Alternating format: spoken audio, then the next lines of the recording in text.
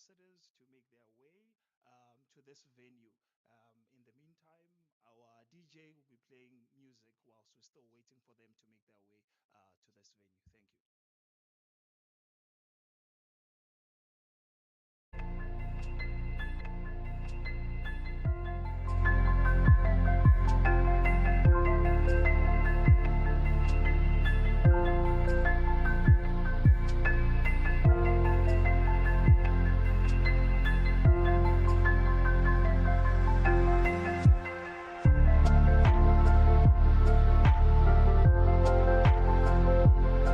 you.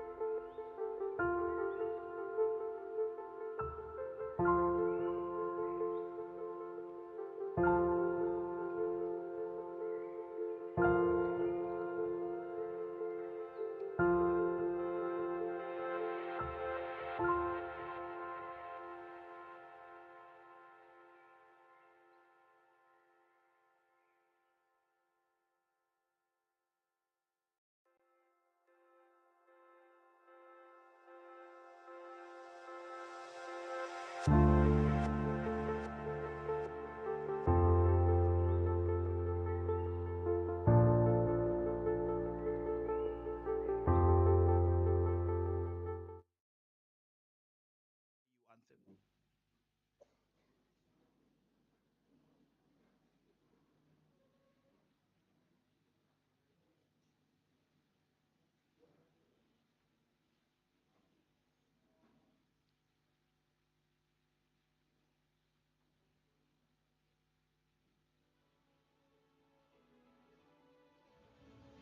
Così si geleni Africa, mamu pagani su ponolayo, Kiswahili tanda soyetu, Gosi si geleni Tina sabayo.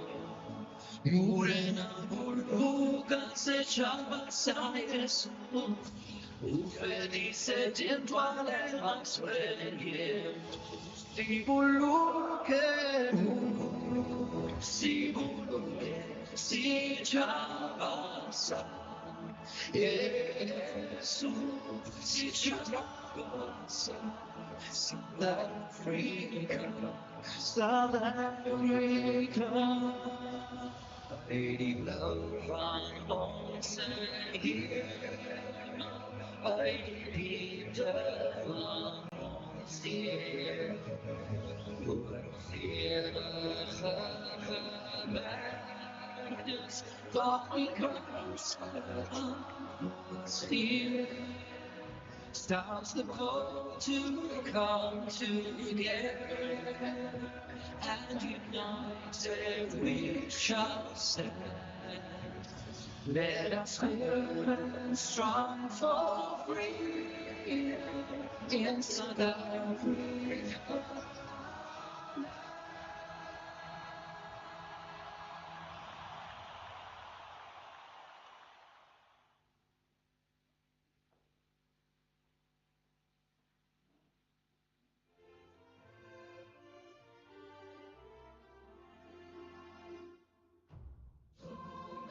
Sote na tushiriki pamoja, ushindi wangu usiwe tu.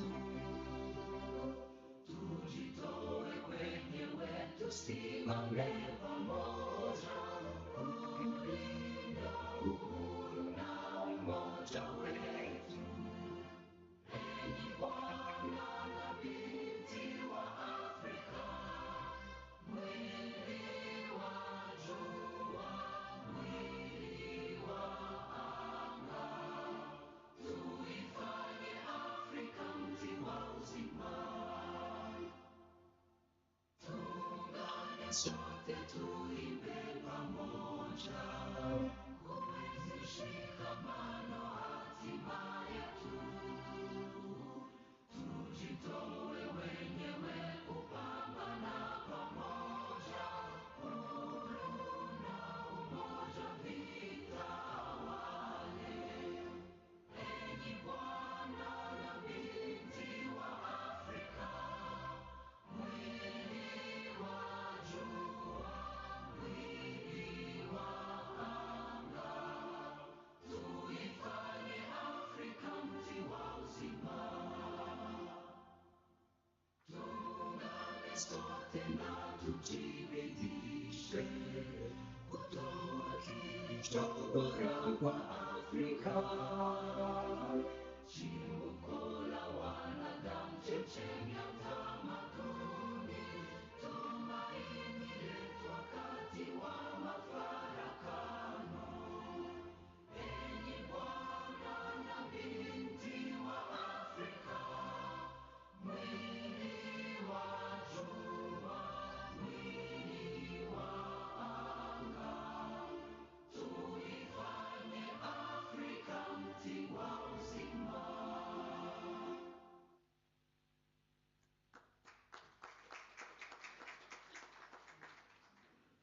Thank you very much. We may have our seats. Now, a wise man once said, one of the easiest things to do is to greet a person. But one of the most difficult things to do is to say goodbye to a fellow human being. And by so saying, consider yourselves greeted. Lina langu li Bongani Chauke, and I'll be your program director for the day. It is with great joy and immense pride that I welcome you all to the 5th Kiswahili International Day. On behalf of the organizing committee, our partners, and the entire Kiswahili fraternity, I extend a very warm welcome to our guest of honor, diplomatic corps, traditional leaders, hosts, speakers, panelists, distinguished guests, and friends of Kiswahili who have joined us today. Today we gather not just to celebrate a language, but to celebrate a heritage, an identity, and a bridge that connects over 200 million people across Africa and the world. Kiswahili is our culture and our pride. Kiswahili, the language of diplomacy, trade, culture, as well as African unity. Your presence here today makes this celebration even more meaningful. Before we get on with the program of the day, I would like us to observe a moment of silence in memory of the following professors. Professor John Kiango, a Kiswahili scholar who spent most of his academic career at UDSM, and Professor Ayorinde Pambos, former president of ACLA-LAN's Assembly of Academicians and one of the most celebrated African linguists.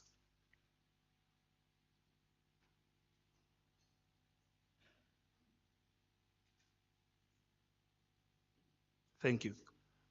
Before I call one of our representatives as Unisa, allow me to say this. A few house rules, housekeeping. To my far right, right at the end there, you'll turn right if you need to go to the bathroom. Just go straight and turn right at the end there. That will be our restroom. Ladies and gentlemen, in the Bible, there's a new book that will be added. Instead of the 66 books, we're going to have 67. And the name of the book is Events. So Events chapter 1 verse 1 reads as follows. He who that respects time will be invited at another event. Without any further waste of time, allow me to call upon Professor Chale, our Unisa representative, as he's ascending to the stage. Allow me to share this with you about him. Professor M. Chale is a distinguished academic in the field of media and communication. With over 15 years of teaching, research, and academic leadership, he currently serves as a full professor of media studies and director of School of Arts. He previously served 2 terms of chair of the Department of Communication Science at Unisa. In these capacities, he also heads school and departmental planning, budget, research, and community engagement. Prof. Charlie is the deputy chair of the Film Publication Board and the deputy president of South African Communication Association, and sits in international and national committees. Charlie holds a PhD in media studies and executive department program from the University of the Witwatersrand. He has also earned additional qualifications from Johns Hopkins University. Thank you.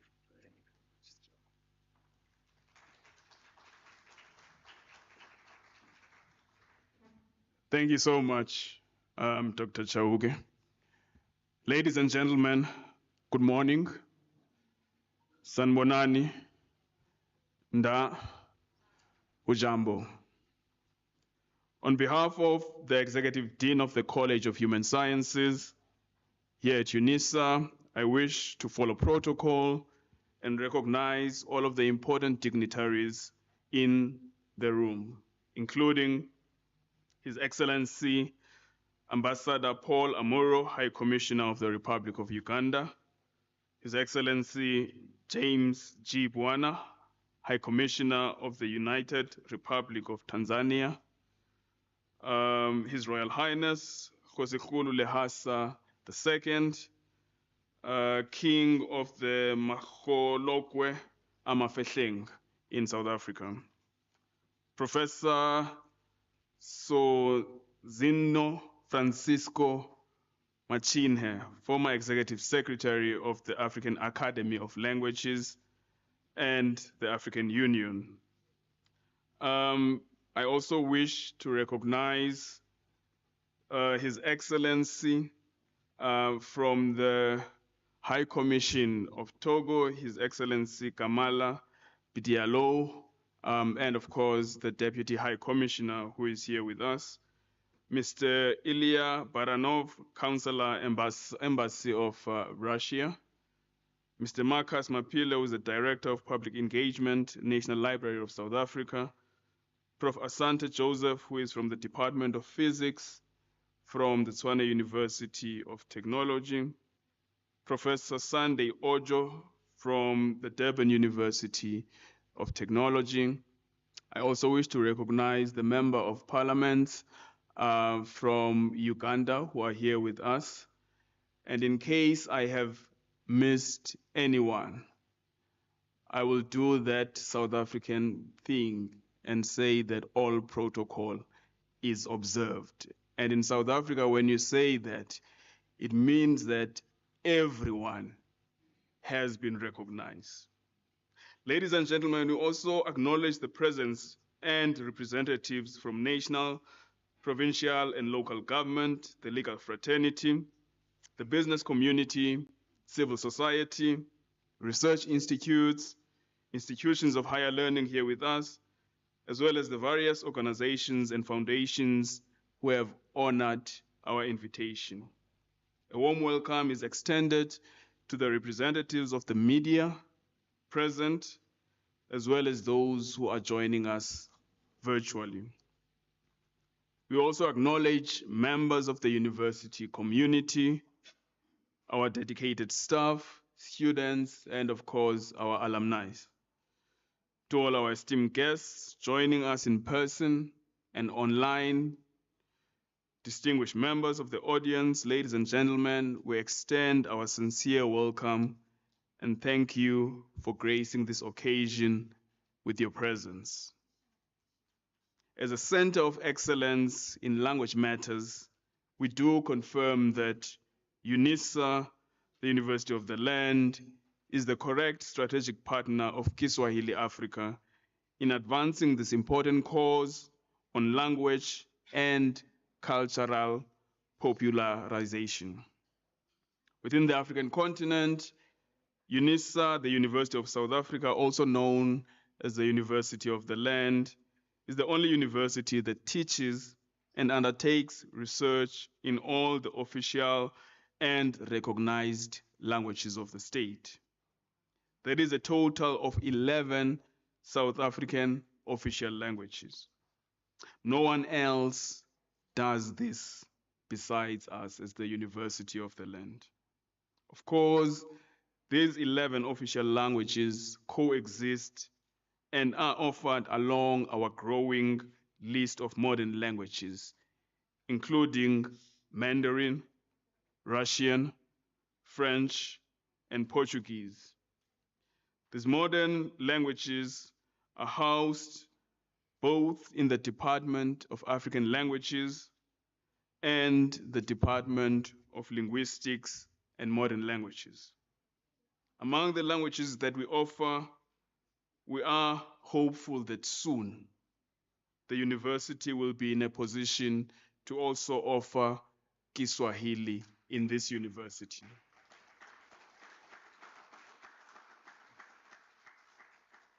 In this country and the entire African continent, UNISA's size and reach makes it the perfect institution to reach the number of students that we reach and to make an impact in the African Union's vision of establishing the conditions for promoting Kiswahili training program, fostering the route towards massive offering of the language.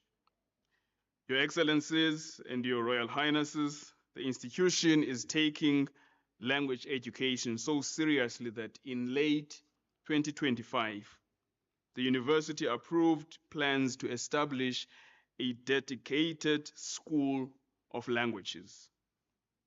It has been developed as a result of the strategic intervention of our Vice Chancellor, Professor Lengabula, and her insistence that Unisa should showcase the excellent work that is being done in language education, and it should question issues of language parities of esteem. And thus, the School of Languages will be a one-stop shop site of excellence, and it will demonstrate the strategic role that UNISA is playing in language matters. Together with the colleagues from the Department of African Languages and the Department of Linguistics and Modern Languages, we commit to assist in advancing the vision of a common African language so that matters of trade, diplomacy, and education can be advanced by a truly African language. With these few words, we would like to welcome you all to this celebration, and we look forward to today's program. Thank you so much, ladies and gentlemen.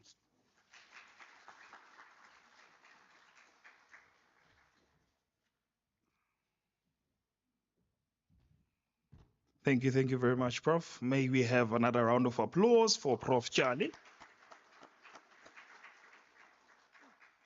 Prof, I heard you making mention of Kiswahili being offered at UNISA. You heard me making a few utterances in Kiswahili. When that opportunity comes, please consider me. I'll be a good lecturer. Believe you me. With that said, thank you very much, Prof.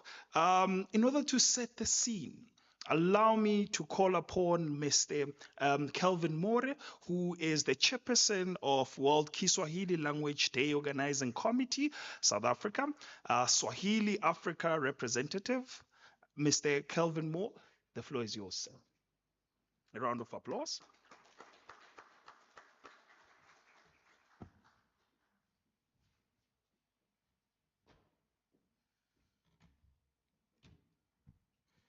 Thank you very much, Program Director. Let me start by recognizing and greet Your Excellencies, distinguished guests, ladies and gentlemen. I think Prof. Charlie has done justice by explaining what does protocol observed mean. On that note, I'll say protocol observed. It is with great privilege to welcome you to the Kiswahili Day. We all know that it's actually commemorated on the 7th. But today it's even a much more special day because it's not only that we are celebrating, but I think it's important to also to recognize that it's a Pan-African Women's Day, the 31st of July.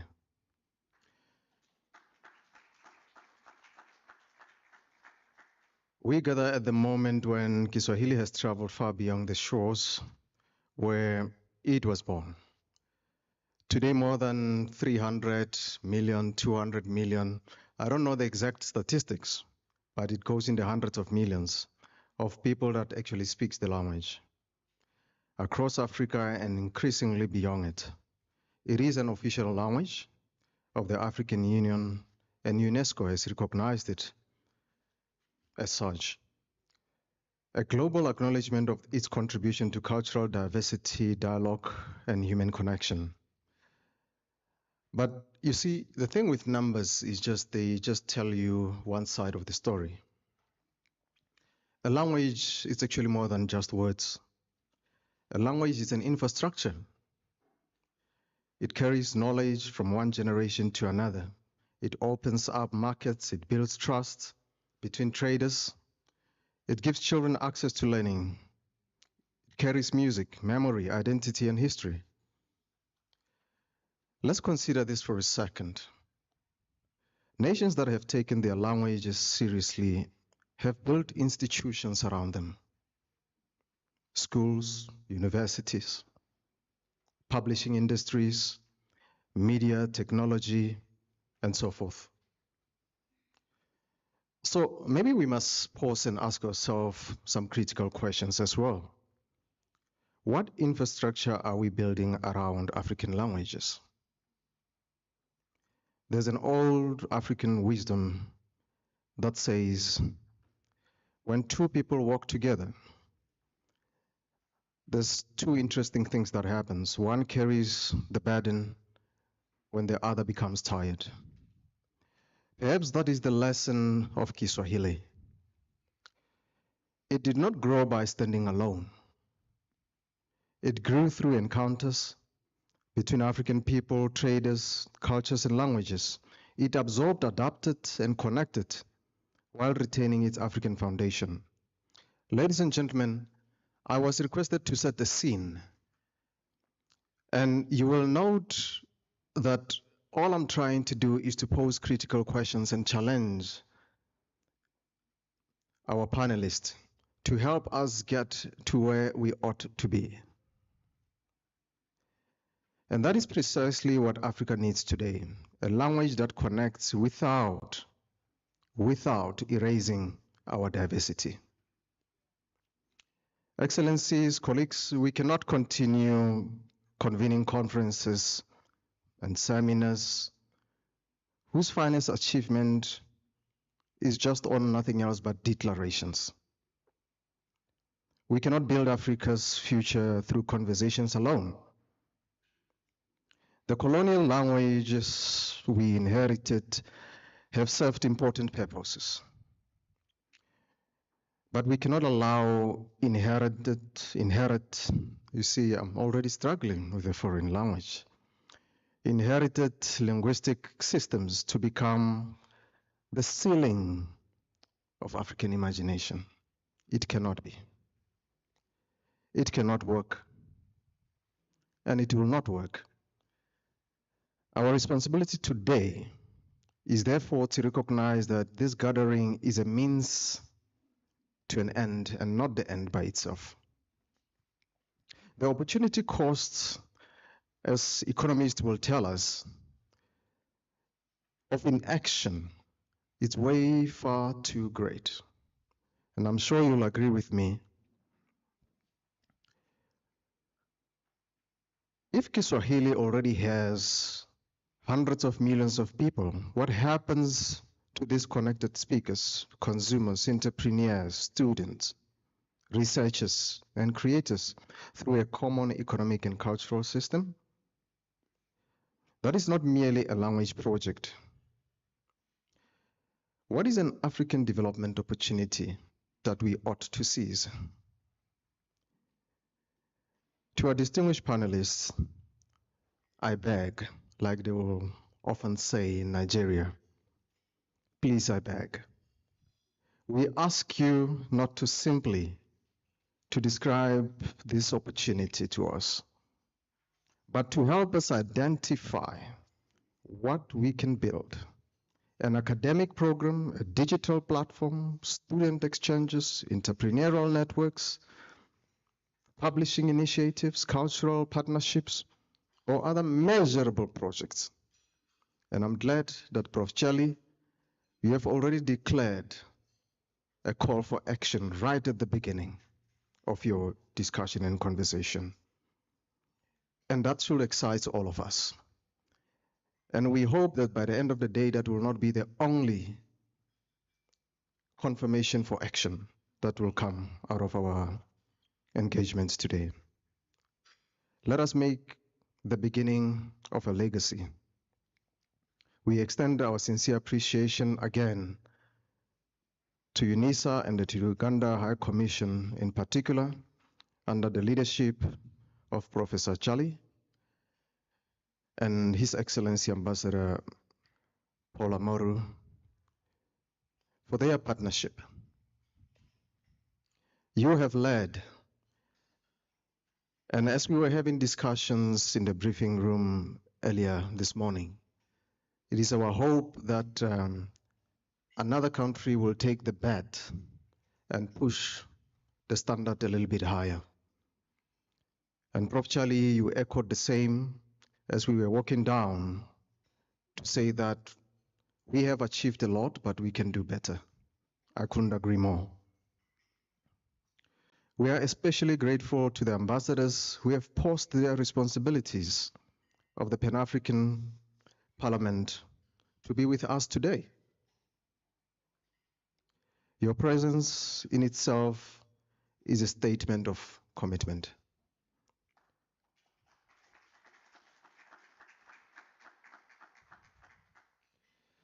Let us leave this room with one simple understanding. Talking is not a measure of success. Building is. In Setswana, there's a proverb that says, "Maboho dinku atibana." It is by working side by side that we will definitely see progress. Let us build together. We can do better. We should do better. I thank you.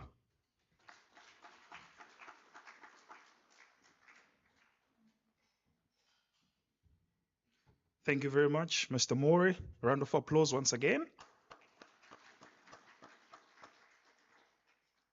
One key takeaway from this is that talking is not a measure of success, but action is. Where speech fails, action takes over. Ladies and gentlemen, to welcome the dignitaries and diplomatic community, allow me to call upon His Excellency Ambassador Paul Amoru, who is the High Commissioner of the Republic of Uganda to the Republic of South Africa, accredited to Botswana, Namibia, the Kingdom of Lesotho, the Kingdom of Eswatini, and Zimbabwe. His Excellency, the floor is yours, sir.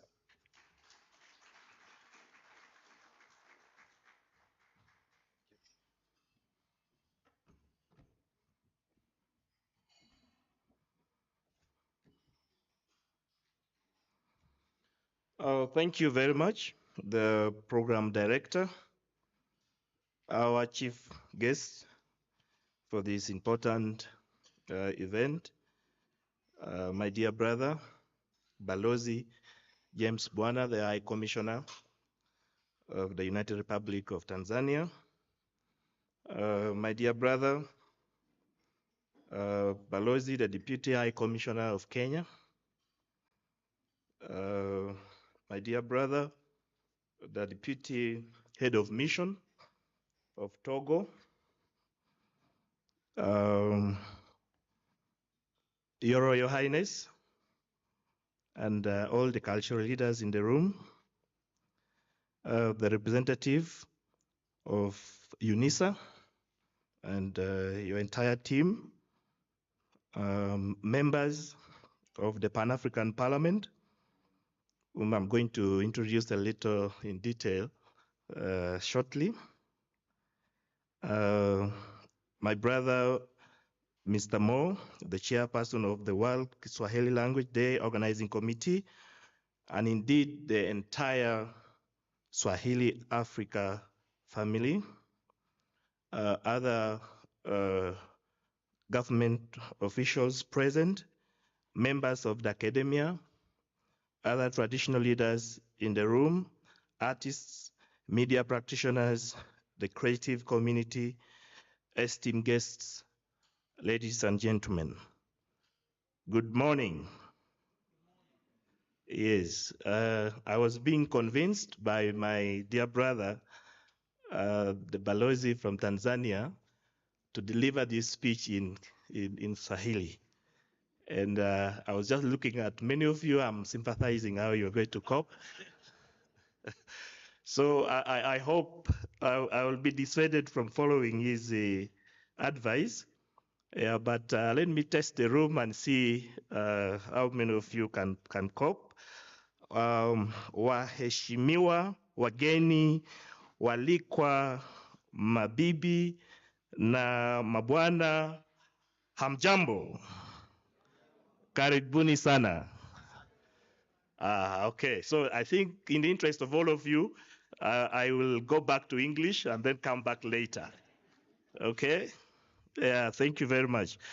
My name is Paul Amoru, the High Commissioner of the Republic of Uganda to the Republic of South Africa, but also with multiple accreditation to the Republic of Botswana, Republic of Namibia, the Republic of Zimbabwe, and the kingdoms of Eswatini and Lesotho, and also with accreditation to SADC. And before I go into my brief speech, Chairman Moore mentioned that for us to do something tangible, and for us not just to speak, but to take action, we must build what we are doing around institutions. And since this is a continental effort, it is important that institutions on the continent, the existing frameworks that we have on the continent, be engaged.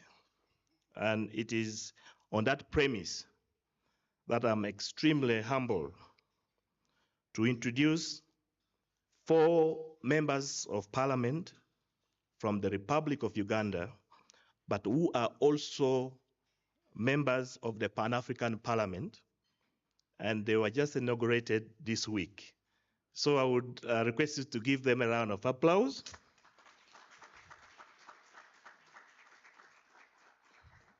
We have the 4 honorable members. Please, I want to disturb you a little. I'm so proud of you. Just rise so that you may be seen. We have Honorable Patience, we have Honorable Rakajara, we have Honorable Kalwanga, and Honorable Sarah. Thank you for making time to be here. And next year, we expect the entire Pan-African Parliament taking part, and probably to have the resolutions we are coming up here also discussed at the Continental Parliament. Thank you very much. That said, it is with profound honor and genuine pleasure that I welcome you all to this Pan-African commemoration of the World Kiswahili Language Day 2026. On behalf of the government and the people of the Republic of Uganda, and in my capacity as the diplomatic host, I extend the warmest greetings of solidarity to every one of you gathered here at the University of South Africa, and to those joining us virtually across the continent and beyond. Allow me at the outset to pay special tribute to our principal host and partners, the University of South Africa, for providing this distinguished academic home. Swahili Africa for the vision, energy, and tireless the Swahili Africa for your vision, energy, and the tireless efforts in convening this event that has brought together all of us in this room, the members of the diplomatic missions that have supported this cause, institutions and communities. We have His Royal Highness in the room, and indeed that's another important institution that we should work with to build what we are committed to achieving this journey.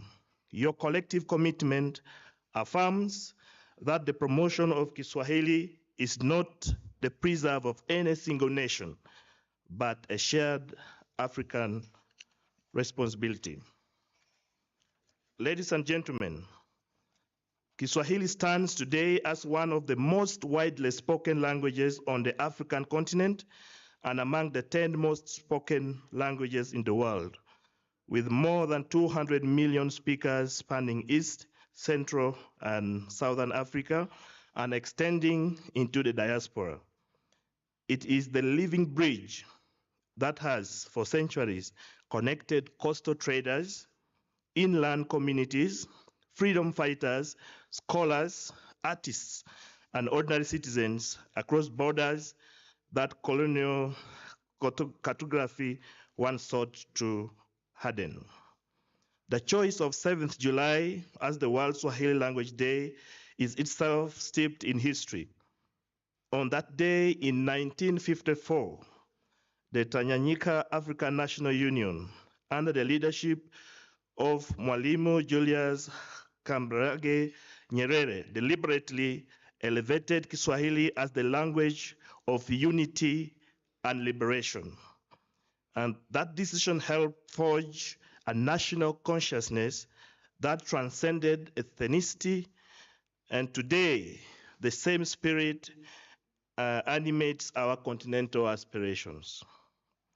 Ladies and gentlemen, in recent years, Kiswahili has achieved successive and historic milestones.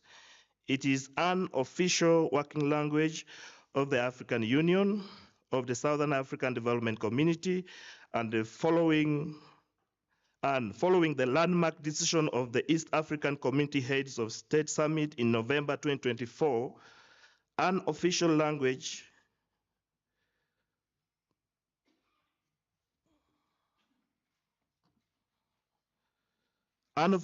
of the community itself, that has been taken by the EAC community.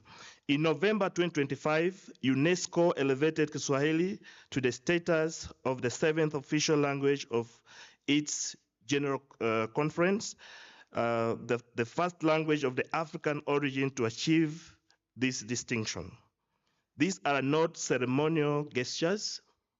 They are institutional recognition that an African language can and must occupy the highest tables of continental and global discourse. Uganda attaches the highest importance to Kiswahili. Our 1995 constitution designates it as the second official language of the Republic. It has been systematically mainstreamed into the national education curriculum at both primary and secondary levels, equipping successive generations with the linguistic competence required to engage meaningfully in regional integration, continental affairs, and the global marketplace. This is deliberate policy in service of the Africa we all want. This year's theme, Kiswahili for Peace, Solidarity, and Global Economic Diplomacy, and the events on framing of Kiswahili as the language of diplomacy, trade, culture, and African unity speak directly to the heart of the Agenda 2063. Aspiration 5 of the Africa we want calls for an Africa with a strong cultural identity, common heritage, shared values, and ethics. Aspiration 2 seeks an integrated continent, politically united and based on the ideals of Pan-Africanism. A shared language is not a soft accessory of these goals. We believe it is the structural infrastructure that we need to move forward. It reduces the transaction costs of trade under the African Continental Free Trade Area. It deepens mutual understanding in diplomatic engagement, and it preserves and projects our cultural heritage. It enables the youth of the continent to speak to one another without the permanent intermediation of languages born outside our shores. Ladies and gentlemen, when we say neno letu, soko letu, sauti yetu, Africa yetu, our word, our market, our voice, our Africa, we are asserting ownership of the tools of our own destiny. Language is power. The power to the name, the power to trade, the power to negotiate, the power to create, the power to unite. Kiswahili has already proven itself as a language of liberation. And today, it must prove itself equally as a language of prosperity, a language of digital innovation, of cultural renaissance, and a language of lasting peace. As the diplomatic host of this year, of this year's commemoration, the Uganda High Commission is proud to invite a volunteer among the diplomatic missions. I know the representative of Unisa has talked about this and the chairman. Probably we already have a volunteer in the room, and we will be keen to listen to that, or probably in the coming weeks, to present and to take up the privilege of hosting the next World Kiswahili Language Day commemoration in 2027. Continuity and rotation of responsibility will ensure that this celebration remains truly Pan-African and ever renewing. And on this note, the organizing committee allow me to acknowledge my team from the Uganda High Commission, whom I had assigned to work very closely with you. So Councillor Judith and team, request the House to thank you very much for working very diligently with the organizing committee to have this successful. In conclusion, Uganda extends its warmest congratulations to Swahili Africa, to all governments, academic institutions, organizations, artists, media practitioners, and communities dedicated to the promotion and preservation of Kiswahili. May this language continue to bind us closer, to open markets of opportunity, to amplify African voices on the global stage, and to accelerate the realization of the Africa we want. I thank you. Asanteni sana.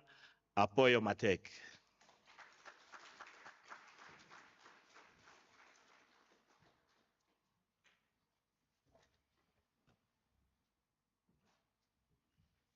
His Excellency, thank you very much for that address. A round of applause once more.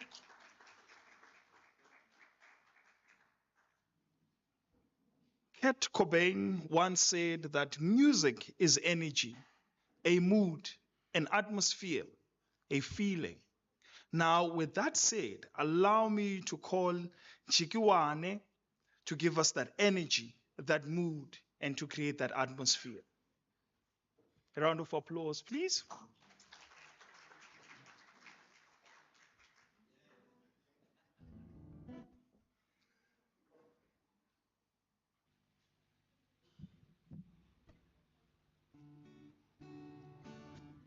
Good morning to our dignitaries and all the delegates present here today. My name is Nsikiwani. I was invited by the Miriam Makeba Foundation and Kiswahili Africa to come and do 1 or 2 songs for you. And of course, I had to do her popular Kiswahili song that we all know. Malaika, nakupenda malaika. Malaika, nakupenda malaika. Nami nifanye nje kijana mwenzio. Here we go. Nashindwa na mali sina we, ningekuwa malaika. Nashindwa na mali sina we, ningekuwa malaika. Take over. Malaika, nakupenda malaika. Malaika, nakupenda malaika. Nami nifanyeje kijana mwenzio, nashindwa na mali sina we, ningekuwa malaika. Nashindwa na mali sina we, ningekuwa malaika. wa malaika ningekuwa Thank you so much.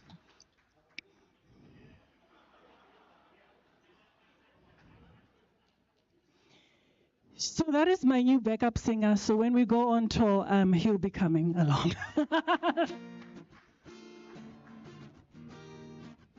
This is an original composition. It's called We Are Africa.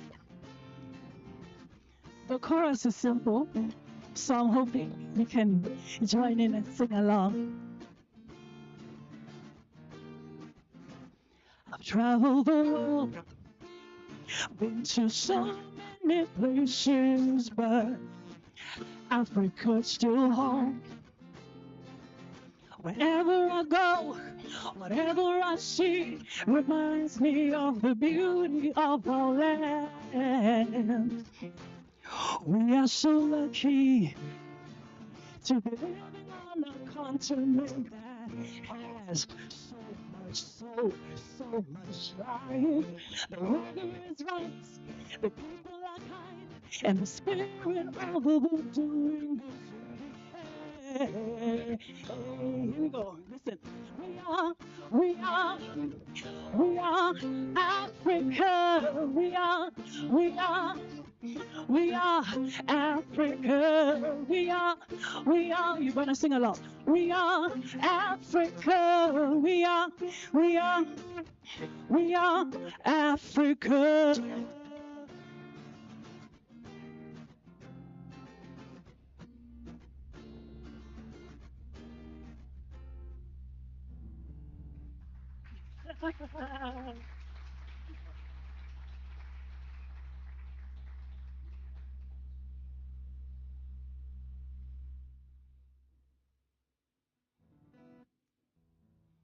One, two.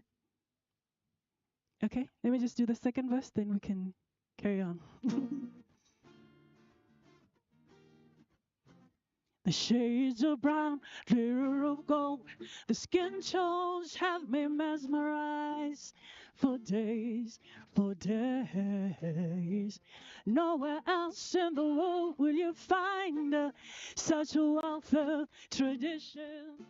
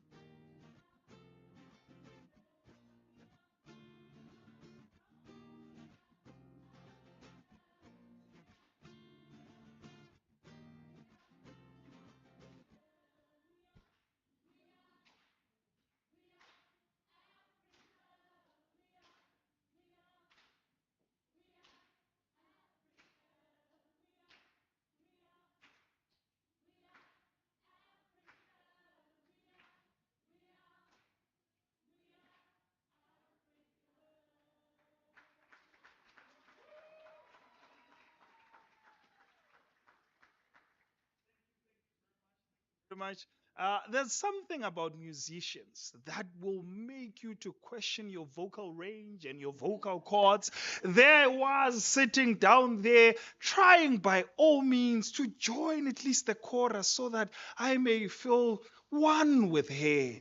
Musicians, please stop doing this to us. Yesterday, I was dancing somewhere. I saw people dancing. I tried joining them, but it didn't go the way that I wanted it to go. In my head, I had the moves. Just like now, in my head, I hit the right notes. But the minute I opened my mouth, I am telling you, things did not go according to plan. But with that said, ma'am, please host more classes so that I can try to sharpen my voice so that I can hit those notes. Sir, thank you very much. Thank you very much for joining here.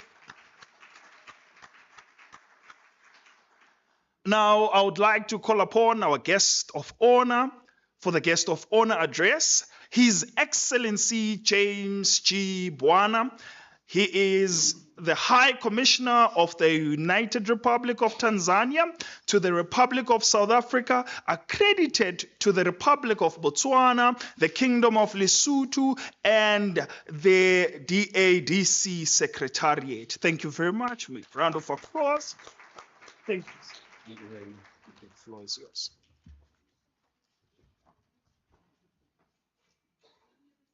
Habari ya asubuhi. We answer nzuri.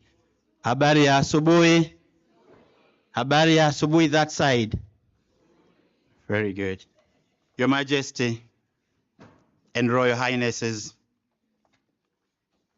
honorable members of Parliament from the Parliament of Uganda, who are also the members of the African Parliament, Your Excellency, Ambassador Paul Amor, my friends and dear colleague, the High Commissioner of the Republic of Uganda to the Republic of South Africa, our dear colleagues, the Deputy Head of Mission from Kenya and Togo, Professor Tiali, our gracious host on behalf of Unisa, Professor Sozinho, Ms. Lindiwe Zulu, Mr. William Baloi, Mr. Marcus Mafile, Professor Asante Joseph from the Department of Physics, Swane University of Technology, Professor Sande Ojo from the Durban University of Technology, distinguished officials from the University of South Africa and Swahili Africa,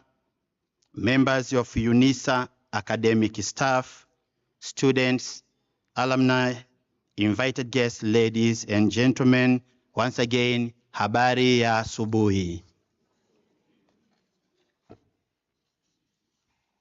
It is both an honor and profound privilege to stand before you today as we celebrate the Swahili Language Day here at the University of South Africa.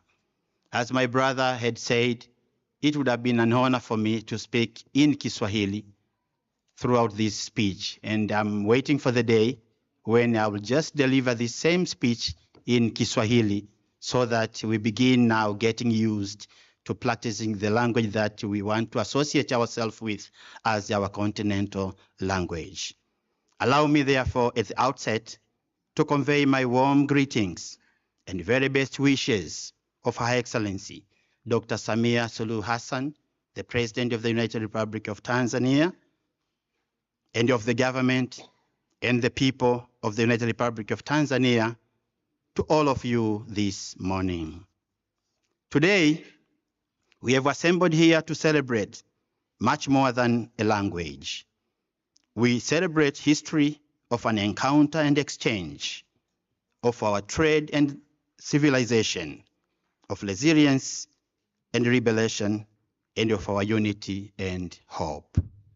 It is the story of a language born on the eastern shores of the African continent, fostered by generations of Africans, enriched through centuries of interactions among diverse communities, and today widely spoken by well over 200 million people across our continent and beyond, a language famously known all over as Kiswahili. Your Majesties, Excellencies, members of the academic staff, distinguished guests, ladies and gentlemen.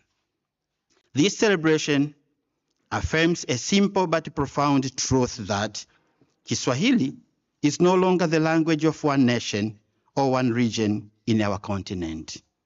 It is a language for every African, through which Africa increasingly speaks to itself and to the world. As we proudly say, Kiswahili ni chetu sote, meaning Kiswahili belongs to all of us. Therefore, our celebration this morning reflects the deliberate efforts of many countries and international entities, including UNESCO, to recognize Kiswahili not merely as a medium of communication during international meetings, but as a bridge between peoples, cultures, and nations across the world.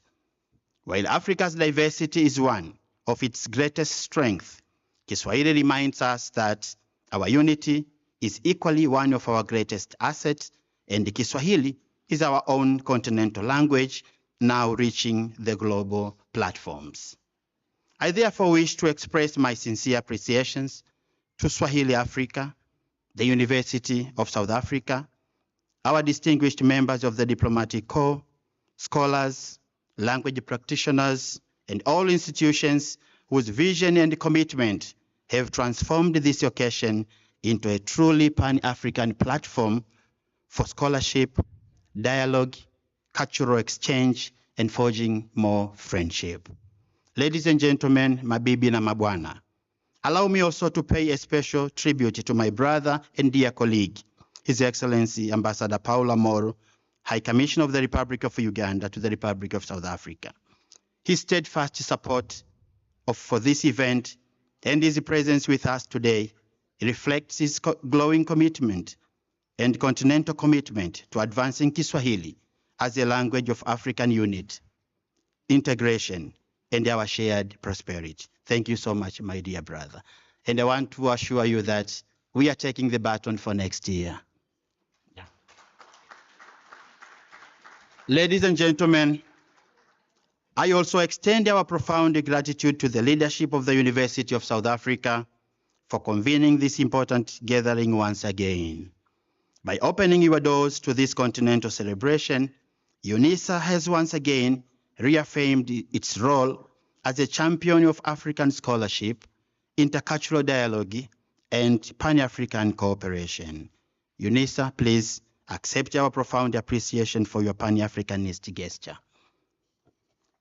Ladies and gentlemen, as we gather here today, let us reaffirm our collective commitment to ensuring that Kiswahili continues to serve as a language of knowledge, diplomacy, peace and sustainable development, connecting not only Africans across the border, but the rest of the world and strengthening our common future. Today, Kiswahili stands among most widely spoken languages on the East African continent, connecting more than 200 million people across the East, Central, and Southern Africa. Yet, its significance extends far beyond the number of those who speak it today all over the world. Africa's confidence in Kiswahili is reflected in its growing institutional recognition. Today, Kiswahili is an official working language in the East African Community, the Southern African Development Community, and the African Union. These key milestones are far more than administrative decisions. They reaffirm that an African language can also serve as a powerful vehicle for diplomacy, regional integration, and sustainable development. That continental confidence has increasingly been matched by the international recognition on Kiswahili language. For instance, in November 2025, during the 43rd session of the UNESCO General Conference in Samarkand, Uzbekistan, Kiswahili became the 7th official language of UNESCO General Conference, joining Arabic, Chinese, English, French, Russian, and Spanish. More significantly, it has become the first language of African origin to receive this distinction honor.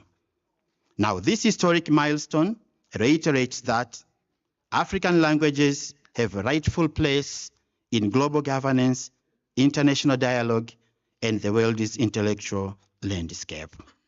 And for generations, Africans often found themselves obliged to express their ideas through borrowed languages before they could be heard in international platforms. In Samarkand, history took a different course where Kiswahili, an African language, did not simply enter the room, but took its rightful place at the table as a formal language. And that momentum that took place and pace in Samarkand has continued to gather more speed. And earlier this month, government, scholars, diplomats, and language practitioners gathered at UNESCO headquarters in Paris to commemorate the 5th World Kiswahili Language Day under the theme Kiswahili for Peace, solidarity, and global economic diplomacy. This year's celebrations were extended beyond Paris, with official celebrations also taking place in Zanzibar and numerous events around the world. Particularly encouraging was the growing participation of scholars and language practitioners from Benin, Burkina Faso, Cameroon, Cote d'Ivoire, the Gambia, Mali, and Senegal. Their participation demonstrated that Kiswahili is no longer confined to its traditional geographical space, but it is now becoming an integral part of the continental conversation on the African identity, scholarship, diplomacy, and sustainable development. Representing Her Excellency Dr. Samia Suluhu Hassan, President of the United Republic of Tanzania, to the Paris celebrations was Honorable Dr. Mwigulu Lameck Nchemba, the Prime Minister of the United Republic of Tanzania. He reminded the international community that the true strength of Kiswahili lies not merely in the number of those who speak it, but it is in its power to unite people, foster cooperation, and advance Africa's development. As he aptly observed, Kiswahili kinaunganisha watu, meaning Kiswahili connects people. Kiswahili kinaunganisha biashara, meaning Kiswahili connects trade. Na Kiswahili kinaunganisha jamii, meaning Kiswahili connects communities.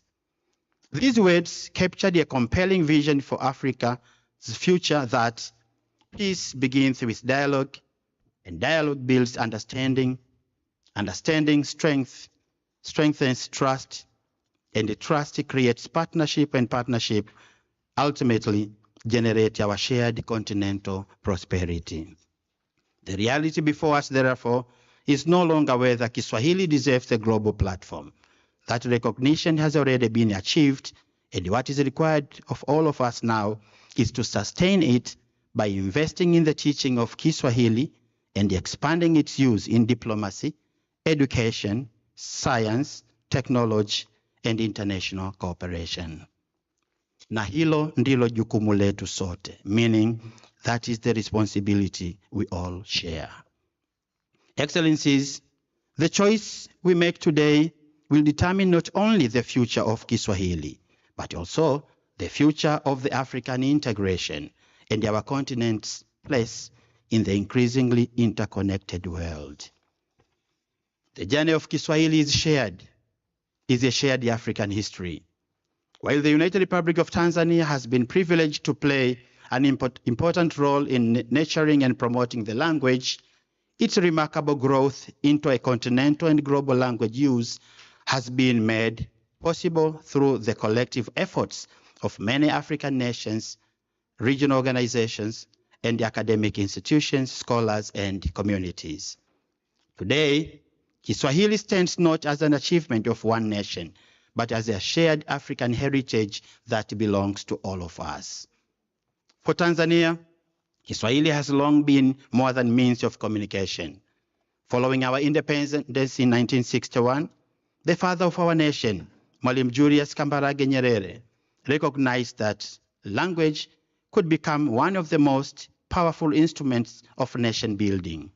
In a country of more than 120 ethnic communities, Kiswahili became the foundation of national unity, enabling Tanzanians to communicate, cooperate, and build one nation while preserving the richness of their diverse cultures and indigenous languages.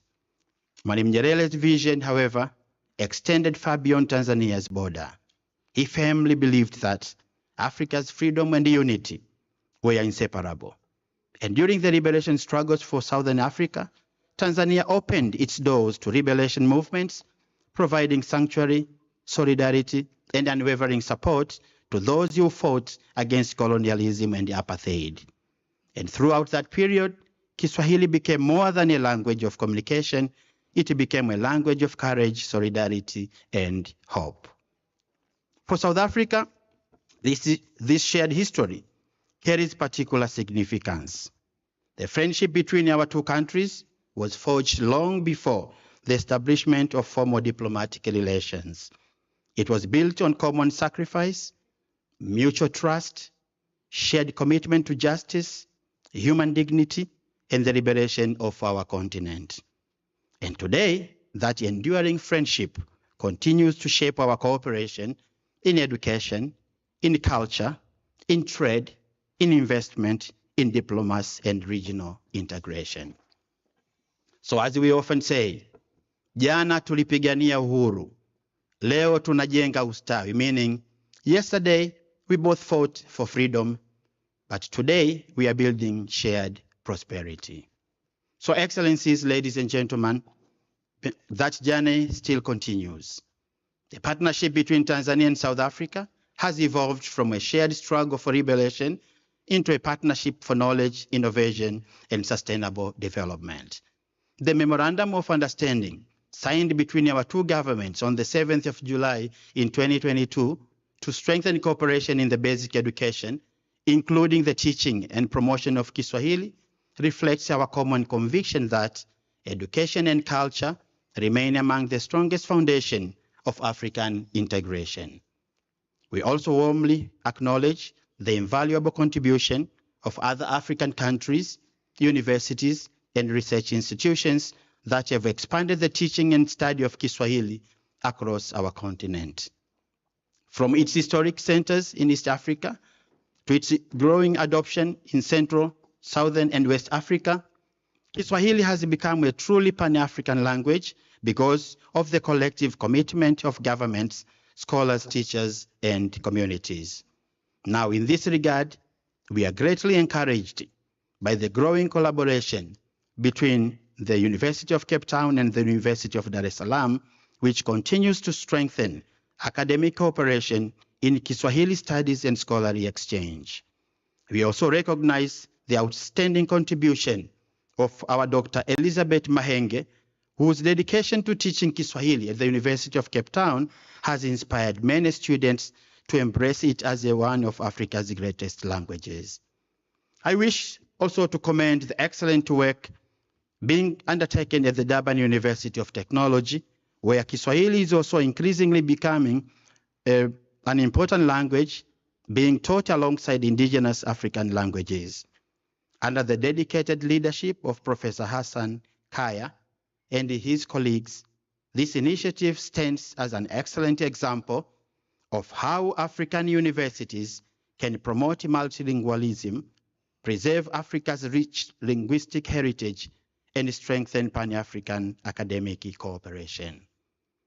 I further wish to recognize the Kiswahili Center of Excellence here in South Africa for its remarkable accreditation to teach and promote Kiswahili language.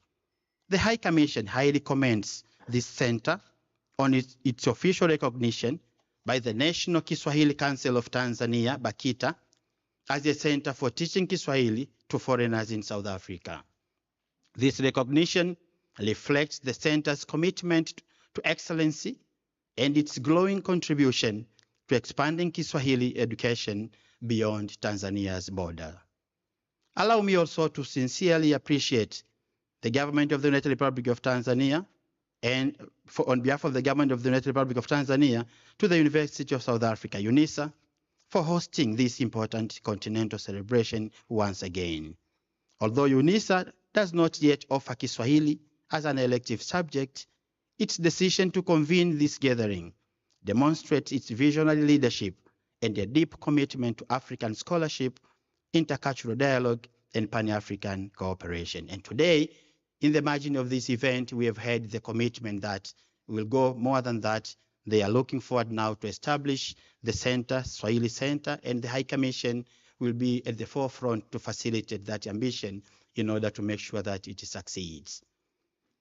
It is therefore my sincere hope that in the near future, Kiswahili will become one of these elective languages offered here at Unisa, providing students with an opportunity to acquire Kiswahili proficiency alongside their other chosen fields of study. The High Commission of the United Republic of Tanzania, as I've just said, stands ready to support this endeavor by facilitating academic cooperation with the relevant institutions from the United Republic of Tanzania. Your Majesties, Excellencies, ladies and gentlemen, allow me also to commend all those who continue to advance Kiswahili every day. Every teacher who introduces Kiswahili into a classroom, every lecturer who expands knowledge through research, every institution that invests in the teaching of the African languages, including Kiswahili, and every student who chooses to learn Kiswahili. As the Kiswahili proverb reminds us again, haba na haba hujaza kibaba, meaning little by little the pot is filled. Together, through these collective efforts, we shall all be contributing to building Africa that knows itself better, understands itself better, and speaks for itself with greater confidence using its own languages, the language called Kiswahili.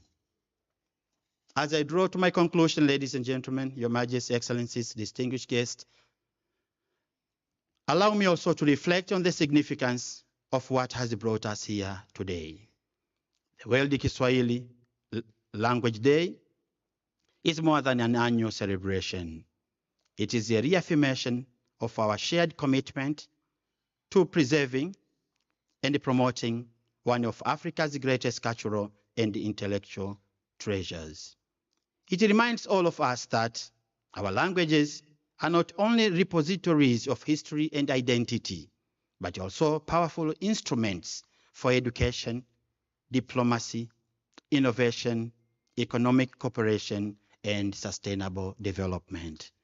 And that the remarkable journey of Kiswahili from the East African coast to the halls of the African Union, UNESCO, and universities across the world demonstrate what Africa can achieve when it invests in its own heritage and speak with confidence in its own voice using its own languages. Therefore, the future of Kiswahili will not be measured simply by the number of those who speak it alone. It will be measured by the opportunities it creates, the knowledge it advances, the partnership it strengthens, and the peace it promotes and the unity it continues to inspire across our continent and beyond. And as another Kiswahili proverb reminds us, umoja wetu ni nguvu, utengano wetu ni udhaifu, meaning our unity is strength and our division is weakness. May this enduring wisdom continue to guide us as we work together to realize the aspirations of the Agenda 2063, strengthen African integration, and build the prosperous, peaceful, and united Africa that our people deserve. May God bless all of our sisters nations here in Africa, and may He continue to bless our continent. Asanteni sana, Ngia Bonga, I thank you so much.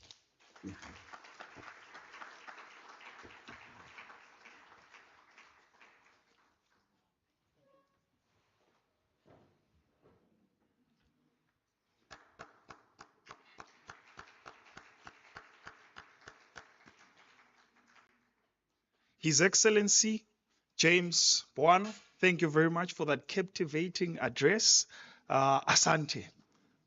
Yeah, I'm learning a thing or two. I don't know if my audience has noticed that my Kiswahili vocabulary has slightly improved from very poor to getting there. It has slightly improved. I don't know if my audience has noticed. So if you have noticed, there's something very interesting that I would like to share with the audience. If you have a passport, good news are coming your way. There's something that we're going to do towards the latter end of the program. If you are from a country that has not yet officially recognized Swahili as an official language, you have the chance of winning a ticket from the Ugandan Airlines to Uganda. You have an opportunity to win that ticket. What you have to do is very simple. Please, you'll be asked to make a few utterances in Swahili. However, I will define what few means. right? Allow me to define. Yes, I'm a linguist by profession, so I invent words for a living. So don't worry, I'll also come up with a definition for what few means, right? So be on the lookout for that towards the latter end of our program. Once again, thank you very much, His Excellency, for that captivating address. Thank you very much. Now, moving right along, we are now moving to the keynote address, which will be done by Prof. Sozinho Francesco, who is the former executive secretary of African Academy of Languages, as well as African Union. With that said, Prof, the floor is yours.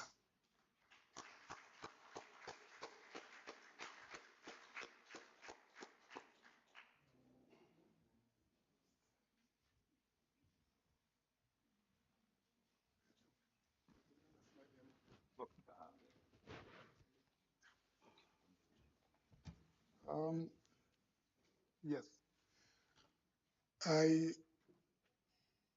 all protocol observed. Yes.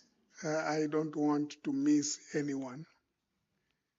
And I need to thank Kiswahili Africa for inviting me to come here and speak. And I also want to thank Unisa for hosting this very important event, the High Commission of Uganda for hosting this important event. I doubted if I wanted to come here or not, because I had this responsibility of running across Africa when I was working for the African Academy of Languages. And I got to one member state, I won't mention the name, because they can come for me. And I was almost beaten up, literal beaten up, for saying that we need a language to unite the continent. And they asked me which language. I said Kiswahili.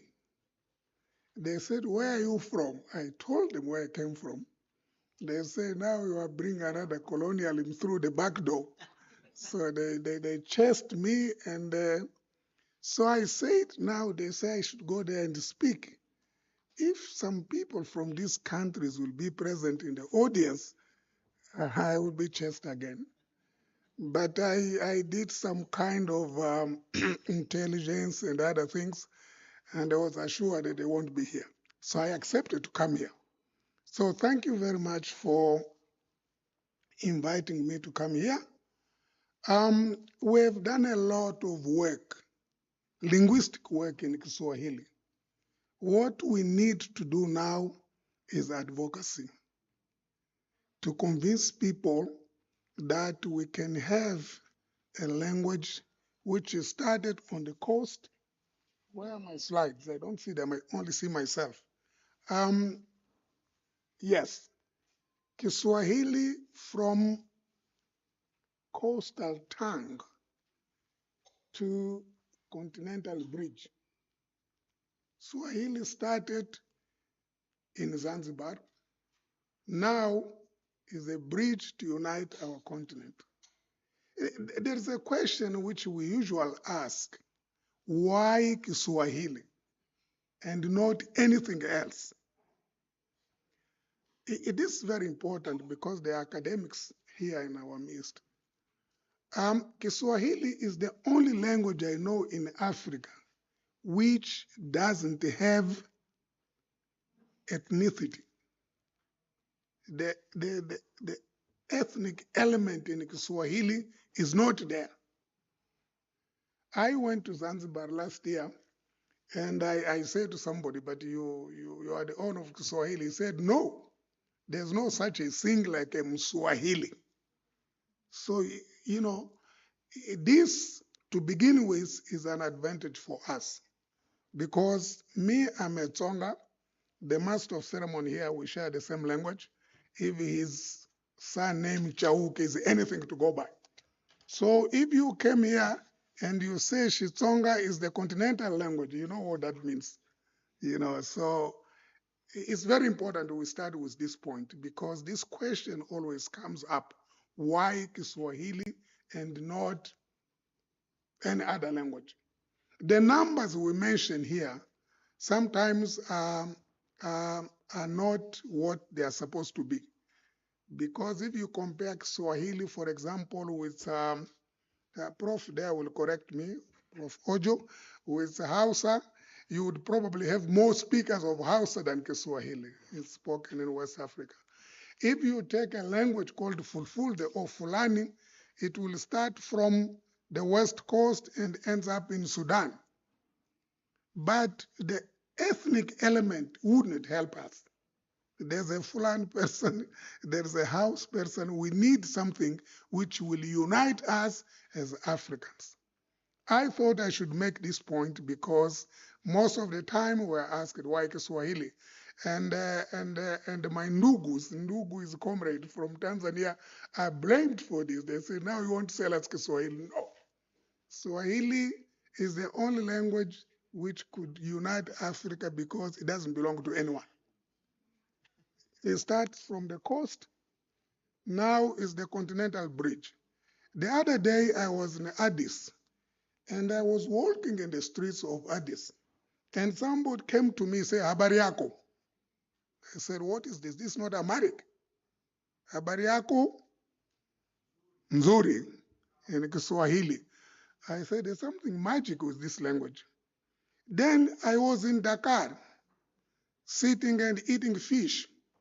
Somebody, I gave him something. He came to me. He said, Asante sana. Dakar, Senegal. Thank you in Kiswahili. So the language is flying. I went to a shop here in Pretoria the other day, and I don't know why people do this to me. So somebody said to me, Tuko pamoja. We are together in Kiswahili. I could have expected some Northern Sotho, which is dominant in Pretoria, some Tsonga to be sympathetic with me, but he said, Tuko pamoja. So Kiswahili really, it's no longer a coastal something, is a bridge, is the glue that can bring us together. We need to understand this. I need to go to the next slide. Chauga, how do we do that here? Yes, that one. So you see, that's what I was telling you. People speak Swahili in Addis, Dakar, Johannesburg. Kiswahili has got 200 million speakers. Those who are doing statistics should help us so that we get the right figures. Nobody comes here to prove us wrong. Now, there are some challenges here because, why Kiswahili? We have the challenge and the costs of fragmentation. If we don't have a continental language, we remain in silos. We have 54 African countries, almost more than 2,000 languages. Now, this is the challenge we live with in Africa. In my village, when I was still young, my grandmother told me, you know what? Food cooked in borrowed pots will never kill hunger. So if you want to kill hunger, you better have your own pots. Now, the African socioeconomic mainstream and almost 90% of the African Union business are conducted in colonial languages. It is a fact. I was there. It's really a tragedy. Even if the summits of the African Union were to be made alive by TV, artificial intelligence, or whatever, very few people would follow because they are done in colonial languages. What is the result? Delay, expenses, and exclusion. Most of us are excluded in our own affairs. If you go to Dar es Salaam, sorry, Your Excellency, to mention your country, you find people, they hang newspapers. Here in Pretoria, if you don't have money to buy the Pretoria news, you won't have the news. If you don't know English, you won't have the news. In Tanzania, they hang newspapers wherever you go. You find people reading there. You know why? They say there's a ticket for Uganda. Can you guess why? Because the newspapers are in Kiswahili. So the news are there. Everybody knows what is happening in the country because the news are in Kiswahili. So the exclusion has been removed. You here in this country, you follow the proceedings of the parliament. If you don't know English, shauri yako. You know what means shauri yako in Kiswahili? It's your own problem. So if you don't know English, shauri yako is your own problem. You go to the country where I come from, which is Mozambique. I see my head of state speaking on TV. I said, but do we understand what he's saying? We need to communicate. We need to have a language which is a bridge to unite us. And that language, which happens not to have the ethnic element, is called Kiswahili. There are some good practices and history we need to retain. As I said, Kiswahili was born on the coast, built and spread by trade, and proven by diplomacy. What was the mechanism to spread Kiswahili? Was trade, not conquest. English, Portuguese was beaten into my head with a colonial hammer. It was a conquest. Kiswahili was done through trade, through people interacting among themselves. The core to that was adoption and welcome. I think, Your Excellency, you mentioned here the welcoming element. There's no violence, there's no conquering, there's nobody colonizing anybody. So what we are raised with is welcoming, embracing each other. That is what helped to spread Kiswahili. Good practice is in the East African community. You know, Africa has got, like here we have SADC. So in the East, they have the East African community. The working languages there are Kiswahili, English, and French.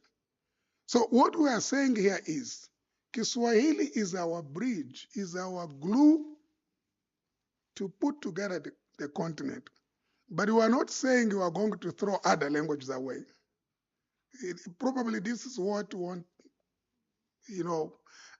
made people want to assault me in West Africa because they thought I was saying they are going to throw away French. No. What we are talking about here is, let's call it linguistic equity. In the same way we talk about gender equity. We need to communicate with one another. We need to be fair to ourselves.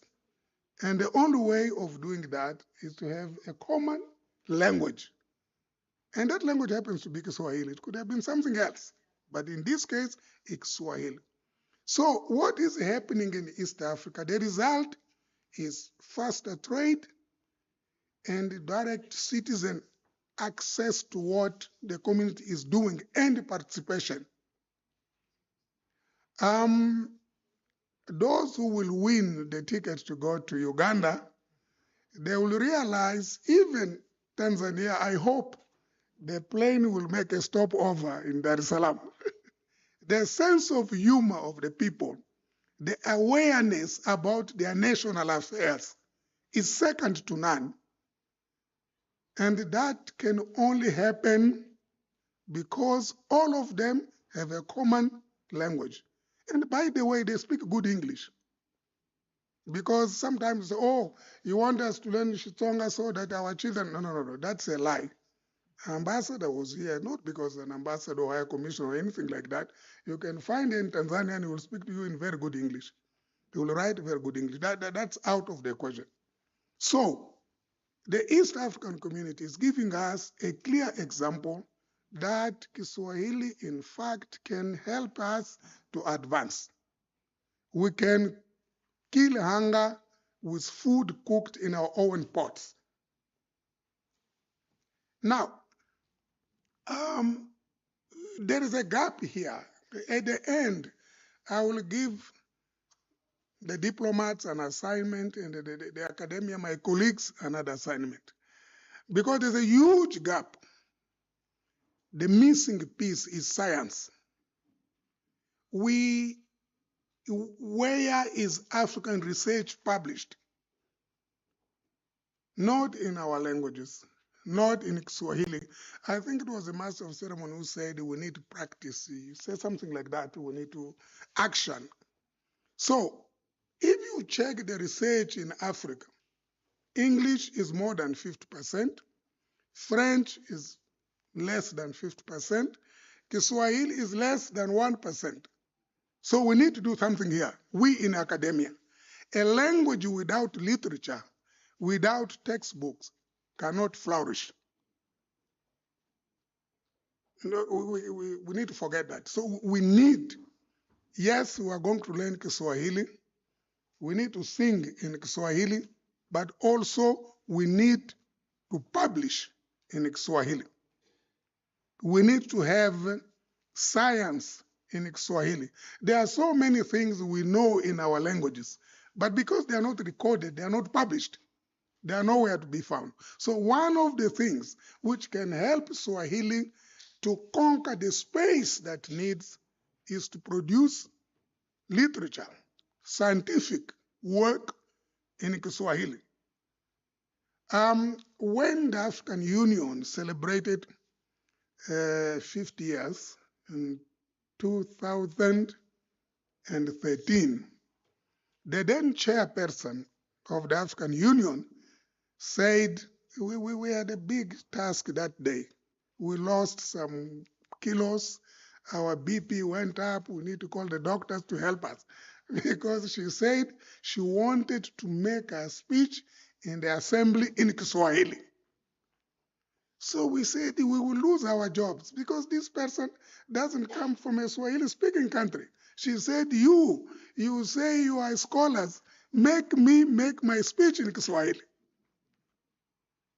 And we did that. I won't tell you the secret. I won't tell you the name of the person, just guess who was the chairperson in 2013. We need to do that. This is the assignment I'm going to give to our diplomats here. So, a language without literature won't flourish. The action, my brother Chauke, it won't happen. So we need, once, yeah, I'm impressed. Your vocabulary in Swahili is growing. So think of the possibility of publishing something in Kiswahili, of writing a poem and you publish in Kiswahili. That can help. So we need to chart the way forward. What is it that we need to do? We have seen the gap. Now, what is it that we need to do? You know, we need to build on the assembly decision of the African Union in 2021. That's when it was decided formally that Kiswahili should be one of the working languages. If you check, you will find that decision. So now we have something to support us. We are in Africa. We are coming here to talk about things which don't make sense.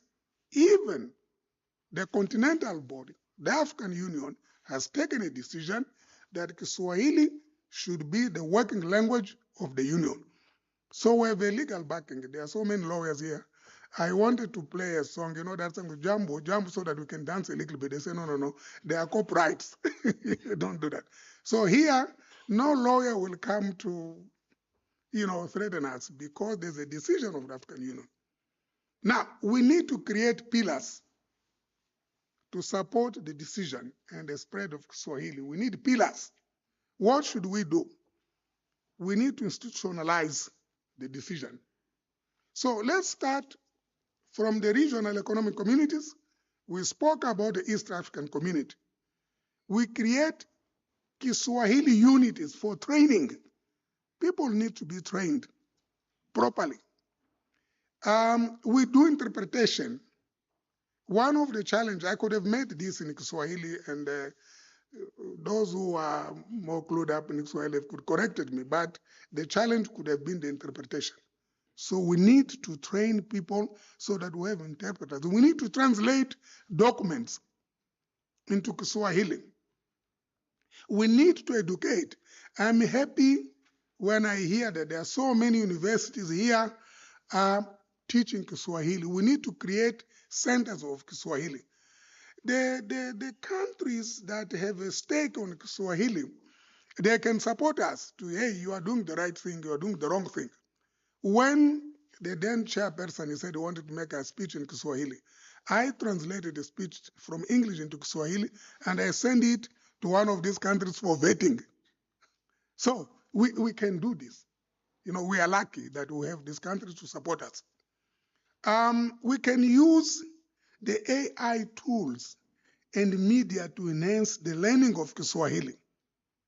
This is very important. We have the decision of the African Union, the backing to protect ourselves. So let's move into action. This is the way forward, is the roadmap. Now, the appeal and the request. Remember, I said I have an assignment for all of you. By next July, Your Excellency, Balozi wa Tanzania, you said you are willing to host this event next year. So when we get to that event, the academia should bring us one paper and supervision of a student, one thesis in Kiswahili. Are you up to the challenge? Yes, we need to do that. We have 1 year. Now, the diplomats hold one briefing and table one document in Kiswahili. We will be making a statement. So we are moving into action. I think the assignment to get a ticket for Uganda this should be part of it. So we need to do that. We need to start doing something. We get to Unisa, we get to Durban. A professor said, I have one student who defended a PhD in Kiswahili. How about that? We can translate it into English. We start from Kiswahili and translate it into English. It will be very easy. But we need to move into action. Sawa?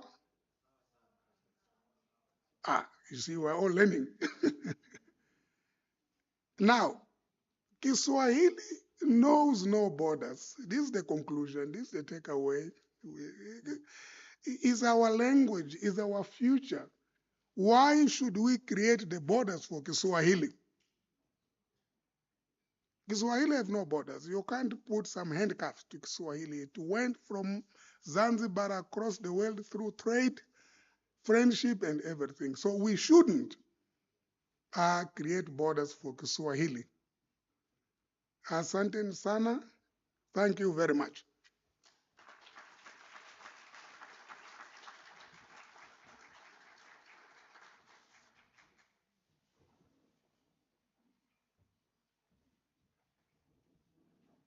Thank you, thank you.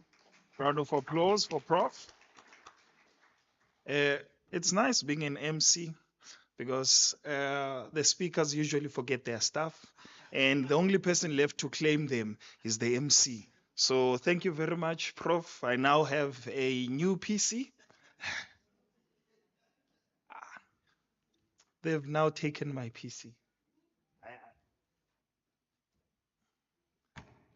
There I was thinking I have another PC. but it has been taken. Now, with that said, thank you very much once again, Prof. Allow me to say this, Ichitsonga, Ikensangov. Thank you very much. There's this new saying in the corridors, which says, "Ukuya ungaya, but hayi ukubuya. Ukubuya ngeke." So it's you can go there, but you won't come back. You won't come back. I told you earlier on that I'm a linguist. So Xitsonga kumbe Xitsonga shafuka. Namazulu akithi angazi ke ukuthi akhona kamazulu akithi lana. Ayikho ke inkinga singakhuluma. Do we have Zulus in the house? That's good. Ndifuna ukuva ukuba bakhona amatyhana akhona amatyhana kaloku. Ewe, you see. So very interesting. Part of being a linguist, whether you like it or not, you have to speak more than 2 languages. Whether you like it or not, you have to speak more than 2 languages. Now, with that said, in the program, if you look at your programs, you'll see that there's a walkabout. However, this is a special request from the MC. Events, chapter 1, verse 2 says, please take note of the requests made by the MC. Thank you very much. Yes, it will be our second last item. It will be our second last item. So for now, we are slowly moving to the next session, which is our panel session in this regard, which will be our first panel session that will be moderated by Dr. Arina Atwe from Uganda.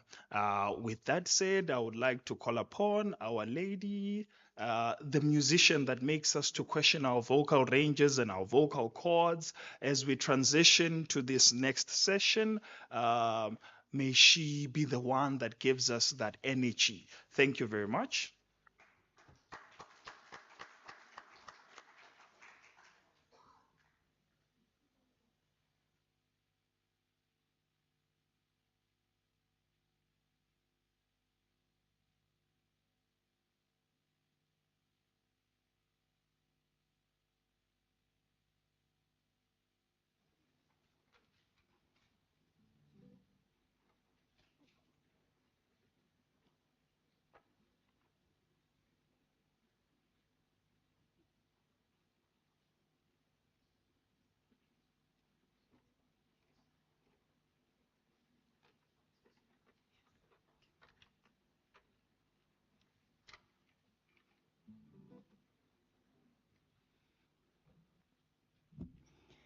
Good afternoon again.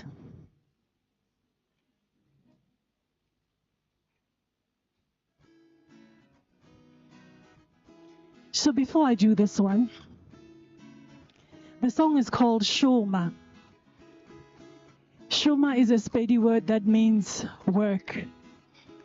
I just need your assistance to know, Hore. In Kiswahili, what's the word for Shoma? Can anybody assist? Okay. You'll sing it as we sing going forward.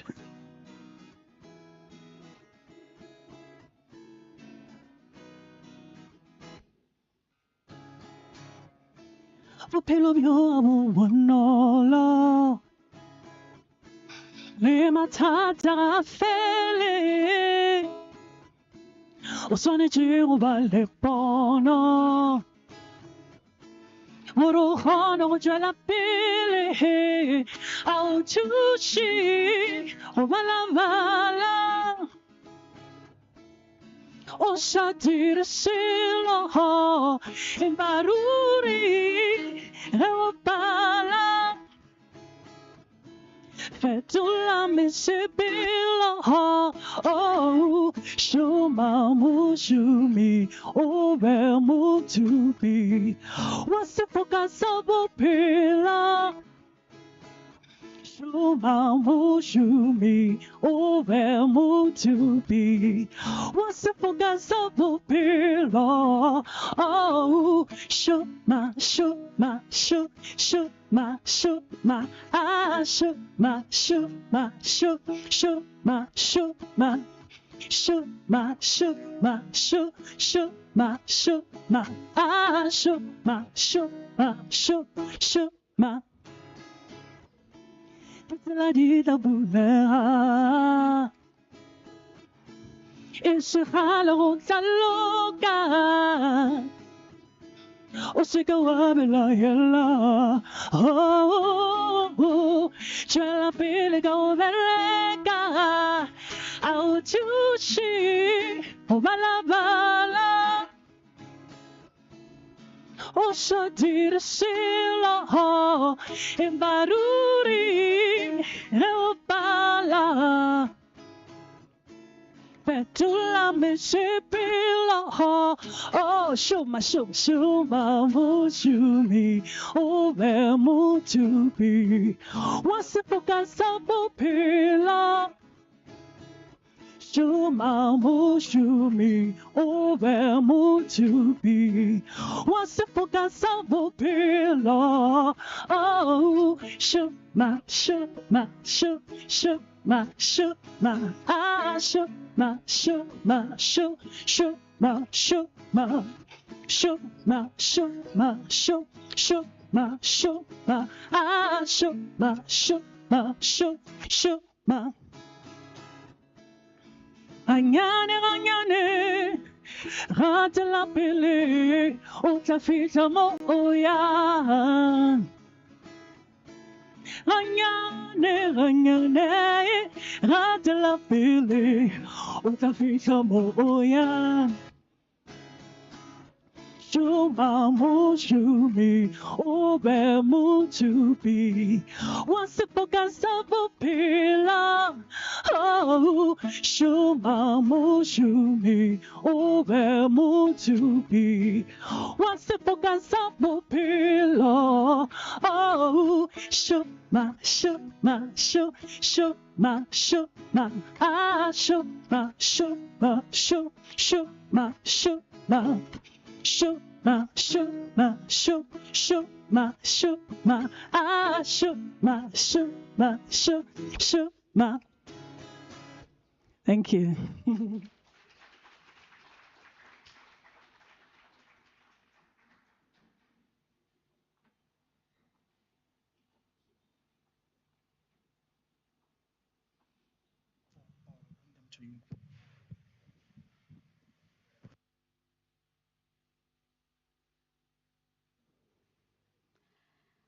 Thank you very much.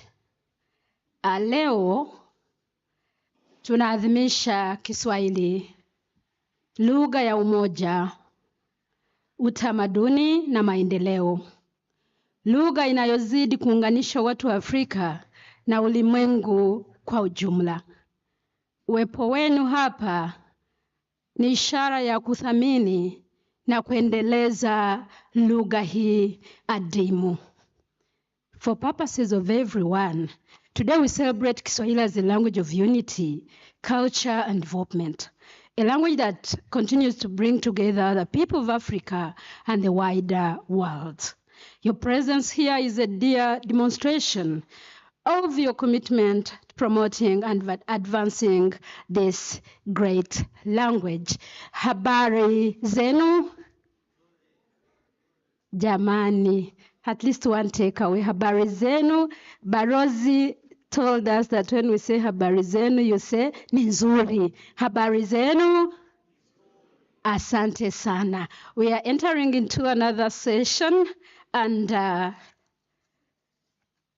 we're having our first panel, which is going to discuss about Kiswahili in academia, research, education, language policy, and African linguistic integration.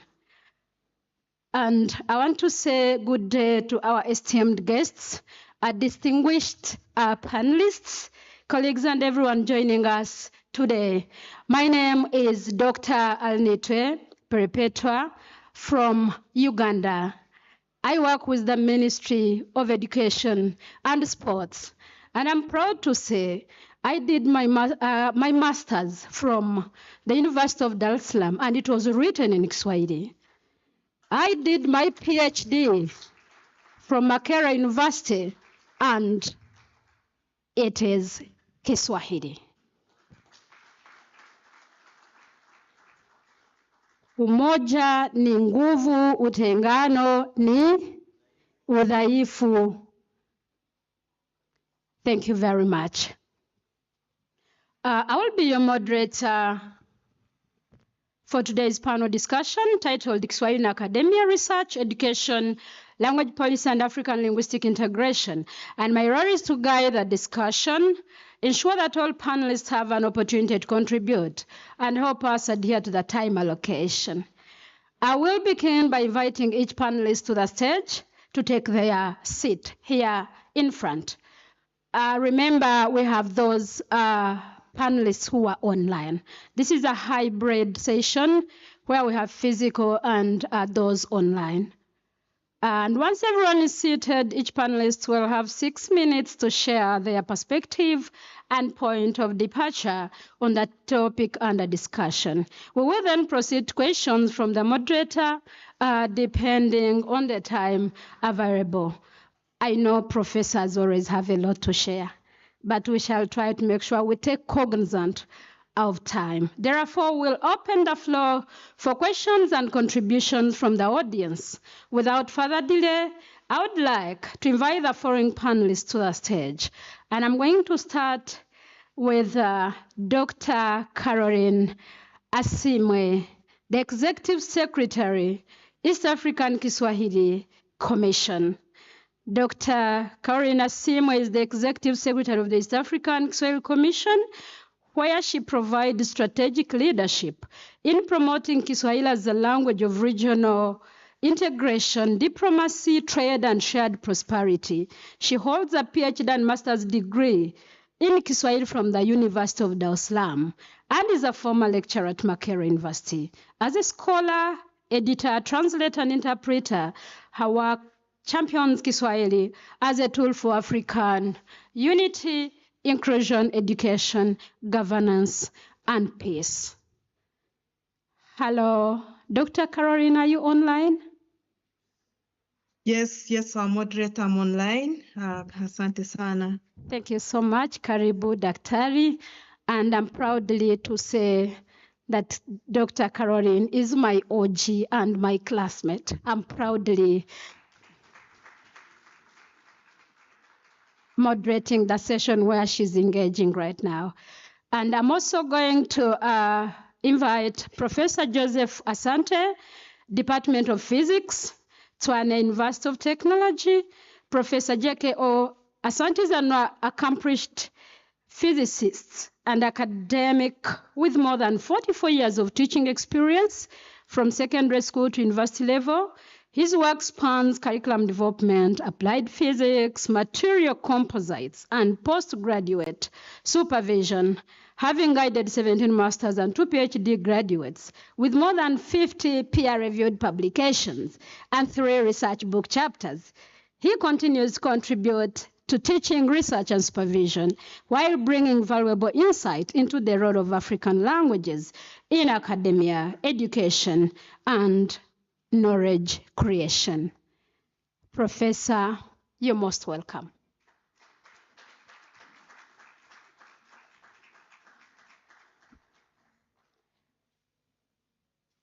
We are also privileged to have Dr. Mlimali Diko, Unisa representative. And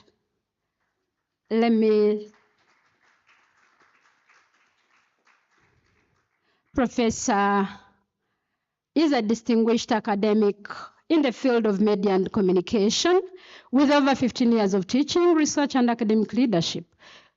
He currently serves as full professor of media studies and director, School of Arts, He previously served 2 terms as chair of the Department of Communication Science at Unisa. In these capacities, he also had school and departmental planning, budgeting, research, and community engagement.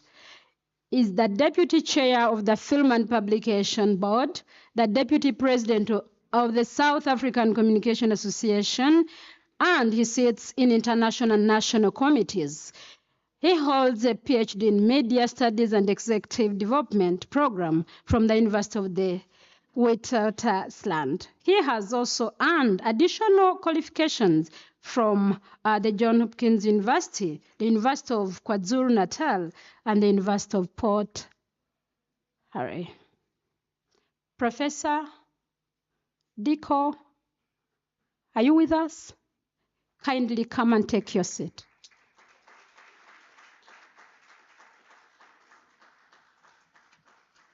And as he takes the seat, I want to introduce to you another panel member, the last one, Mr. Terence Ball, South African National Lexicography Unit. Terence Ball is an Indigenous language and heritage publishing specialist with 44 years of experience across trade, academic, and educational publishing in Southern Africa. And his work has supported the development of Siswati education publishing in Eswatini and Tswana publishing in Botswana. He's now focused on advancing Indigenous language and heritage publishing in South Africa to preserve history, culture, identity, and pride for future generations. Thank you very much. And without taking much time, I want to invite the first presenter, Dr. Kgorong Asimwe. We have our time manager, and each presenter, you're going to bear with us. We know you have a lot for us, but we're giving you around 6 minutes to have presented the gist of the matter. Thank you. Dr. Kgorong Asimwe, you're welcome. Thank you very much. Daktari Arneitwe, Mheshimiwa mgeni rasmi, Mheshimiwa balozi wa Uganda nchini Afrika Kusini, wageni waalikwa, kwa ajili ya muda naomba nizingatie itifaki kama ilivyoshatambulishwa hapo awali. As we celebrate the World Kiswahili Language Day and the 5th edition of the day, from the Kiswahili Commission where I sit, this is the institution of the East African community that is mandated to coordinate the development and use of Kiswahili.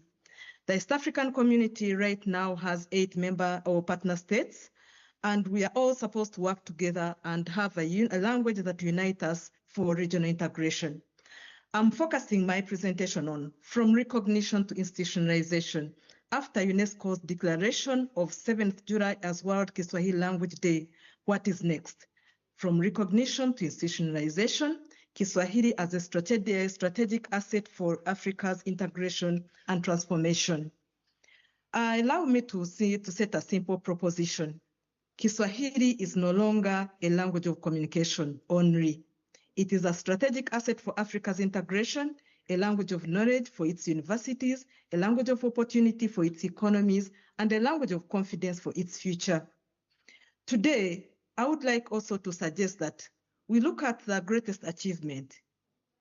What have we achieved with our language?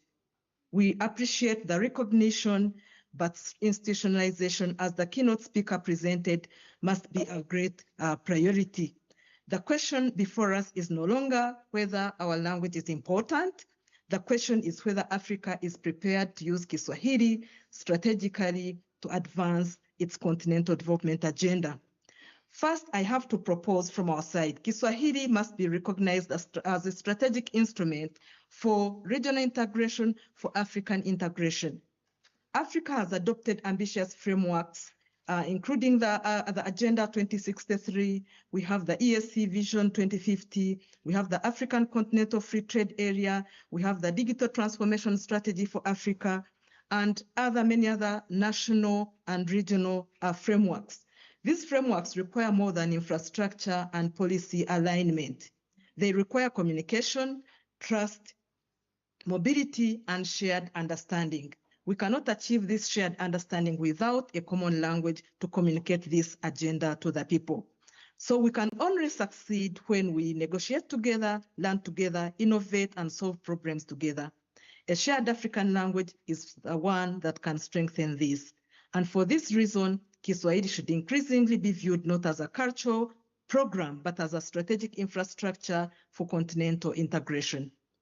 We can recommend from the Commission that we need to mainstream Kiswahili along the regional integration frameworks, along the continental frameworks, public institutions, and cross-border cooperation mechanisms throughout Africa. I must applaud the organizers of this event to see that our diplomatic missions are spearheading this mission, and together they are uniting to see how we can use cultural diplomacy as one of the tools that can enhance this. The second issue is on universities and academia in general, because they have to become engines of Kiswahili institutionalization. Languages become strategic assets when they generate knowledge.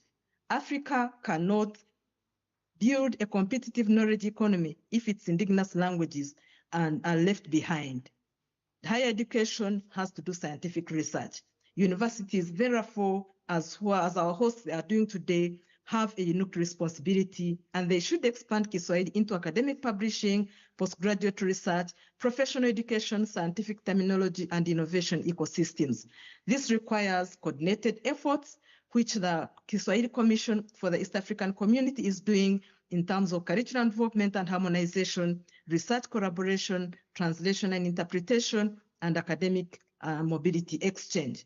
And here we would recommend as a commission establishment even of a continental framework that supports the language as a higher of education through consideration of Kiswahili among the key priorities that are considered in developing the qualifications framework for Africa and the continental education strategy, to consider Kiswahili as a key priority as we advance this. And I also say that language policy must be understood as development policy. We have very many policies that have been put in place, and the experience of the East African Kiswahili Commission demonstrates that harmonized language policy is not merely a linguistic exercise. It facilitates regional cooperation, strengthens governance, and supports education. It improves access to justice and public services. It enables labor mobility and regional competitiveness. The terminology development, standardization, and institutional coordination are practical investments in development. And we recommend as a commission that we need to work together and regional communities, economic blocs, to strengthen harmonized language policies and institutional frameworks that support the use of Kiswahili across all entities. And even coordinated efforts that promote the language, to see that what we are doing in the East African community aligns with what is being done with SADC, aligns with the AU frameworks and UNESCO, to have a coordinated strategy, because we are building the same house. Fourth, we are saying Kiswahili must become part of Africa's digital transformation. As artificial intelligence is transforming the global economy, the question is whether the African languages will shape this transformation or merely adopt the technologies designed elsewhere. If Kiswahili is adequately represented in the natural language processing, machine translation, and general digital assets, we shall be able to communicate. And if neglected, Africa risks widening the digital language divide. And we recommend it's a continental investment in Kiswahili digital infrastructure, including language datasets, AI applications, digital learning platforms, and open linguistic resources through partnerships with governments, universities, industry, and other actors, as what the East African Kiswahili Commission is focusing on now for development. And finally, institutionalization requires partnerships. No single institution can accomplish transformation. Governments, African Union, regional economics blocs like the ESC, the SADC, if we have UNESCO, universities, research institutions, development partners, the private sector, and the civil society, all these have an important role in the promotion of Kiswahili. Dr. The 1 African minute. Kiswahili Commission stands to ready this. Dr. So Kgorong. Okay. 1 minute, 1 minute to finalize. Okay, as we commemorate this World Kiswahili Day, the message is clear. The the recognition of Kiswahili can be achieved through purpose or strategic implementation, institutionalization, as I've said, not simply promoting a language, but strengthening our integration through strategic ways, supporting innovation, enhancing diplomacy, facilitating trade, and ensuring that Africa participates in the global digital economy in its own linguistic language. Only one thing, the future of African integration will be shaped not only by the policies we adopt, the infrastructure we build, or the markets we create, but also the languages through which Africans learn, innovate, negotiate, and lead. The time for promoting Kiswahili has not ended, but the time for institutionalizing Kiswahili has arrived.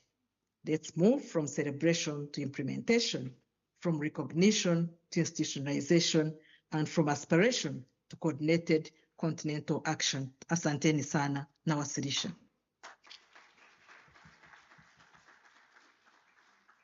Asante sana Dr. Carol kwa wasilisho lako. And now we invite Professor Joseph Asante for his presentation.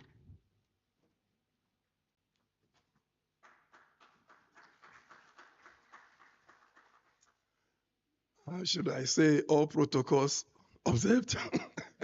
Yes, good morning, ladies and gentlemen, or rather good afternoon.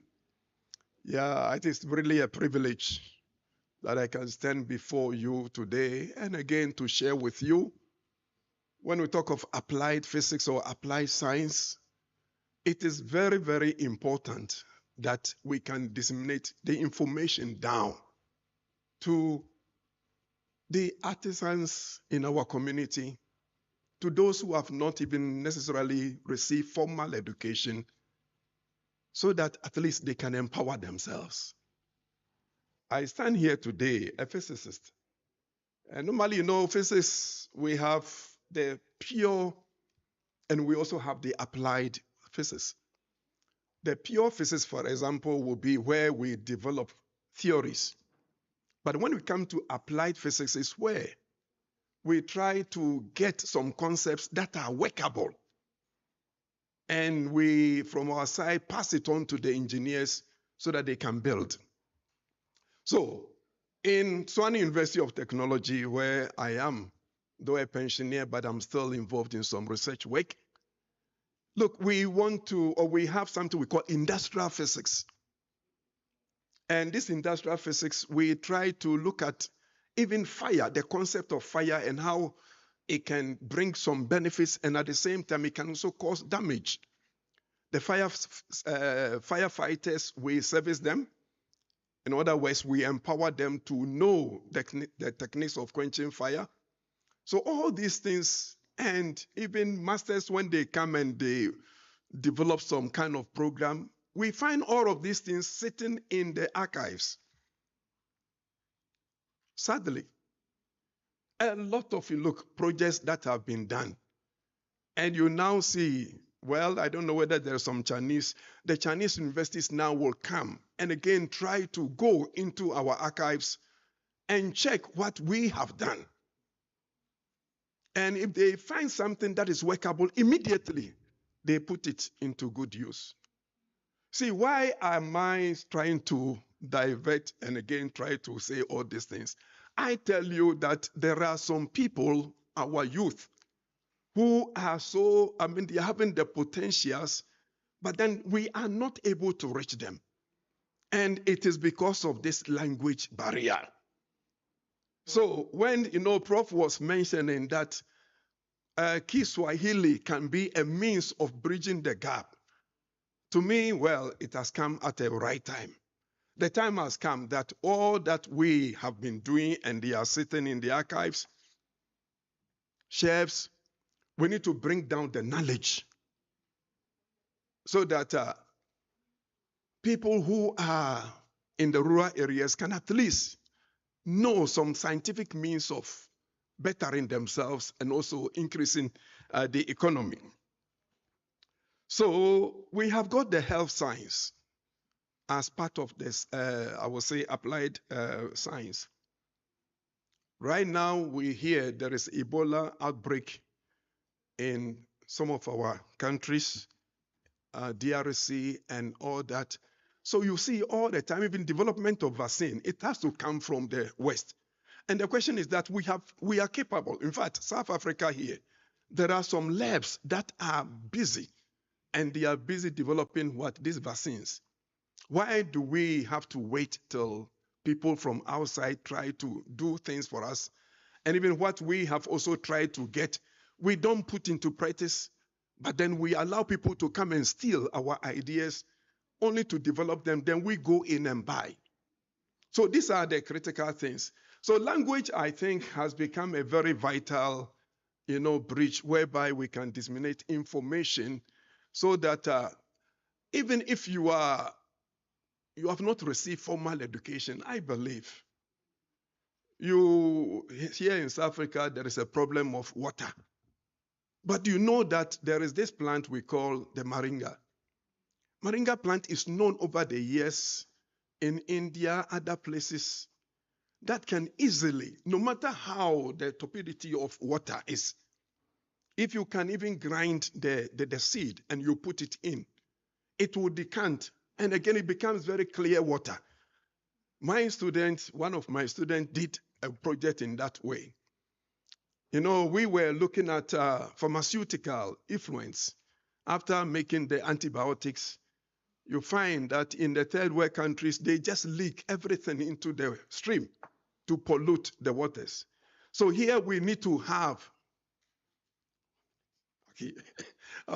so here we need to have some means of saying that, look, if you have this moringa tree, there can be a way that even if you are sitting in the rural area, you can just use this technique and be able to get a clean water, and again, water that is not having any germ. So I say that, well, the problems can be solved, and how? Solution, therefore, will be, now that our professor said African Union has adopted Kiswahili as one of the languages, what about the university? I thank our Unisa saying that they are going to introduce it here. And I propose that all applied physics, applied science subjects, if we can have the language department linked.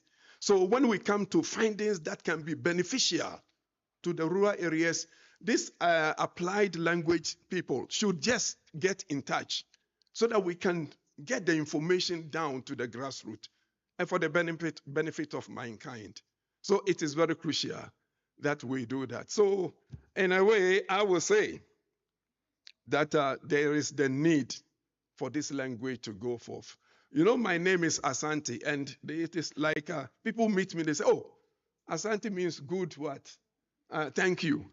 But the point is that, look, I am in West Africa, and now Asante KwaZulu, Kiswahili is also in the East Africa. But I think even in Ghana, they are beginning to allow this language to take root from the kindergarten to the university level. So I am proposing that if applied science department in all the universities can just, the findings that we come up with, that can be beneficial, we can have this language, coming in, then we can try and disseminate the information to the grassroots.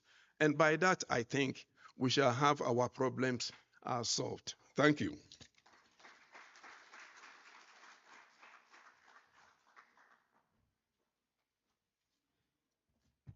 Thank you very much, Professor Asante. Ladies and gentlemen, the ultimate source of knowledge is your intellect. So if we don't build it now, we're wasting a lot of time. I want to invite our third presenter, Dr. Mlamuli Diko.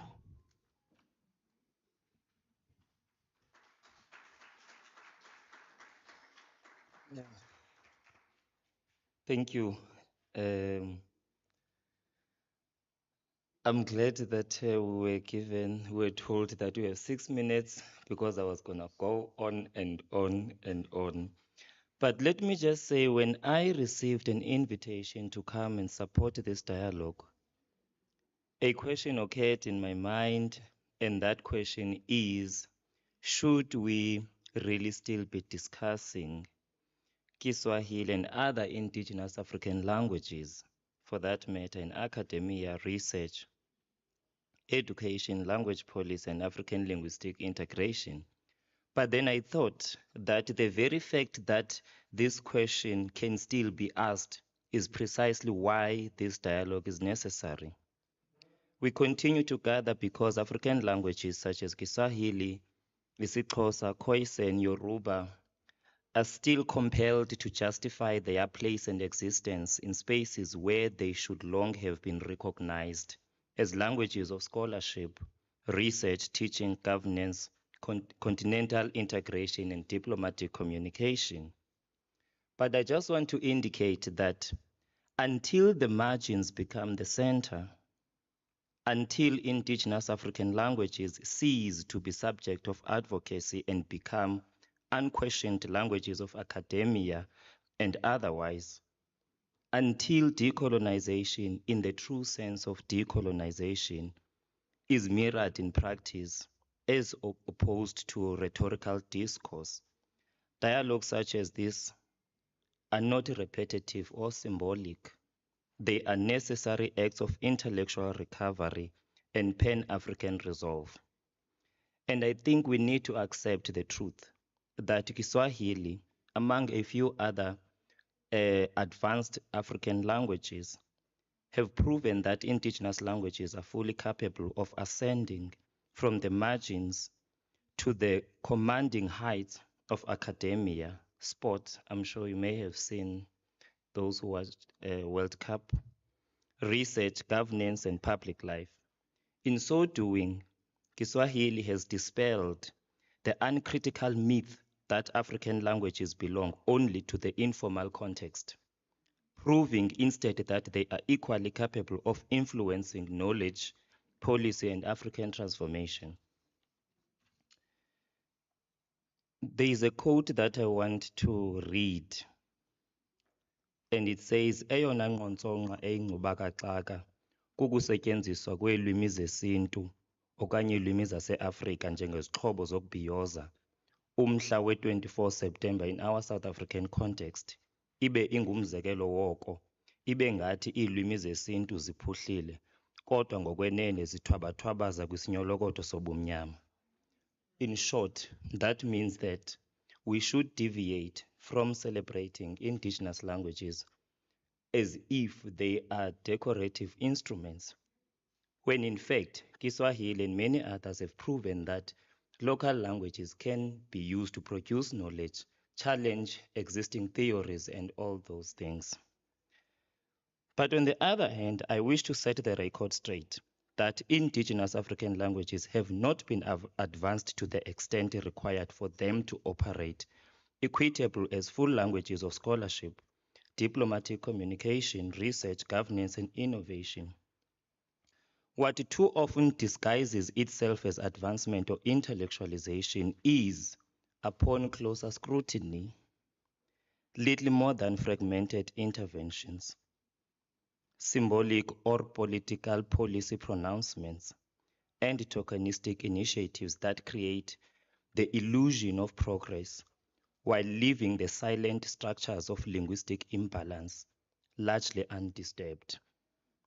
To mistake these incremental gestures, which I have just mentioned, for substantive transformation is not only intellectual arrogance, it is an act of accepting a state of institutional complacency that refuses African languages the intellectual and material investment they have long deserved. But we also need to be cognizant of the question interrogated by Ntentema 2021 that what will it take to give the indigenous African languages a directive in the implementation and monitoring of language policy in Africa and elsewhere in the world? And the answer to this question, I think, resides precisely in the discomfort it evokes, the silence it exposes, and the agency it refuses to let us ignore. Until this question is answered with decisive action, as opposed to eloquent pronouncements, our language policies will remain impressive on paper, yet impoverished in practice. And history will continue to indict us for knowing what ought to be done while lacking the resolve to do it. A tragedy indeed, so to speak. These challenges, which I have partially touched on, such as the challenge of political will versus political rhetoric, the challenge of dismantling cemented colonial linguistic economies. Okay. These challenges are not to be politely acknowledged, cautiously documented, or endlessly recycled in conference proceedings and dialogues. They are to be confronted, weakened, and decisively overcome. The era of eloquent declarations, ceremonial commitments, and impeccable drafted policies that gather dust while African languages remain structurally sidelined must come to an end. History will not judge this generation by the elegance of its resolutions, but by whether it possessed the bravery to convert opinion into action, rhetoric into implementation, and linguistic justice from a deferred promise into a lived reality. So what then? The idea is that we should not exit this room inspired, but we should exit it with an idea that in context where we live and the task that we are entrusted with, we should make change. The only thing that will change and transform indigenous languages, such as in the case of Kiswahili, it's not policy, because after all, indigenous languages develop naturally. So we cannot solely rely on policies. We have to act on the basis of what we know exists in reality. Thank you very much.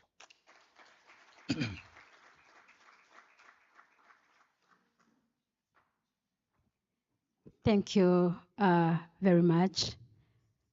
One thing I've picked from his presentation is that as African countries, how do we move away from Eurocentric learning? How do we factor this in our education reforms? He's talking about practice, I'm talking about theory. So how do we merge the two so that we have something that we can speak the same language? I want to invite at this time the last presenter, and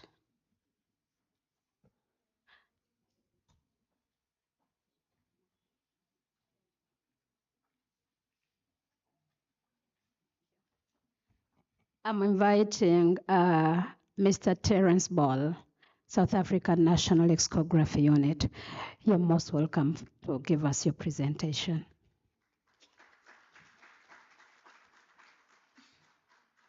As I said to Dr. Nkosi Mhlekaziman, and just doing some code switching, I agree with so much of what you've said. To switch to Chitsonga, what is mine is yours, what is yours in mine. Okay, and some. My task is, I think, an important one. I'm not an academic, let me make that clear. So I feel a little awkward standing in front of you when so many doctors and professors and His Excellencies are listening to me. I have worked in language and heritage. I do not separate the two. You cannot talk about language preservation without thinking about preserving the heritage of those who speak those languages. If you lose one of the three things that make up heritage, history, culture, language, you've lost your heritage completely. So I'm simply going to talk you through the documents that are in this folder and explain a little bit about the National Lexicography Units. The National Lexicography Units were set up by what was then the Department of Arts, Culture, Science and Technology in the late 1990s and the early 2000s. 11 units were put in place initially, one for each of the official languages of the country. And the difference between the English and Afrikaans units and the 9 official indigenous languages is that there is a constitutional mandate that the official indigenous languages have to develop dictionaries and other material in their languages which will elevate their status and advance their use. And that has been a driving priority of ours.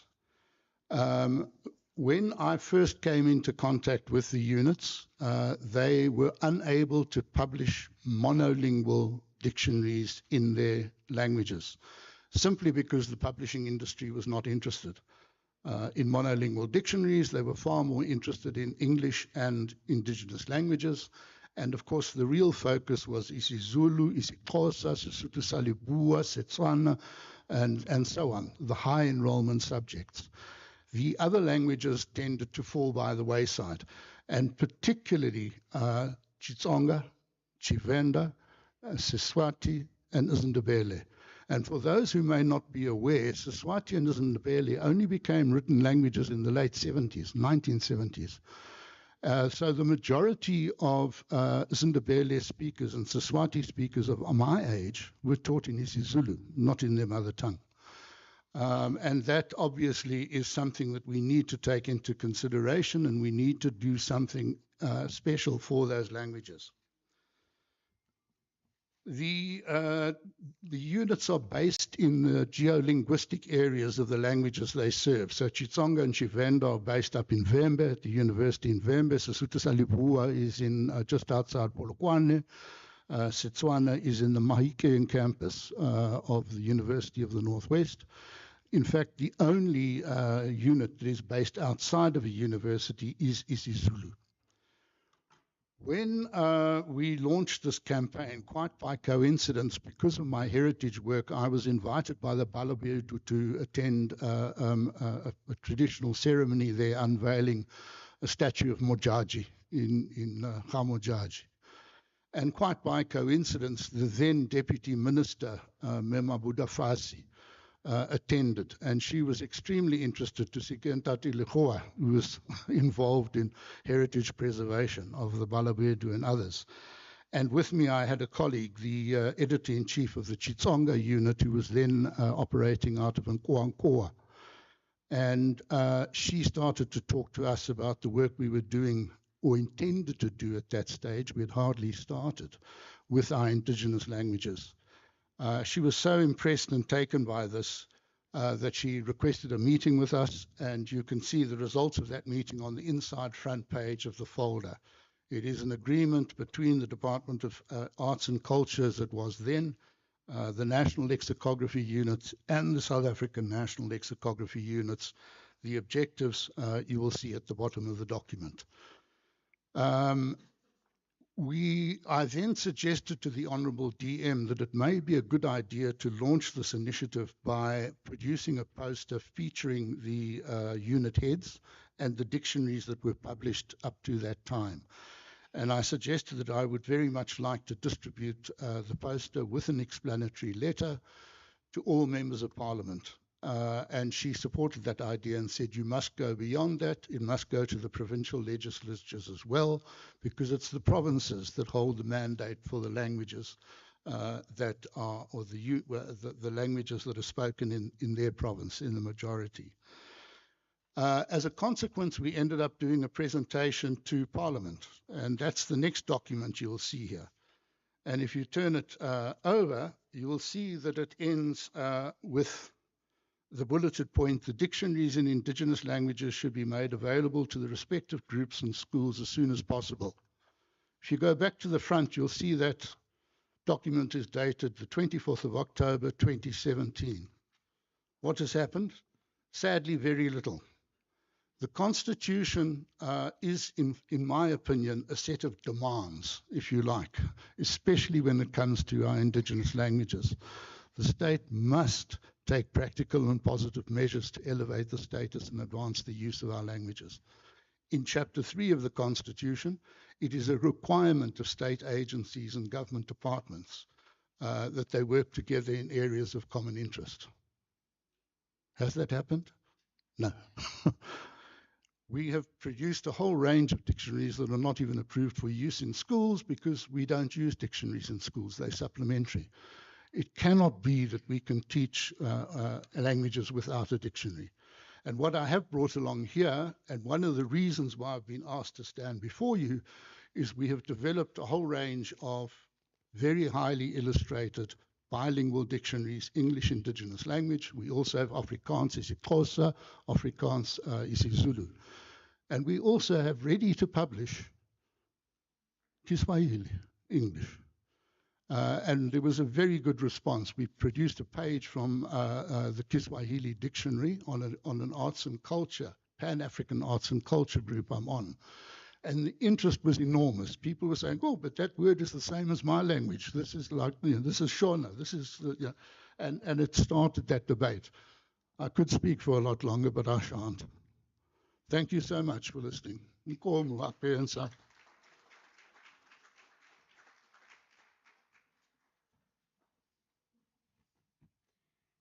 To our distinguished panelists, we want to thank you very much and thank the audience physically and those that are online.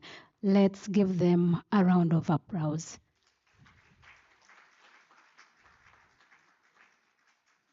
We are going into a session of questions, and we are going to ask each panelist at least one question. And then we shall also expect one question from the audience, and we shall give chance one question to our online participants. Dr. Caroline, are you on?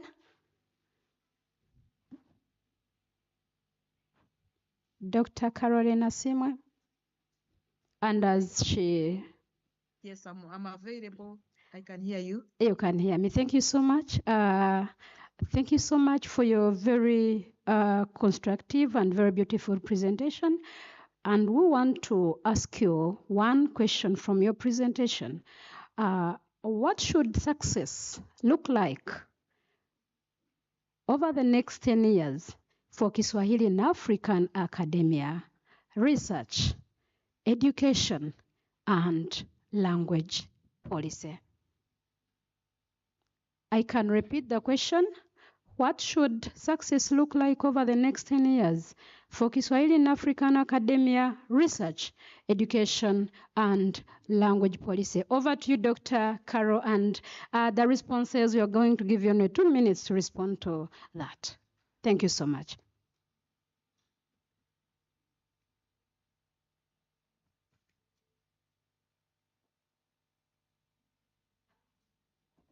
And thank you very much, our moderator, for that question.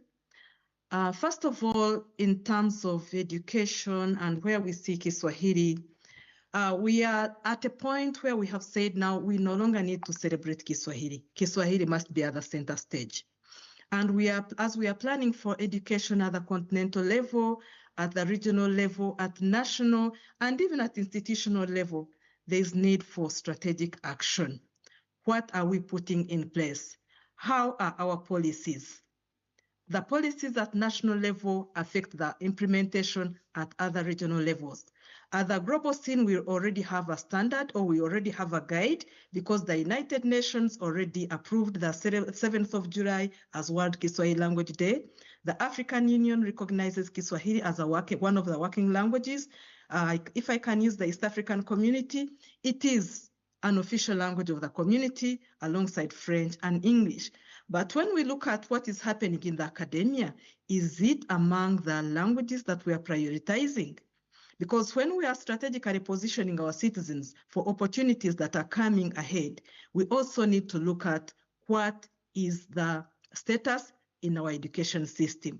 When we are doing, or when we are planning for education at continental level, when we are planning for education at the regional economic blocks or at the African level, do we consider education? We have been having a conference for Inter-University Council of East Africa, where all the vice chancellors of universities in East Africa were converging for planning for education. So where do we consider? Is language among the key issues that are being discussed? So as the East African Kiswahili Commission and as an institution that is mandated to coordinate language issues and to give policy advice to our member or our partner states, one, we are considering prioritizing Kiswahili as a key factor to ensure that it's integrated in our frameworks, in our structures, in whatever we are doing, and it should be scaled down from the national level to or from the global level, continental level, national level, to the institutional level. Implementation is one of the greatest challenges that we are facing, and we need to look forward to how we can change the dialogue. And it starts with me and you, because what is on the ground is that even in our homes as individuals, we do not want our children to speak the mother tongue. We don't want them to speak Kiswahili. We feel they are great when they speak better French or English because we prefer the other languages to our mother tongue. So there's need for that change and shift in policy from everyone, from the global level up to an individual level.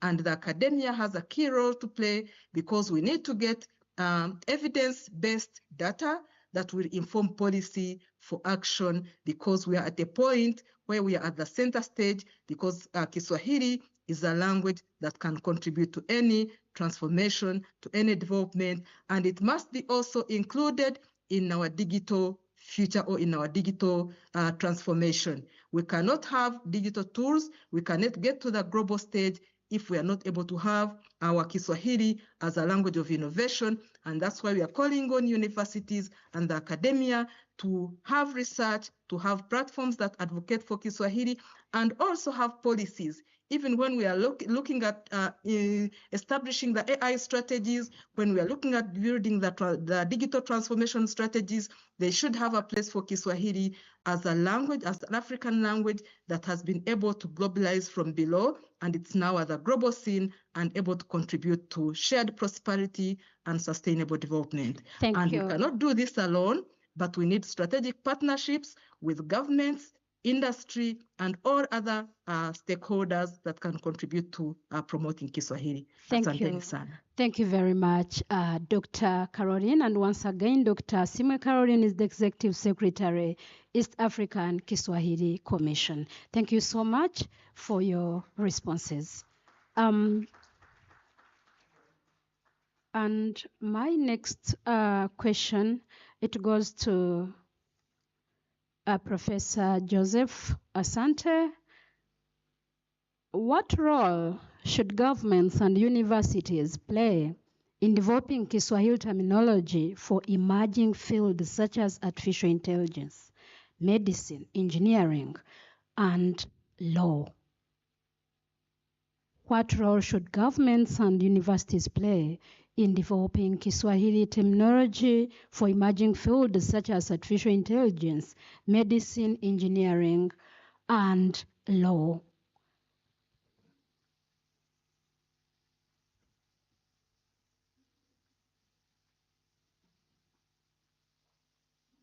Well, I think just like Professor mentioned,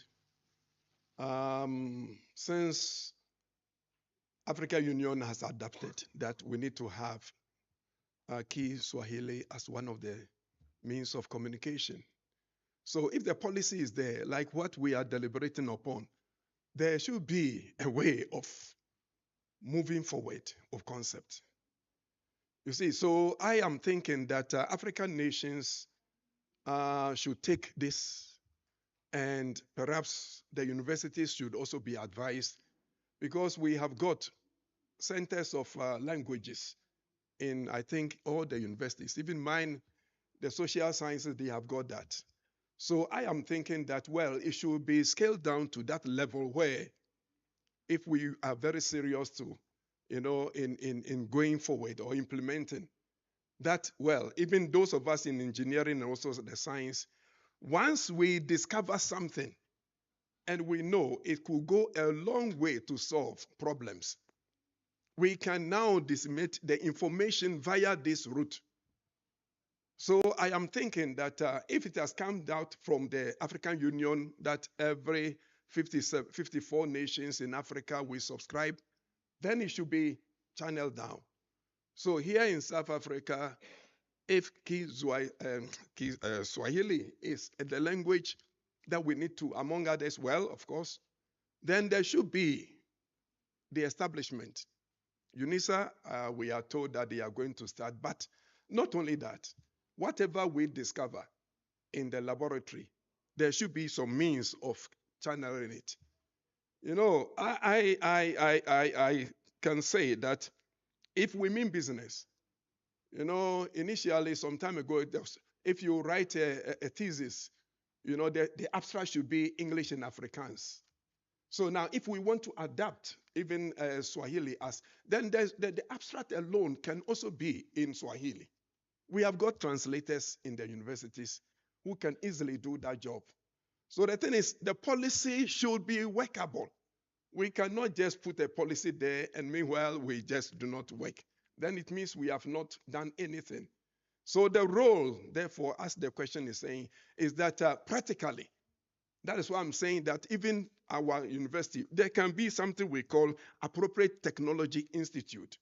So that if we discovered like this issue of moringa, we can now, not for any commercial purpose, but to empower the youth and the rural areas where water is a problem, so that that can go there and again help them. Thank you.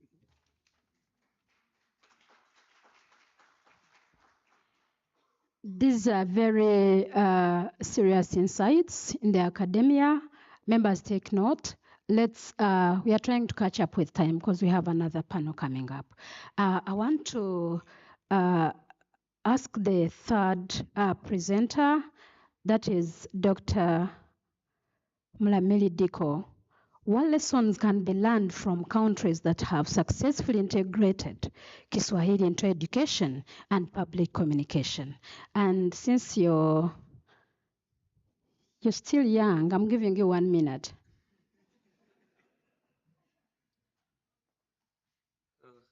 Cannot wait to age.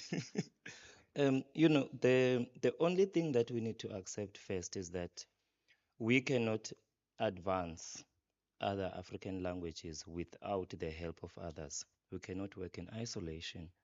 So the first step would be to accept and appreciate those who have succeeded, like in the case of Kiswahili.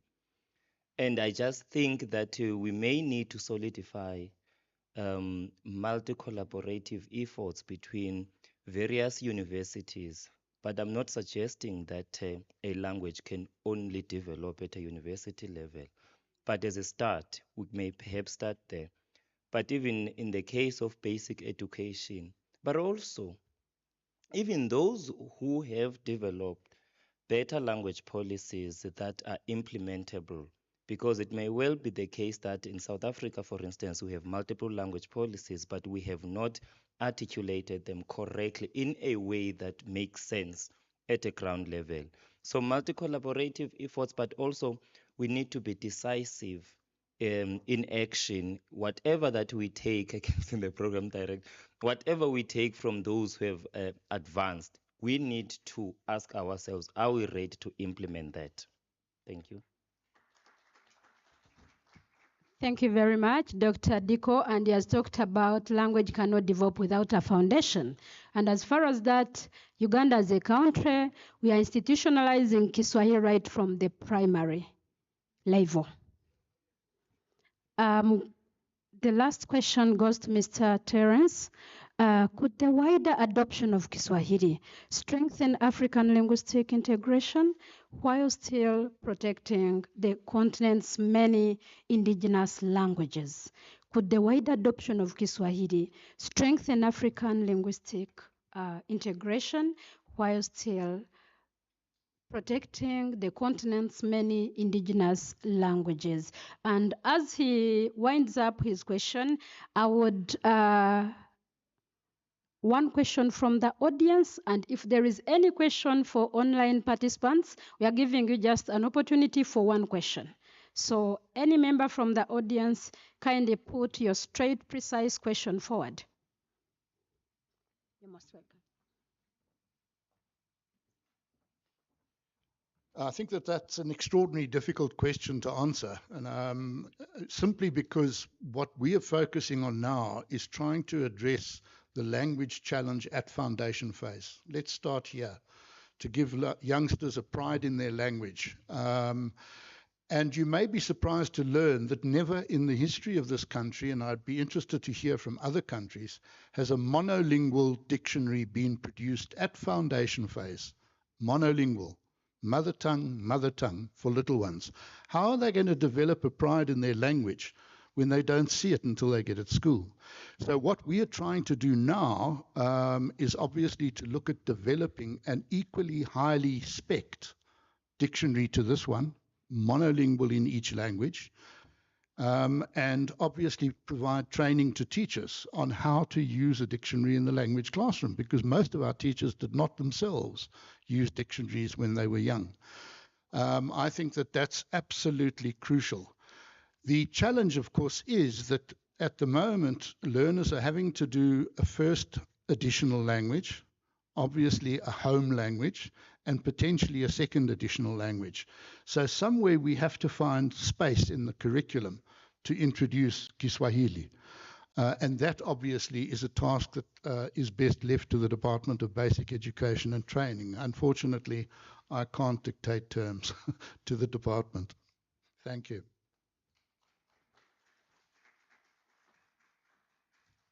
Thank you very much, the panelists.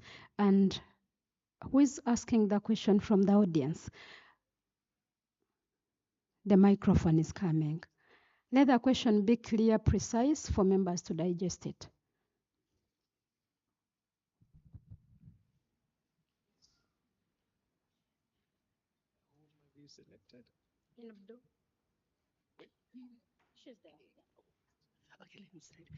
Thank you very much. The question is short and precise. Why do we want to start with primary school? Because we started this move in Dar es Salaam years back, and it was the Early Childhood East African Conference, not a grade 1 or grade 7. Thank you. And good enough, she's complimenting on what is already being presented. Thank you very much. And on behalf of everyone present, but in a special way, I want to recognize Your Royal Highness, His Excellencies, the ambassadors of South Africa and Uganda.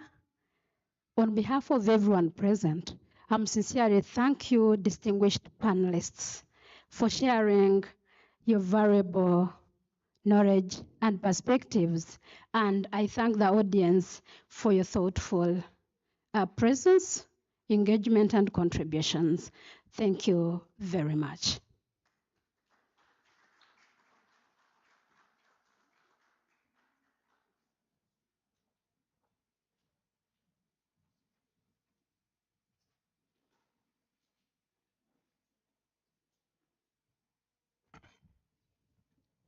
Once again, may we please give our panelists a round of applause. Thank you very much to our moderator. Thank you very much. And thank you very much to our panelists for sharing their insights. I think we have also learned a thing or two in this regard. And I would also like to recognize the CEO of PenSalp, Dr. Shishoka. Please raise your hand to talk so that they can see you. Thank you very much. And with that said, this brings me to about two questions. Everything that has been shared by the panelists. Kiswahili is no longer just a language of trade and daily conversation. Today, it is a language of universities, of research journals, of policy documents, and of African integration. Then the question is, how do we strengthen its place in all these places? Second to that, are we doing enough to position Kiswahili as a subject of science, technology, and innovation, and not just literature? And with that said, we are now moving to the second phase of our program, or the second session, the panel session, which will be moderated by Dr. Moape. And with that said, kindly make your way to the stage. May we give a round of applause with the panelists.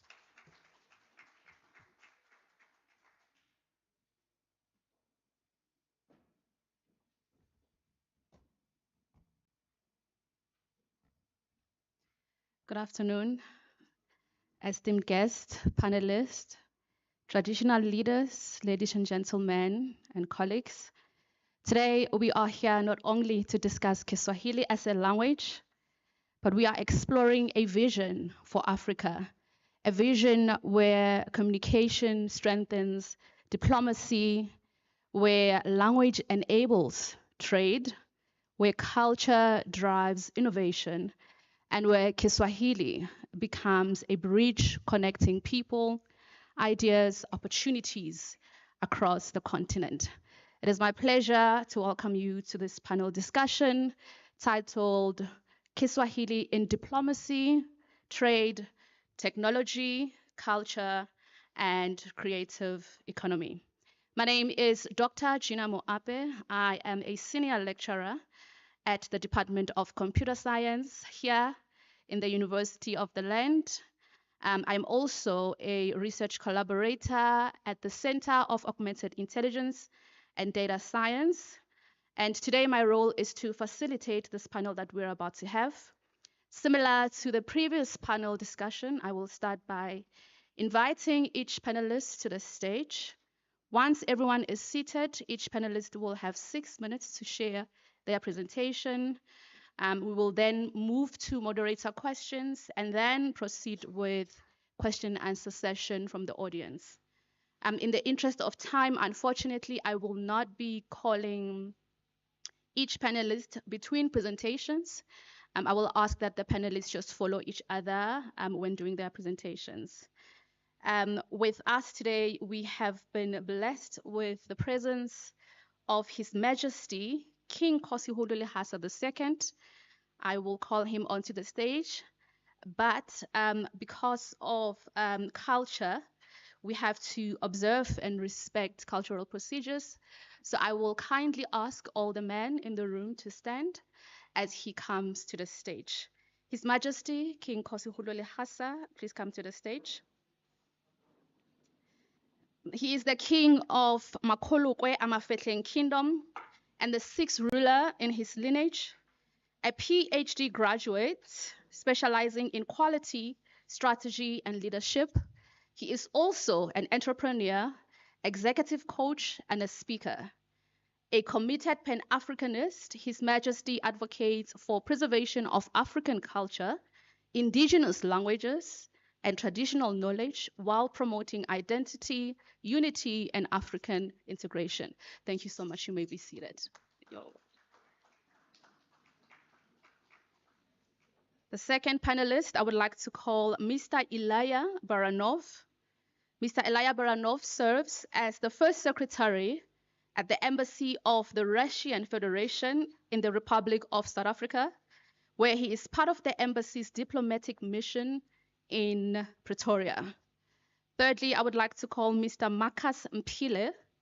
Mr. Marcus Mpile is the director. Is he in the room? Online. Okay. He is the Director of Public Engagement and Campus Operations at the National Library of South Africa. With more than 25 years of experience in library and information science, he holds a master's degree in library management from the University of Cape Town and has previously founded the University of Free State's African Languages Press. Mr. Marcus, you are welcome online. Last but not least, I would like to welcome Professor Sunday Ojo. Professor Sunday Ojo is a professor of computing science with more than 40 years of academic experience across African universities. He currently serves as an adjunct professor at the Durban University of Technology and executive director of the Inclusive African Indigenous Language Technology Institute. His work focuses on using artificial intelligence and digital technologies to preserve African indigenous languages, promote inclusion, and bridge the continent's language divide. Thank you so much for joining me. As we move to the next part, I will ask each of you to come in and present. His Majesty will be the last to speak. We will start with you, Mr. Ilanov, Professor Ojo, and then we move to Mr. Marcus online, and then we end with His Majesty. Jambo, habari za leo. Uh, First of all, I would like to say that I understand that everyone is tired, so I'll try to condense my presentation into a couple of minutes of just some personal remarks. I want to start with thanking Unisa for hosting this extremely interesting and important event. This university has been our long-time and trusted partner for many years. And unfortunately, I'm not a scholar or linguist, and it is hard for me to add something substantial after the presentations of Professor Matsine and the two very important speeches by Mabalozi Mbwana and Balozi Amoro Shikamo. At the moment, Kiswahili is being taught in about 4 or 5 Russian universities. And the tradition of Kiswahili studies go back to the 60s. And I would just want to dwell a little bit about how we came to studying and teaching Kiswahili in universities in Moscow, St. Petersburg, and some other places. As you know, my country, back in the 60s, Soviet Russia, it was one of the kind of biggest enablers of the liberation struggle in various parts of Africa, especially here in the southern tip of the continent. And in order to, for instance, train some freedom fighters somewhere in the bush in Tanzania, you have to speak the language. So this is how Swahili studies came to the Russian academia. And for instance, I brought you a grammar handbook of Kiswahili in Russian. So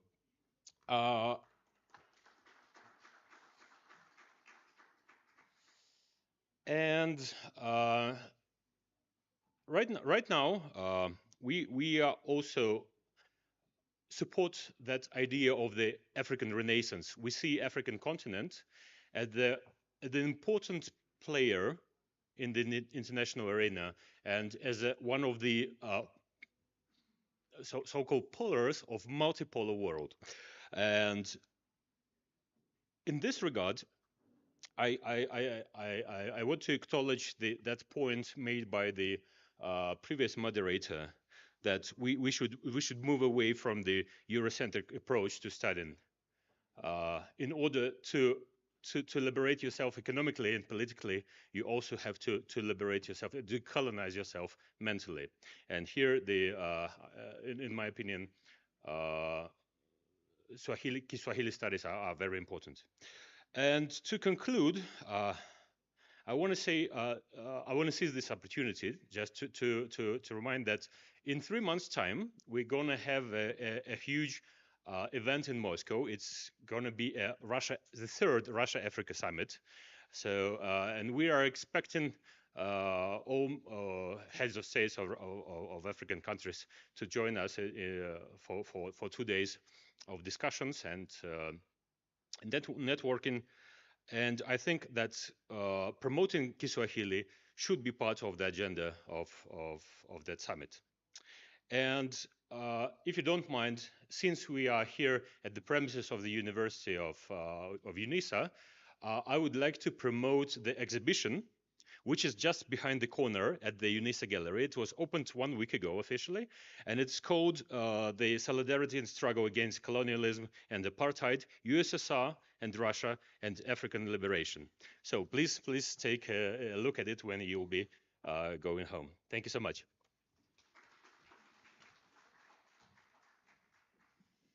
Thank you so much, Mr. Baranov. We thank you for the book as well. Professor Ojo? Can we please be able to share the slides?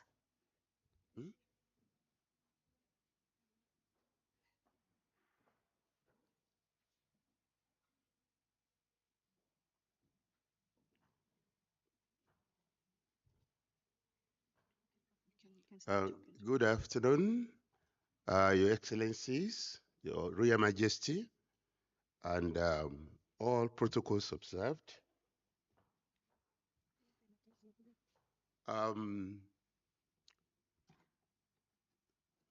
UNESCO posed a challenge quite some time ago that any language that is not found on the internet, it's just a matter of time, is going to extinction.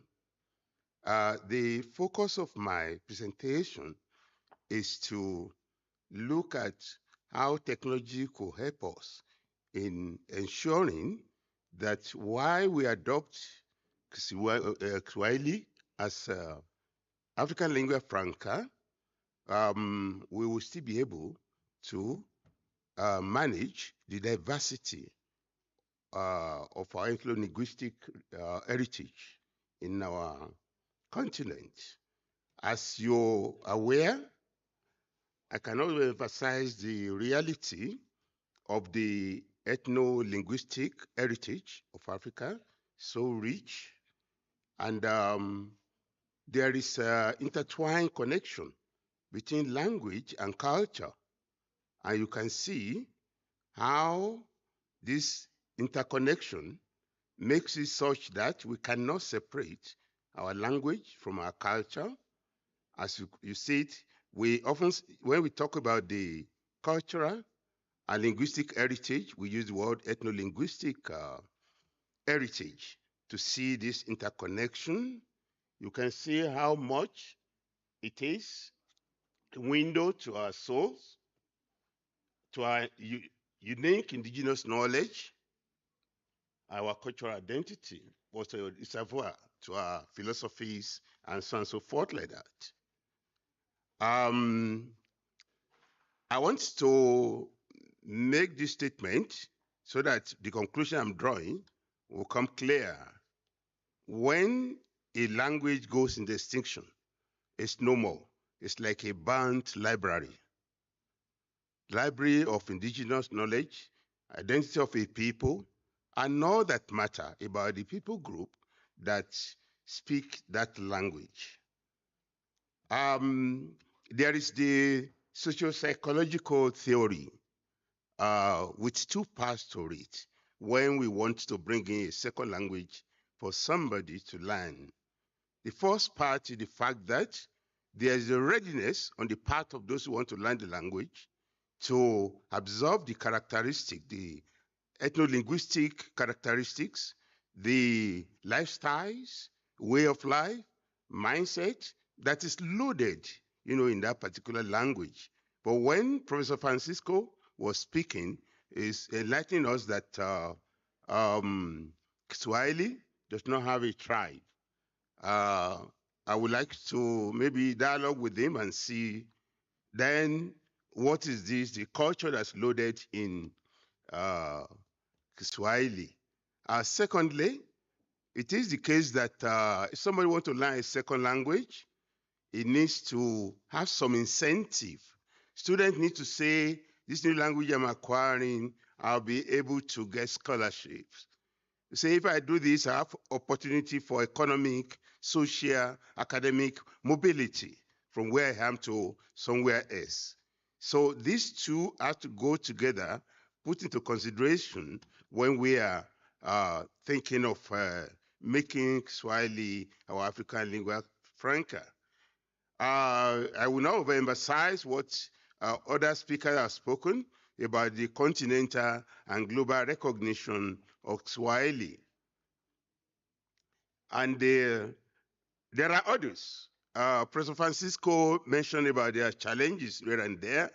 And these others, you could see, we have to cope with linguistic competition. At present, Hausa, a language in the upper West Africa, is like a language of trade, all over there. And at a point, Yoruba from Nigeria also was taken in the lower part of West Africa, as a language of trade communication. So we need to cope with those challenges.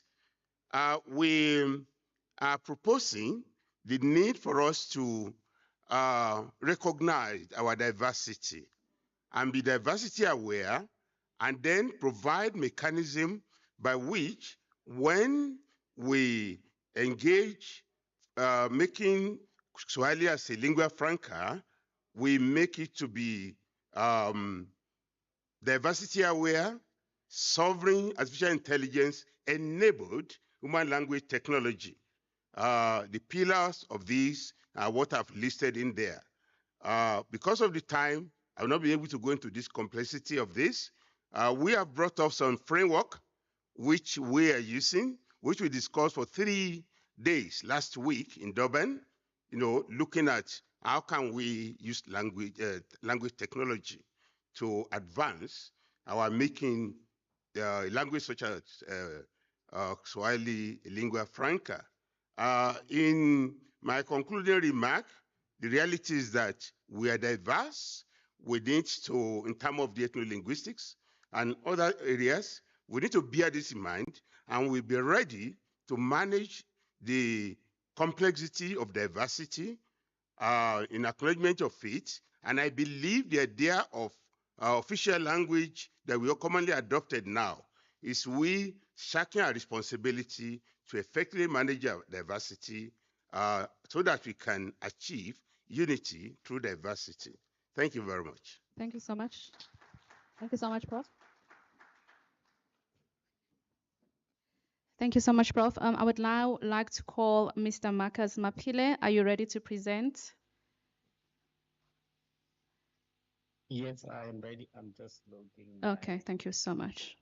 Kindly note that you only have 6 minutes. We would appreciate it if you could make it 5. But I will try to make it in 5. Thank you very much for inviting us to participate in this conversation. Are you able to see my presentation, I believe?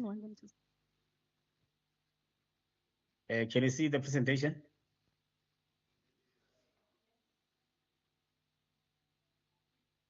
Can you see the presentation? Yes, we can see it. Thank you. Okay, thank you very much. Yeah, in the conversation to strengthen Swahili as a language, and we are actually excited that we are here. And as we speak about Kiswahili, we are not only speaking about language, we are speaking about African memory. And we are really as National Library's mandate, which is to collect and preserve our access to documentary heritage. And this responsibility reminds that every manuscript, every digital publication, and every recorded story represent a part of who we are as Africans.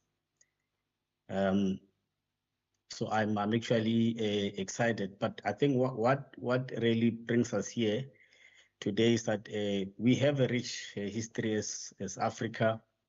However, we have seen the consequences of really failing on numerous occasions to protect our heritage, and the distractions of loss of our priceless manuscripts in Deepak 2 is a reminder that heritage is fragile. When knowledge is destroyed, humanity loses part of its memory. So this is not only about physical documents, but it's also about language, stories, and ideas that disappear when they are not recorded, published, and preserved. So the lessons is clear, ladies and gentlemen. Africa must build stronger institutions and systems to protect African knowledge. To the issue of Kiswahili as a language, what are we actually doing, to support the industry, to support our authors, publishers, and so because language to grow requires creators and readers. So the African book industry is underrepresented on a global stage. We're all aware of that. And the report from UNESCO indicate that we only account to 50 to 5.4% of the global publishing revenue. Africa's book industry faces a significant trade deficit. And just to give an example, in 2023, a continent imported books worth about $600 million, while we are exporting, importing only 81 million. So one can see just that we have so much to do. So we must support African authors to write, publish, and earn, most importantly, earn from their creativity. So a book industry requires an entire ecosystem. Writers need publishers, publishers need markets, markets need bookshops, readers need libraries, and the development of Kiswahili is therefore not only a cultural responsibility, it's also an economic one. A creative economy can create opportunities for our young people in writing, in editing, in translation, in publishing, in music, and in film, and in digital storytelling. So one important thing is that we also have to develop an African reader. We know that in terms of our culture, we come from an oral, but then I think in the development of Kiswahili, our young people must see themselves in books, both in print and in digital. They must have stories that reflect their identity, histories and dreams, because the reading creates knowledge, imagination, and economic participation. If we want Kiswahili to grow, we must create a generation that reads, writes, and creates in Kiswahili. So this was my attempt as I was establishing the African languages at the University of the Free State. And I said at the time I must lead by example, and I have written a book that talks about Nyaupe Ibapala Gabana Barona, and it was a children's book that was then translated also into Kiswahili. But this was at a great cost in terms of resources, in terms of just finding colleagues in the diaspora to assist. But then eventually, this is the investment that we have made. And it's a children's book that is available talking about the issues of drugs that continue to ravage our societies.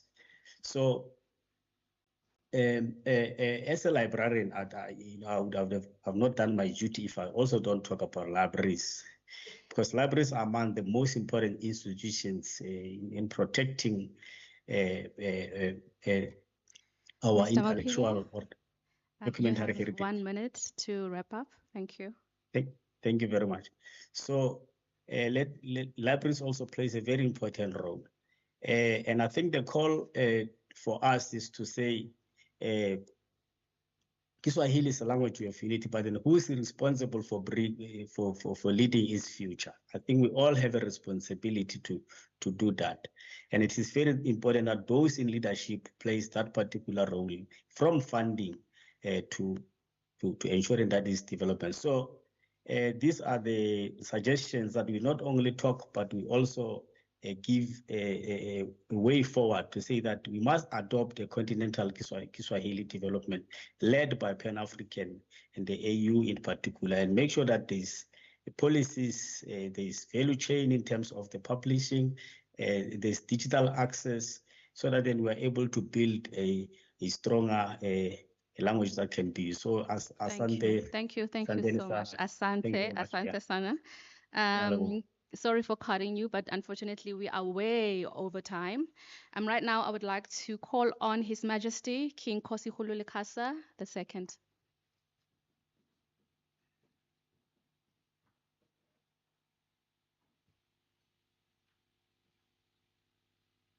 And let me start by saying all protocols observed.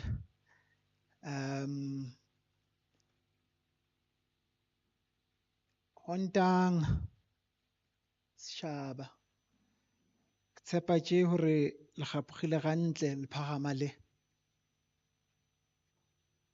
That is my language. And if in this house anyone has heard what I said, there would probably be a cow on their way. That is the reality of language. In South Africa, we are said to have only 11 official languages. The question becomes, officiated by who? We have so many languages in this country that have been abandoned. Not abandoned because no one speaks them, not abandoned because there wasn't enough literature for them, but abandoned because the super tribes of South Africa had to be created.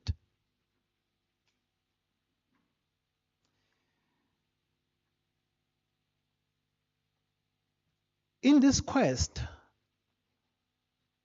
of a language that is going to speak to Africans, the number one thing that you are going to have to do as academia in every sector is to go back and win your children. You have to win your youth back to you. I've been observing since you started with the proceedings today and speakers coming here and sharing great knowledge, great insight that is going to change the future of Africa tomorrow. Your young people have been on their phones the whole time. What a waste of time we've had. This is the reality of it. If you ask any of the young people, what is their takeaway from this today? What do they think Swahili will help? None of them would be able to tell you anything because they've been on WhatsApp and Twitter and everything the whole day. Before we come and sit on this beautiful air-conditioned buildings and that, we are going to have to get the mind right and claim the youth back first. They have just wasted the rest of the conference that many around the world would have given everything to attend and understand where we are going with language.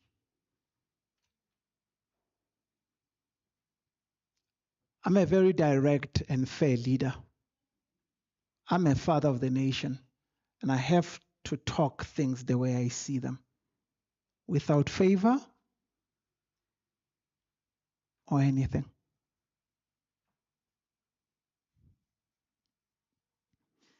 For those who are believers, there is a story somewhere in the Bible, I'll say somewhere in the Bible, that talks about a group of people that were building a tower.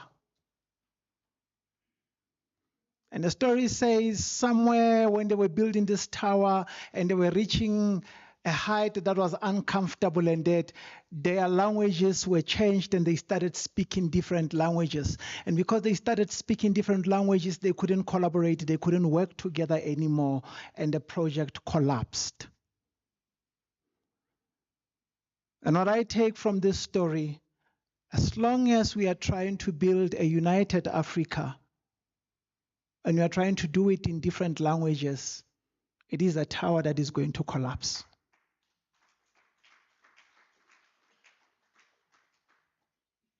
We need to find each other, and finding each other, we find each other through language. Now, the late Nelson Mandela said, if you speak to a man in a language that he understands, you speak to his mind. But if you speak to him with his language, with his mother tongue, then you speak to the heart. And we've got to identify a language that is going to speak to the heart of Africa, not to the mind of Africa, because the mind of Africa has led us astray into many, or in many, many instances. We need to start having the heart of Africa. And the minute we start having the heart of Africa, it is when we are going to start talking about a united Africa that sees Africans as one. Now, as academia in this room, as politicians in this room, understand and remember, to us, language is identity, land, wealth, and sovereignty. If we don't have that, we remain just a puppet of the West that is led to play. And when we go too far in our playing, we go to the point of imagination, we go to the point of empowering ourselves, we are roped and called in to say, come sit down, you are now playing too far.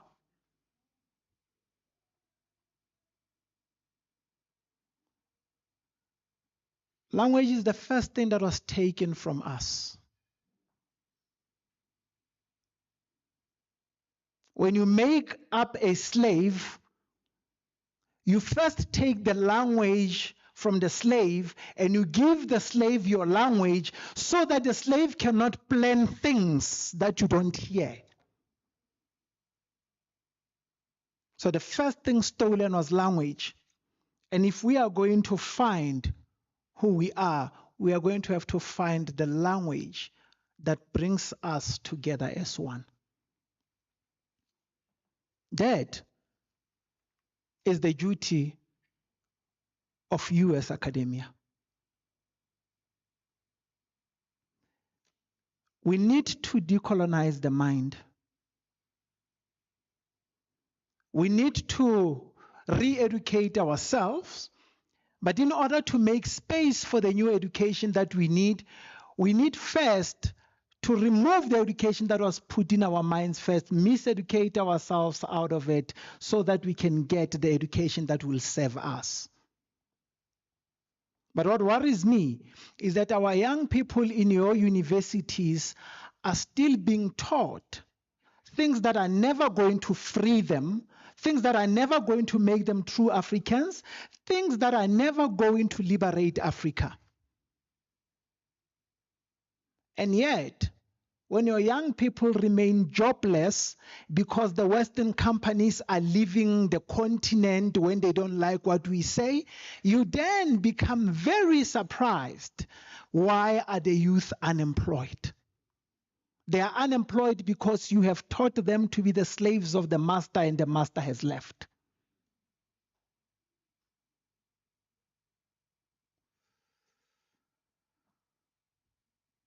We live in a time that is embarrassing to be Africans.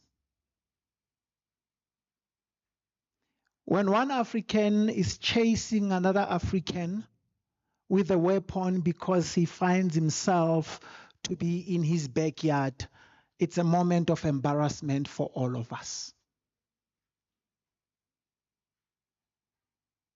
Now, my question is, you want to change Africa,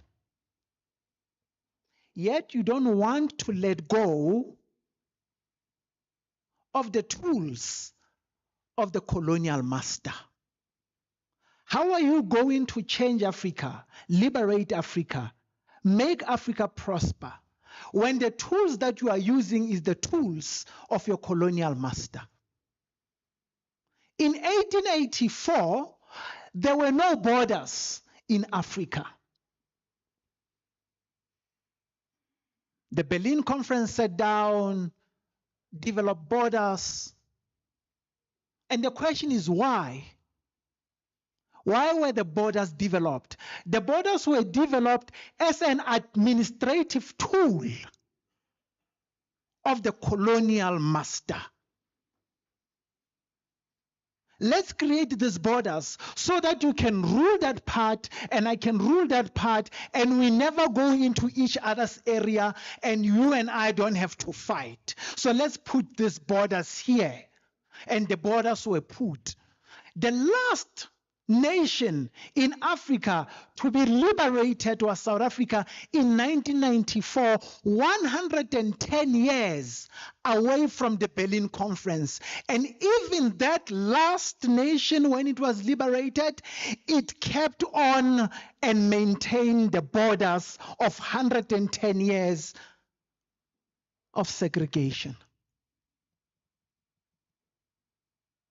We have got government in here. The ambassadors are the heads of government for their countries in this country. When are we changing this? The irony of celebrating World Kiswahili Day in English.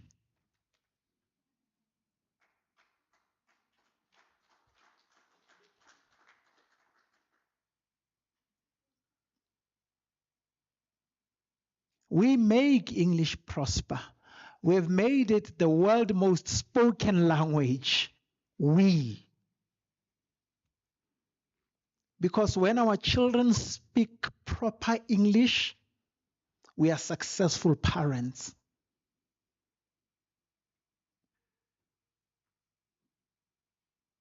Because if I stood up here and spoke any of the indigenous languages to you, I would not be intelligent. Because intelligence is measured in the language you speak. And that language has got to be English, and it has to be proper the way Elizabeth wanted it.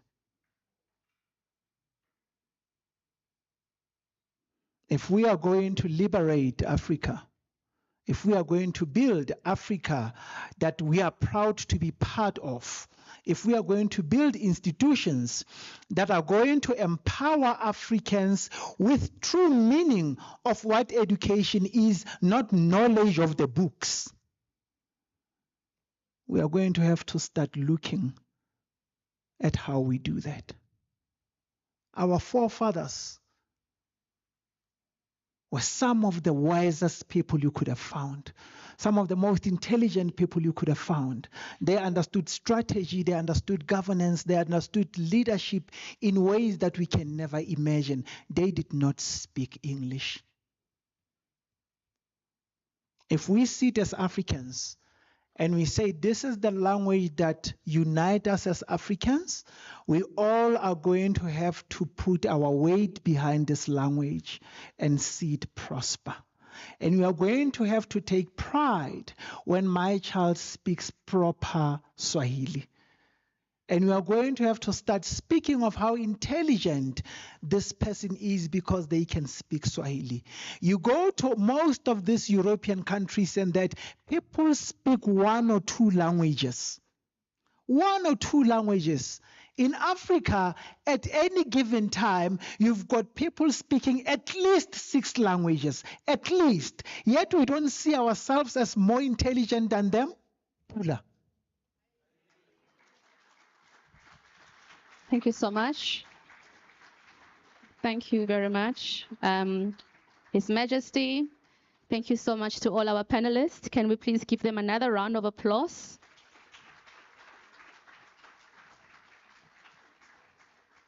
Thank you. I would like to ask a few questions, but before I do that, I want to first check if we have questions from the audience.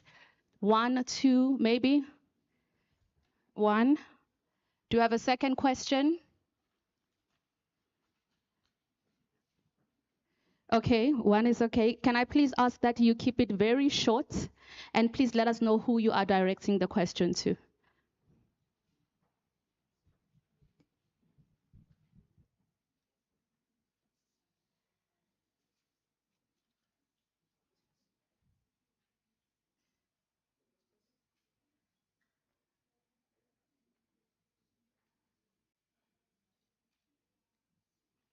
Good afternoon. Good afternoon. My name is Jablan Kapeni Spanyoni. I'm directing my question to Ndabezita. I'm speaking on behalf of especially South African languages and their kingship. Uthi, what did kings or Induna Amakhosi do to engage universities in terms of preserving the language and teaching and developing this language? Because what I've seen, or what I've since 1994, that Amakhosi, they've been given a salary or they've been given something. Focus on that instead of developing communities. Because now we are ruled by, okay, I would say political parties, lack of a better way. And Amakhosi, they are the custodians of this land, which now they are supposed to be at the forefront to fight and also to preserve this language and the land. He touched the most important factor, that is the land, which it touches my heart. These young people that we see today, that they are glued on phones, because bahlala lapho they were pegged by the colonial system. You can name Haman Skral, Soshanguve, Mamelodi. They are pegged there. They don't know. The only thing that they know there is to go to school and work and get degree and go to work.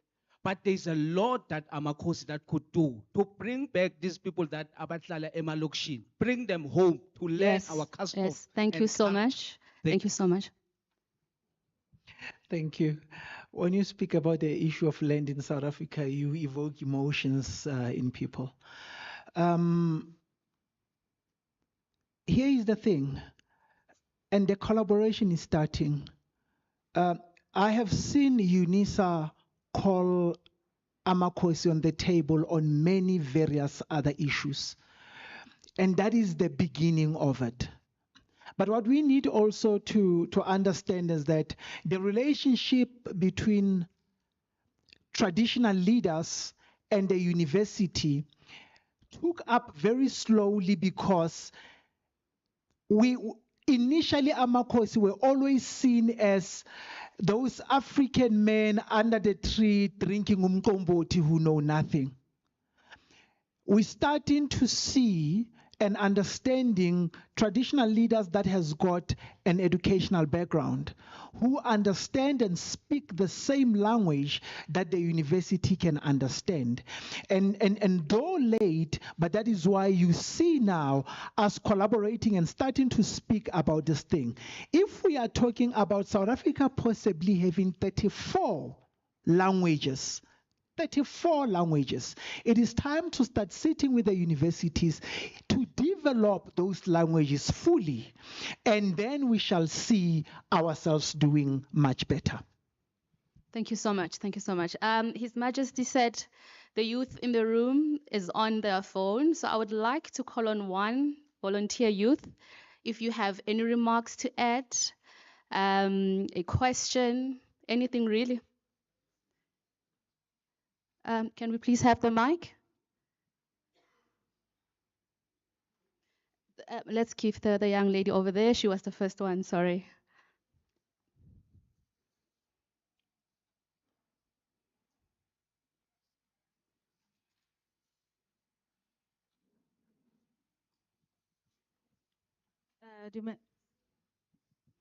Am I audible? Yes, yeah. Dumelang bagolo, Absheni.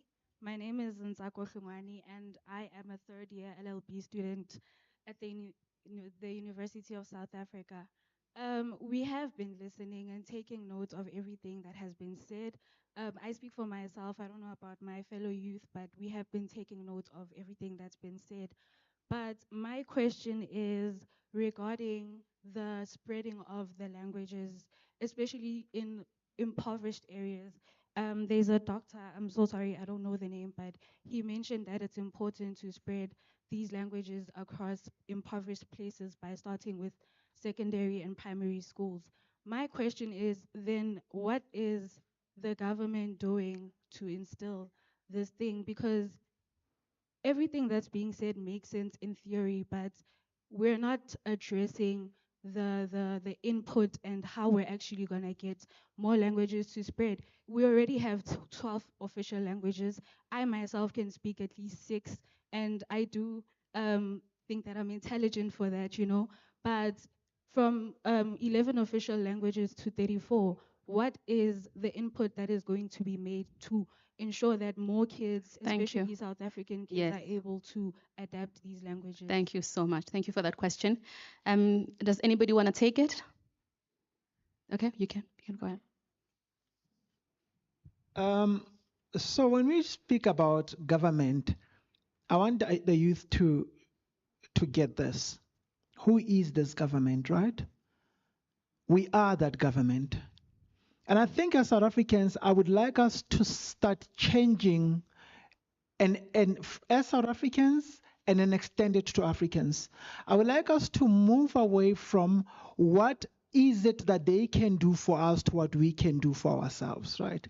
So we've got one tribe in this country which amongst all the other tribes seems to be disappearing. Ukalimeshe was standing here presenting Dr. Diko. It's one of this tribe. This tribe is now today called Amaxhosa. They are not Amaxhosa, Amapaka. And Amapaka speaks a language of their own, which has disappeared. And we've seen today Amapaka starting with a festival every single year of celebrating their culture, celebrating their language, having a week of speaking their language, and that. Those are the things that we need to start doing ourselves. So the government is not going to do for us, but parents needs to start being parents. And being a parent is not just saying this is wrong, this is right. Being a parent is also handing me over my heritage. Wherever you meet the Ndebele nation and that, you don't mistake them for anyone. You are going to know that these are the Ndebele people. They speak the language of their own, they dress the clothes of their own, they live their cultural values. That's what as parents we need to do to help these young people to get this language, spread this language in the townships where they are. Thank you. Thank you. Thank you so much to our panelists. Can we please give them a round of applause? A very big, strong round of applause. You may descend the stage. Thank you so much. I would like to end with a Setswana proverb that says "Maboho dinku atibana," meaning that hands wash each other. With that said, I hope that today's interaction doesn't end as a conversation in this room. May they become partnerships, policies, innovations, and opportunities. Thank you so much.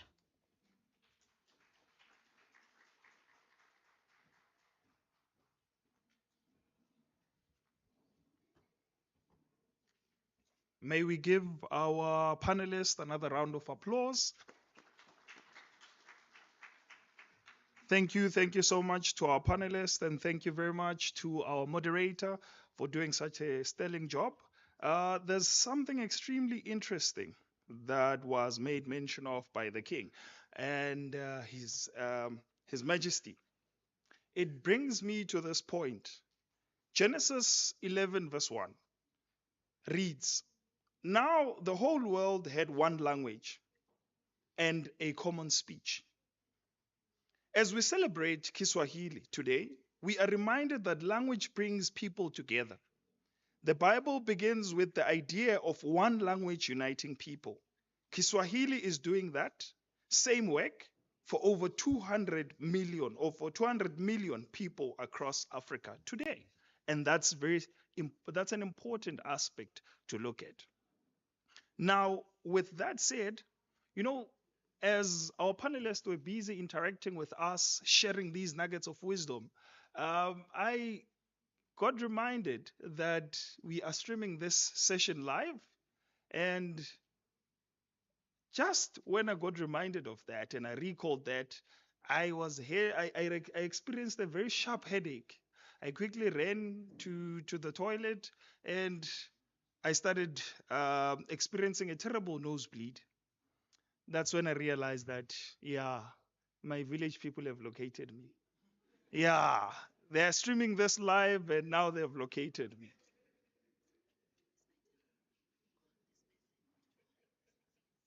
Okay.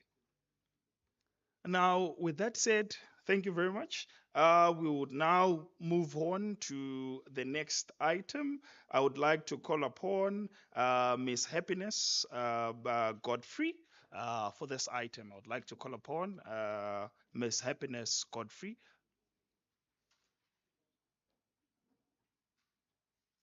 As she's ascending to the stage, may we please clap hands for her.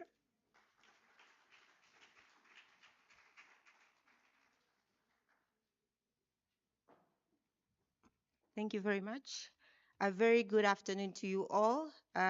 Your Majesty, Excellencies, ladies and gentlemen, my name is Happiness Godfrey. I'm a Minister Counselor, Trade and Investment Attaché at the High Commission of the United Republic of Tanzania here in Pretoria. Your Majesty, as I listened to your address, I say to myself, good luck to whoever speaks after you, because what a remarkable address. A round of applause for him. Excellencies, His Majesty has given us much to reflect upon. If we are to liberate Africa, build Africa, and empower Africa, we must deliberately consider how we will achieve this together through our languages, our unity, our institutions, our economies, and our shared visions for the future. That is real food for thought. And I mean, it's not just His Majesty, but every speaker that got the opportunity to stand on this podium or to sit on those chairs has said enough for us to reflect upon. If we need Kiswahili to move forward, it is not just Tanzania, it is not just Kenya, it is not just Uganda, it is not just another country that speaks Swahili. It is for all of us. The king also said it has to come from our hearts. Kiswahili has to be in our hearts for us to be able to embrace it. So as we live today, let's keep Kiswahili in our hearts. Let's learn a word or two. Can I kindly ask each one of you to tell each other habari? Habari is like hello. And another word that I would love you to learn is asante sana. My lady, I did not hear you. Please say asante sana. Kiswahili has to begin in our hearts before we teach another person. Yeah. Thank you. Now, we've just concluded a stimulating and enriching panel of discussion. Our distinguished panelists have shared valued perspectives on the role of Swahili in education, research, language, policy, Africa integration, diplomacy, trade, technology, culture, and creative economy. The reflection has demonstrated that Kiswahili is not merely a language of communication, but also a language of knowledge, identity, culture, expression, opportunity, and Africa solidarity. Once again, you will forgive me, Your Majesty, because your speech captured my heart. As you've reminded us, Africa needs a language that speaks to hearts of its people. Kiswahili carries this potential. It expresses our shared identity, affirms our dignity, and creates a bridge among peoples of our continent. Kiswahili ni sauti ya Afrika, daraja la umoja, na urithi unaotufunganisha na dunia. This means Kiswahili is the voice of Africa, a bridge of unity, and a heritage that connects us to the world. I wish therefore to take this opportunity to warmly congratulate and thank each one of the distinguished panelists for their expertise, thoughtful contributions, and commitment to advancing Kiswahili in South Africa, across Africa, and internationally. Your participation has made this program meaningful, informative, and memorable. Tunashukuru sana sana kwa michango yenu. As His Excellency, the High Commission has indicated, the High Commission of the United Republic of Tanzania here in Pretoria will be honored to host World Kiswahili Language Day next year. Let me use this opportunity. Thank you. Let me use this opportunity to warmly invite you all to join us as we host this important occasion in collaboration with all interested partners and stakeholders. So all of you that will be like to partner with us, Unisa, Swahili Africa, and the rest, karibuni sana. Milango iko wazi, ubalozi uko wazi, Tanzania iko wazi kushirikiana na nyinyi. And perhaps I have a little secret to share, not competing with Uganda, of course. High Commissioner, please forgive me. Some of you might have an opportunity to win maybe a ticket to the United Republic of Tanzania. As you know how beautiful Tanzania is, it will be a missed opportunity if you don't come to that event and you don't get that ticket. So make sure to save the date, as we will send to all of you to invite you officially. And you will be traveling with our beautiful flight, Air Tanzania, that travels 5 times a week. All the way to Stephen, the High Commissioner. All the way to Zanzibar. So you get to see the shore, the island, the beautiful history that everyone has been talking about. You'll get to see where Swahili has originated from. So the habari, the asante sana, you'll get to practice it in person. And imagine, at the beach. You see? So karibuni sana. As it is now my distinct honor to invite you, Your Excellency, Ambassador James Gilawa, High Commissioner of the United Republic of Tanzania, to the Republic of South Africa, the Republic of Botswana, the Kingdom of Lesotho, and the SADC Secretariat, to kindly present certificate of appreciation to our esteemed panelists in recognition of their valuable contribution to today's program. And not just panelists, but all those that have touched arts and have reminded us the importance of Swahili. So you may not have been a panelist, but since you had a little or a big contribution, you will be recognized today. Please, Mheshimiwa Balozi, karibu.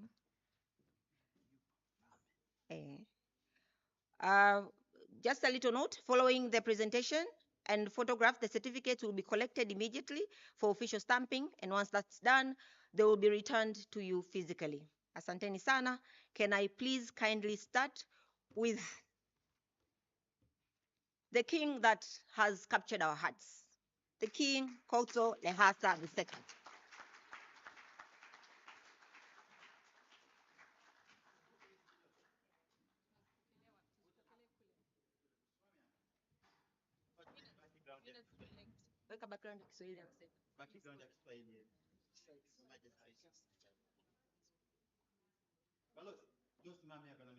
Just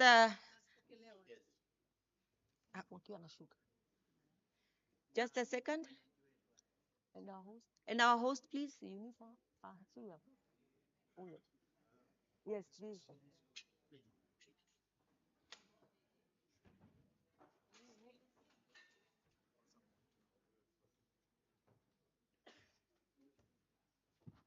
A round of applause, please. Let's warm up.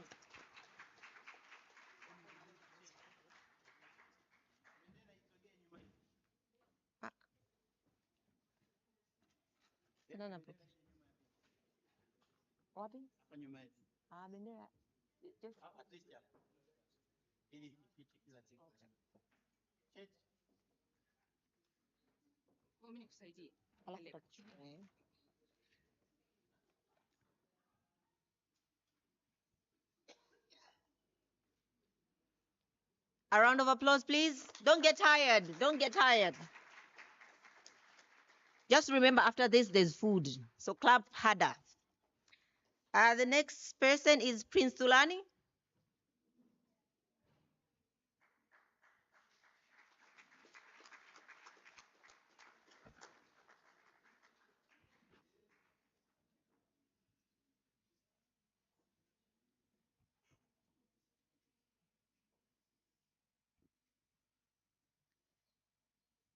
Thank you very much.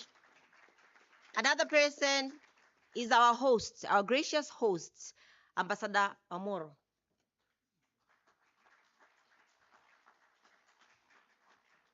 I know most of you will say, why not give the High Commission? But it is the High Commissioner that made the decision to host. If he said no, the High Commission would not. Coming from the High Commission, I know. So we had to recognize him. Thank you so much, Your Excellency. Professor Asante Joseph.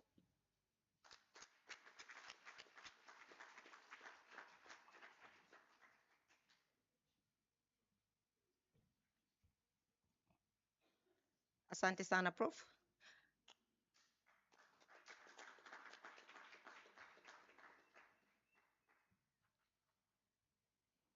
Prof. Letlotle. So I'm sorry if I pronounced it wrong.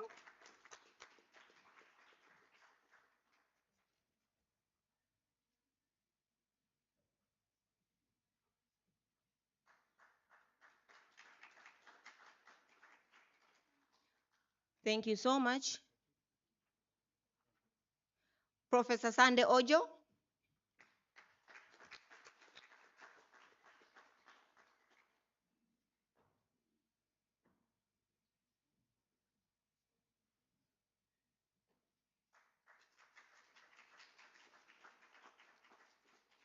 Asante sana. Dr. Caroline Asimwe.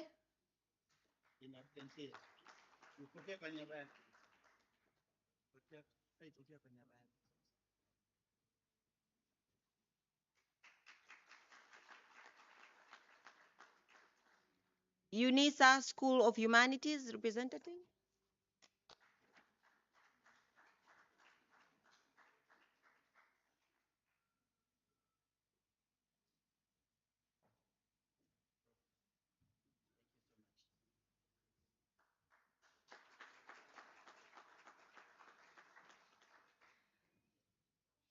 Asante sana. Mr. Ilya Baranau. Everyone, this one is not Russian, it's Tanzanian, practically. So that you know.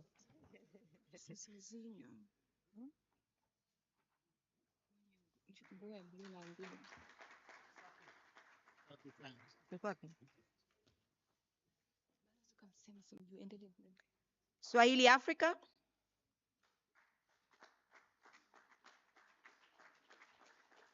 A round of applause, please, to our organizers. They work tirelessly to make this happen. So,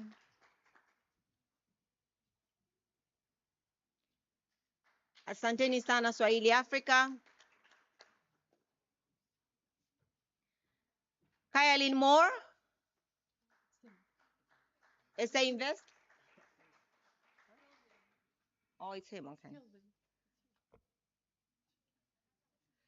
Miss Msosizwa Sophie Mahlangu.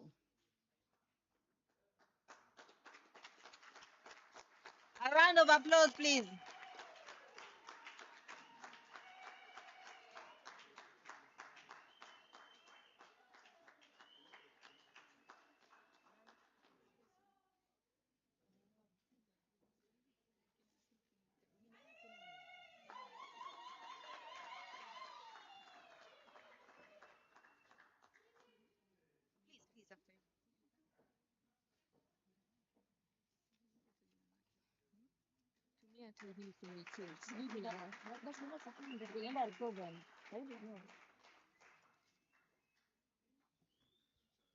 National Library of South Africa.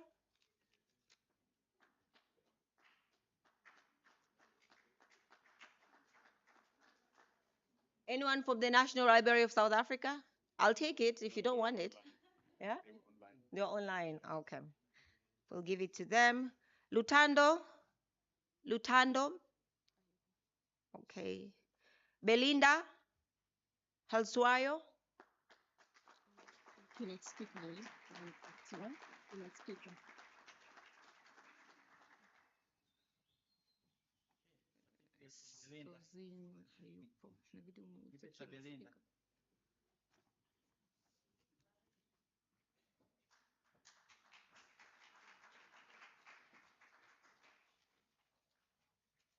Thank you very much.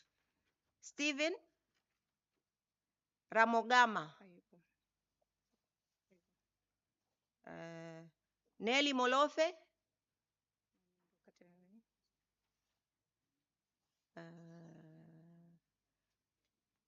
Faye Shayo.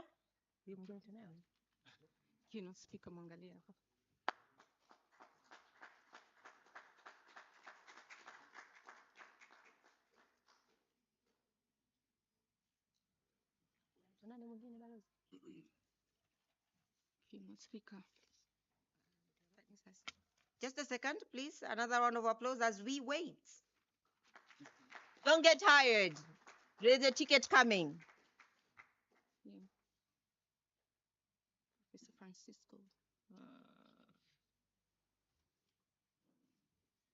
They say save the best for last. I would now like to call upon Professor Sosinho Martin Hey. I will lay.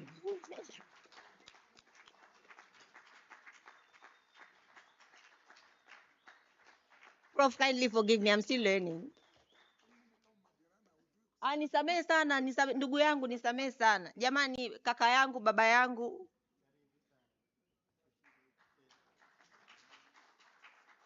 A round of applause, please.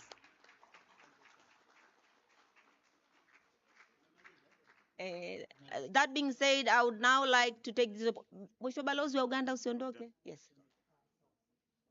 Is Uganda? Uganda? Uganda? Yes, Uganda. Yes. Are you coming to welcome them? For the ticket? The time that we've all been waiting for, the team from Uganda High Commission, please, the High Commissioner is already here. And the Uganda Airlines, please, wherever you are, kindly take the podium.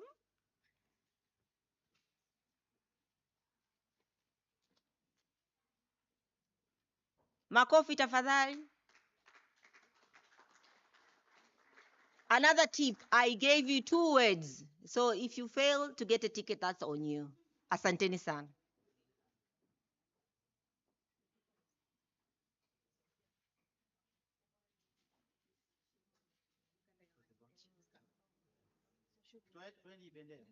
Tanzania.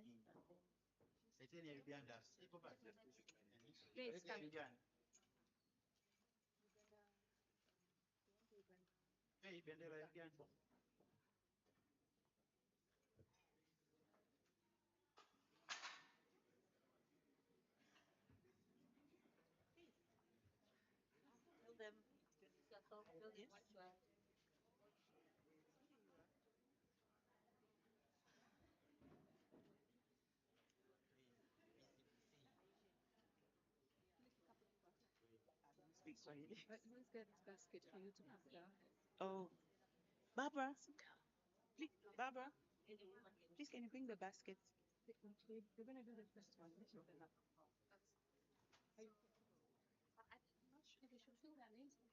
No, you'll be asking the question, right? Yes. Okay. Habari, once again. So we are almost at the end of our program. Our apologies for running a little bit late.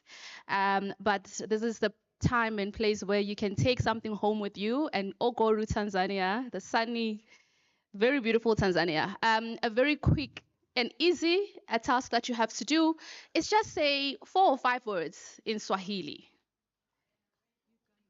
Uganda, sorry.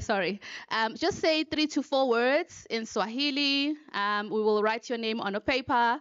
We raffle. If your name gets selected, then you get to go to Uganda. Do we have like 5 volunteers? 1. Ladies, come on, it's Women's Month. Non-Swahili speaking countries. Okay. Do you speak Swahili? No. So we are looking for people who are from non-Swahili speaking countries. If you are from a Swahili speaking country, unfortunately, you are not eligible. You are Zulu? Okay. 1, 2, 3, 4, 5. Yes. 5.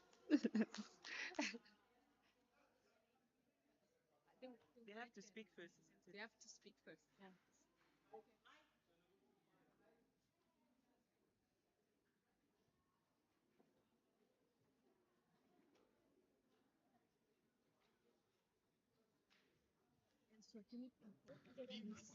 Asante sana. Jambo rafiki yanga. Umuzuri rafiki. Jua kusema, unasema Swahili. Nikosema kidogo. You also you are a Swahili speaker. There's no way. There's absolutely no way. Mia mendebele. No. No. Okay, thank you. Thank you so much.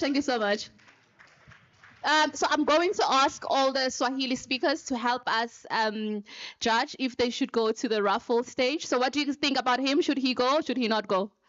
He should not go. He's in the I think we should let him go. Okay. You will get a paper to write your name. Next, please. 4 to 5 words.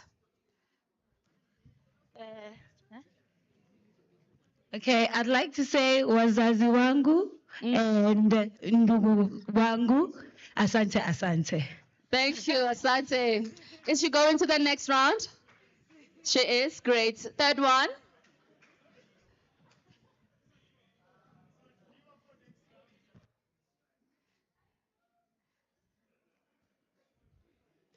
Asante, asante sana. Pole, I forgot but I know like animals, mbuzi, okay, and again, that's better than nothing. sana, webare, sebo. Yeah, thank you. Is she going to the next round? Okay.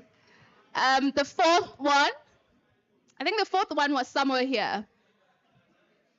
The A. Okay. But it's Women's Month. Can we just?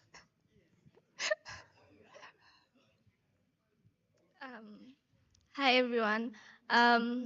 Jambo, Muzuri, and Asante Saka. Yes, Asante Sana is famous. Is she going to the next round? They say it was so easy. But let her go to the next round. It's Women's Month next month. Last one.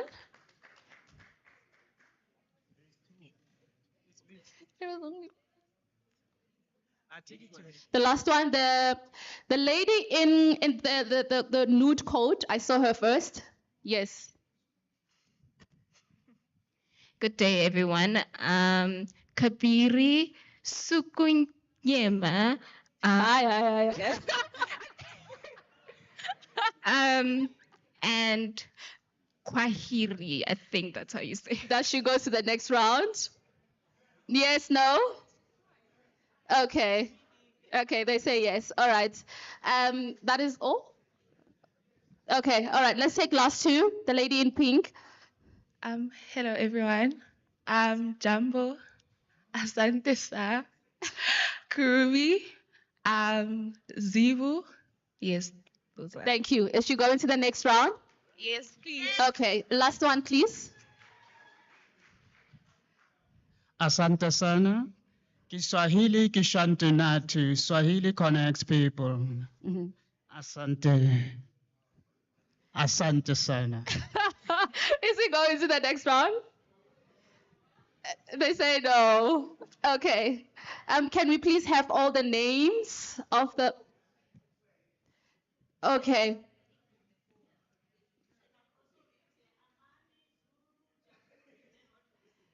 No, but guys, let's just give them Messi. Let's give them Messi for being here today. So now we are going to draw the name of the winner. Sorry, can I just say one thing? Yes. Jumbo Africa.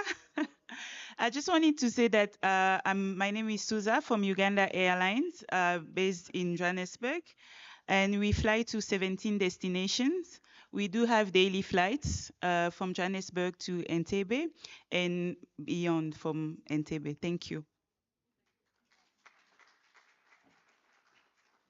Thank you. Thank you so much.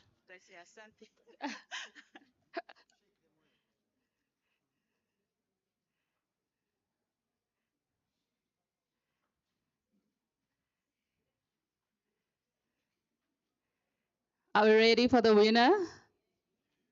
Drum roll.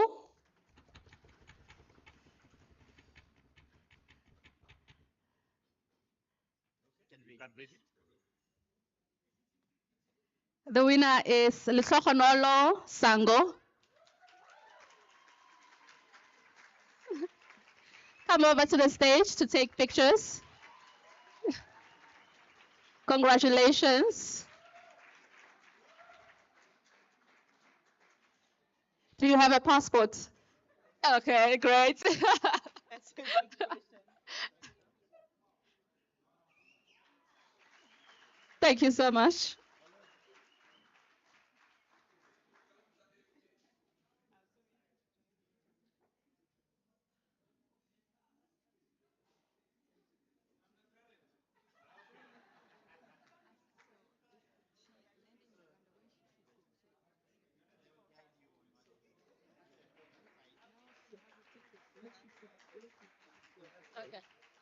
So, His Excellency, we want to ask where should she go when she lands in Uganda? Yep.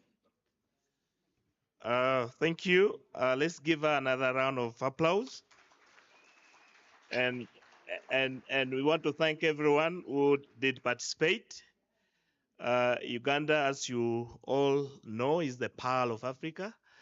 That was said by Churchill, the former PM of the UK. Now there are many destinations, but for this August, we are organizing what we are calling the Rwenzori Marathon. It's going to happen at the foot of Mount Rwenzori, and it snows every day of the year on top of that mountain, at the peak, Margarita Peak. So when you look at it, you really think you're either in Switzerland or any other beautiful part of the world. So, but within the country, there are many places you can go and do gorilla trekking. Also in Bwindi, you can go for whitewater rafting in Jinja, where there is also the source of River Nile.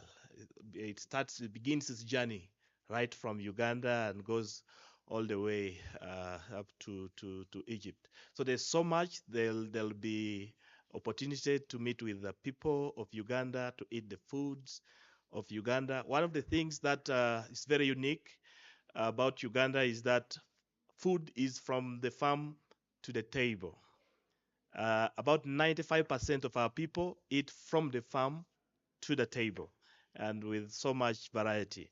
It was a pleasure once more, and we look forward to seeing you fly the crane all the way to the Pearl of Africa. Thank you. Asanteni sana.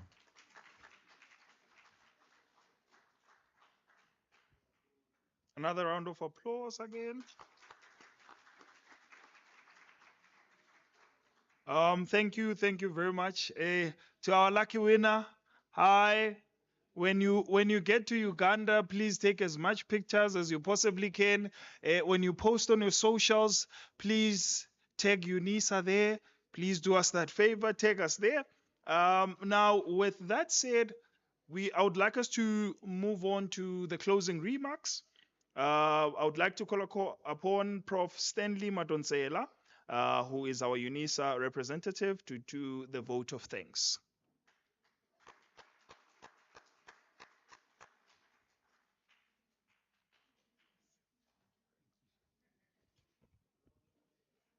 Thank you very much, Program Director. I know I'm the one sitting between you and lunch, so I would make sure that I don't keep you long. I'm greeting you in a vertical order of preference. I know Professor Jali had already, gave that protocol that he has observed. So he made it easier for me. As we wrap up this prestigious event, reflecting on Kiswahili as a language of diplomacy, trade, culture, and the unity of Africa, it becomes prudent that we reflect upon what went beyond the scenes to make this a successful event. Organizing an event of this magnitude ordinarily would require steadfastness, would require, collaboration, and also, making sure that as much as we have our different opinions, we put them aside for the success of this event, which has happened. This presence today is actually testimony to that kind of,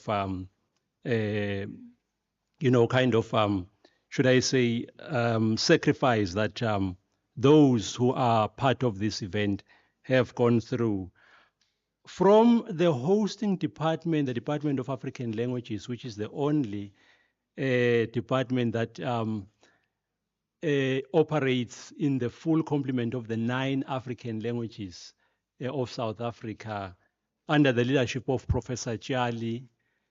We would actually like to appreciate the support that we have got, the moral support, the financial support through the Office of the Executive Dean. It would not have been a success if maybe Prof and also Prof Nkosi did not lend that financial hand. Our communication team from Unisa, together with the team from Kiswahili Africa, have been working, every day, day and night. I have seen communication sometimes would miss the meetings that they've had, but trying to make sure that this event becomes the success that it is today. So really, we appreciate your ensuring that this event receives the coverage worthy of this stature.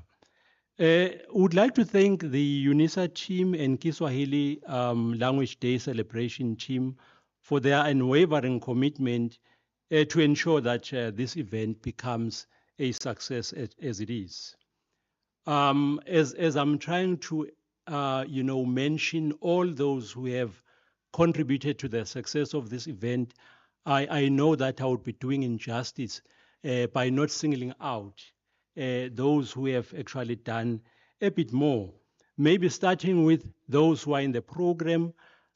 Firstly, our school director, Professor Charlie, thank you very much for welcoming, the guests. On behalf of the Executive Dean, Professor Nkosi, and also the Vice Chancellor, Professor Linkabula.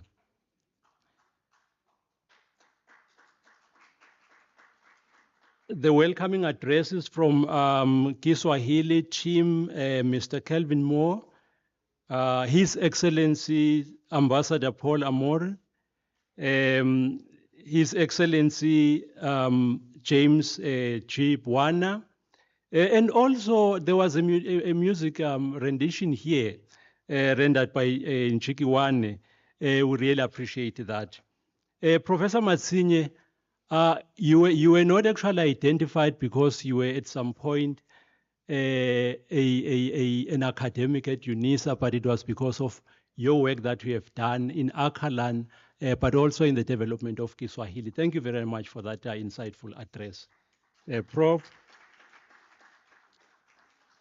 Singling out His Majesty King Kgosikholo Lehasa II, we really appreciate Your Majesty for being with us and for staying for the duration of this event. Thank you very much.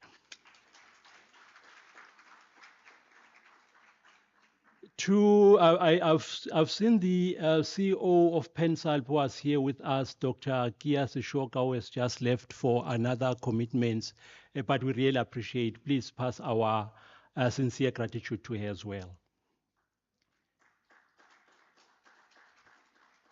To the panelists, for the first and the second session, we really thank you for sharing those insights on the Kiswahili in academia, research, education, language policy, and African linguistics integration, and Kiswahili in diplomacy, trade, and technology, culture, and creative economy. The debates, therefore, that went into that in those two sessions are indicative of the language that we should use as a common language for our trade in Africa. We also thank the exhibitors. You might have gone the other side. They're exhibiting, Kiswahili heritage and a legacy experience. Owing to time constraints, colleagues, I may not be able to mention the names of all those who contributed to the success of this event in different forms, but we do acknowledge you if I have not mentioned your name. The engagements within the panelists as well have provided insights on the possible ways to solidify the ideal of common language for growth and prosperity of the continent. I would also like to thank all those who are in attendance today physically and those who are online. We really appreciate your time. We know that you could have chosen to go to other places that are more important, but you decided to stay with us for the duration of this event. We really thank you for that. I shall have done injustice as well by not thanking the Master of Ceremonies or the Program Director, Mr. Chauke. Thank you very much, sir, for driving. Thank you for driving a glitch-free program. Even though as we're approaching, some turbulences, but you made sure that we are actually smooth in that scope. We really want to wish you a safe journey going back home, and keep well, and also God bless you. Goodbye then.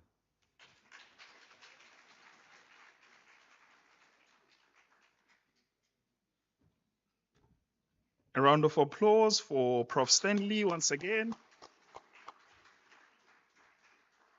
Earlier on, when I started, I spoke about the fact that the Bible has 66 books, but one more book will be added, and there'll be 67 books instead of the 66.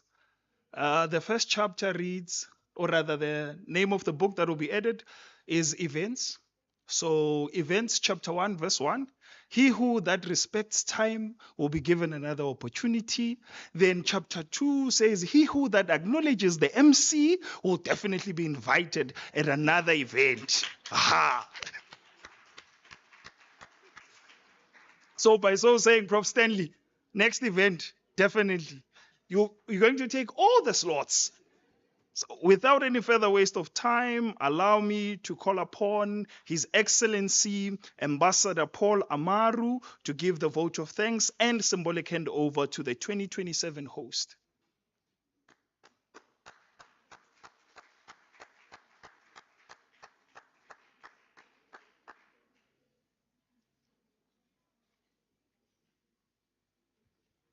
My DJ, I want to dance. DJ doesn't want me to dance. DJ, I want to dance.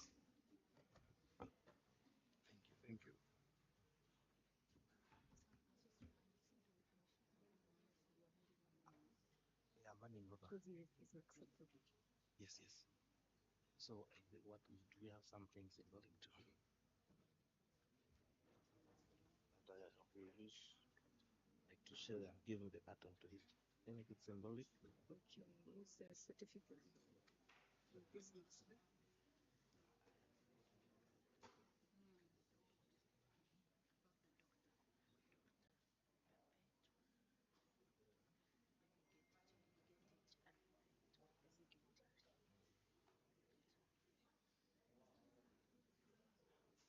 Yeah.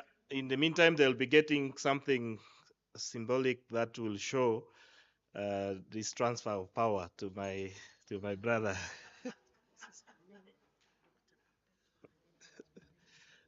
Okay. Hamjambo. Yes. There's also one of the speakers here did use a very advanced way of greeting in Swahili. I just want to repeat it. You say shikamo, shikamo. How do you respond? Marahaba. That is very, very advanced. All the people like us who are very articulate in Swahili can achieve that. Yes, so we have had a long day.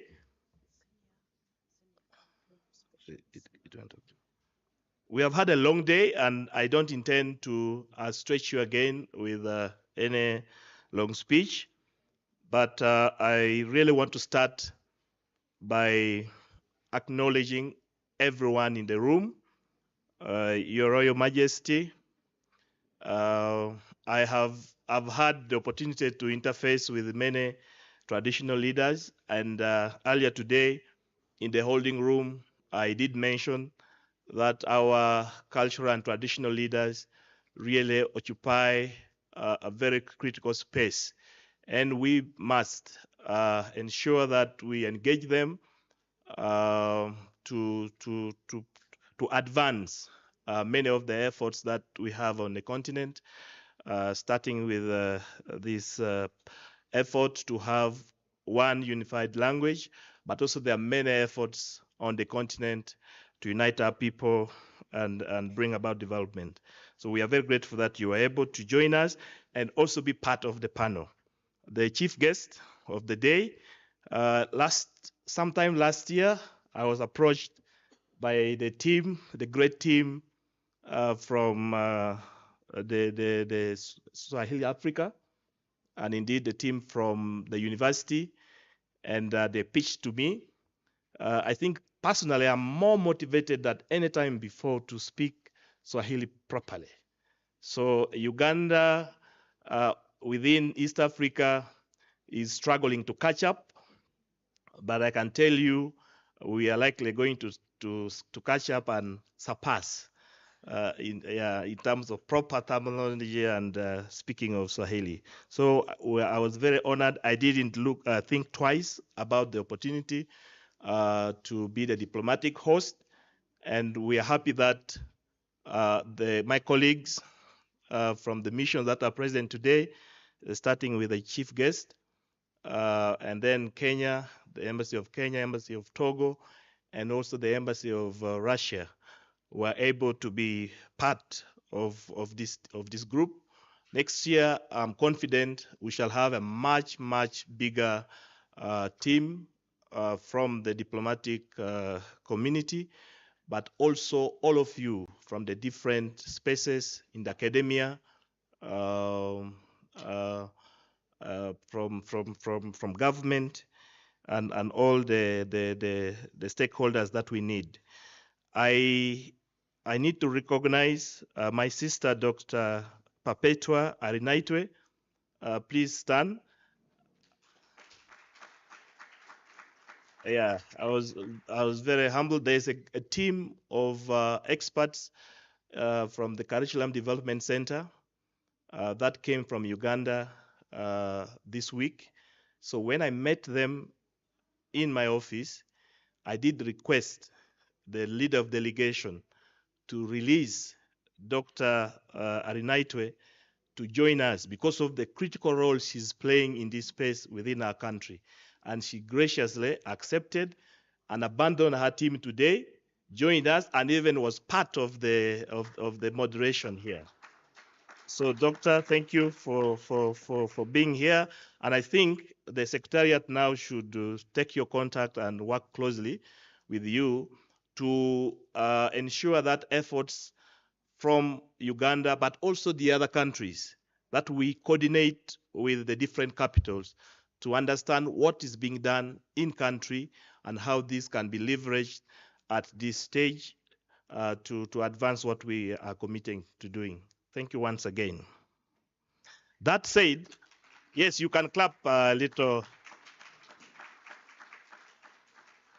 That said, please accept my gratitude on behalf of my President General Yoweri Kaguta Museveni and indeed the people of Uganda and the panelists that were here. Each and every one of you put a lot of effort, put a lot of time, and shared your expertise. We celebrate you, and we look forward to having you part of this journey. The Uganda High Commission here in Pretoria will remain an active and committed stakeholder in this effort year in, year out. And lastly, we want to thank the University of South Africa for giving us a home and for making this such a beautiful event. Everyone, the students, those who missed the tickets to Uganda, we are thinking about it. We are likely to announce more tickets. So stay tuned and make sure you sharpen your Kiswahili so that you can get it. That said, let me take the honor to invite my brother, my dear brother, and comrade, Balozi. That is the other way you can call an ambassador is Balozi. So I think you can realize I'm not doing so bad in Swahili. So Balozi, let's give him a round of applause as he comes. We started the day not sure whether we will conclude with a committed mission to take over because this will be rotational. And indeed, we have ended it with a very, very formidable diplomat. He accepted to be our guest of honor. And Tanzania, as you saw, had a lot of input in making this successful. So I want to commit, as I hand over this mantle to my brother from the United Republic of Tanzania, who will be our next diplomatic coach for the Swahili Day 2027. Congratulations, United Republic of Tanzania, and congratulations every one of you who made it today, including those doing the exhibition. Asanteni sana.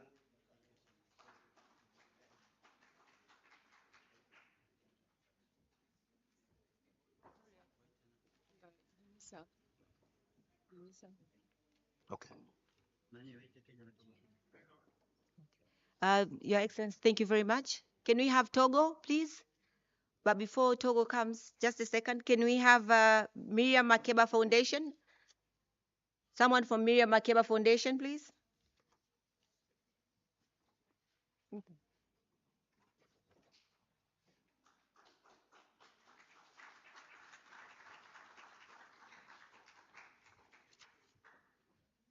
And our very, very important partner and friend, Terence Ball Sanlung.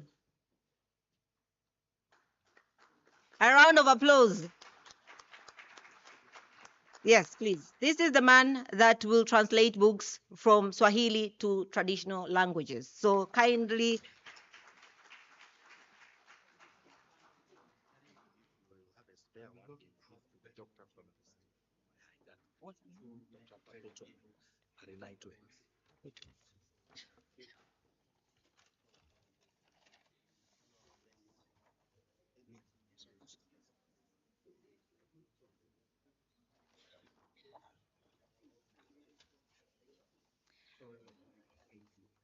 Thank you.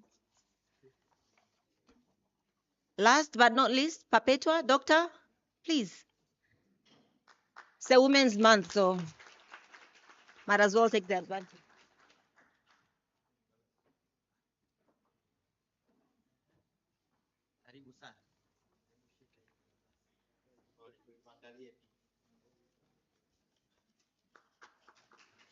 Now, can I kindly invite, thank you. Can I kindly invite diplomats, please, to take a photo? All the members of the Diplomatic Corps, High Commissioners, or Excellencies, please kindly indulge us on the photo.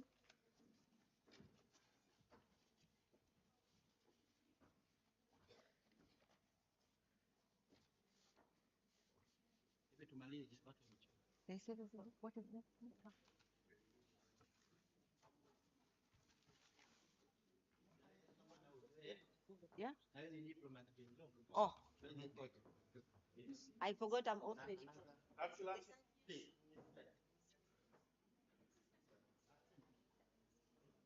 These are high commissioners, so I don't want to be fired. We cross our hands.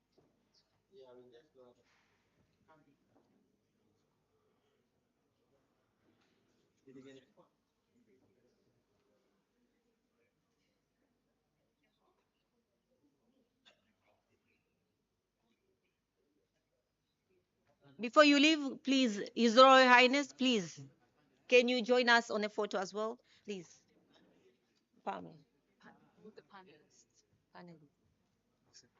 Asante sana. After that, can we have the panelists ready? Asante sana. Karibu.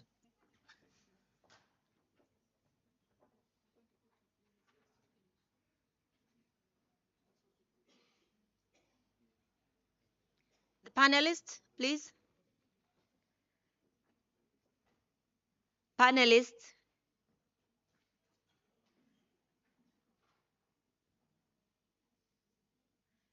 I don't want to believe there were just two.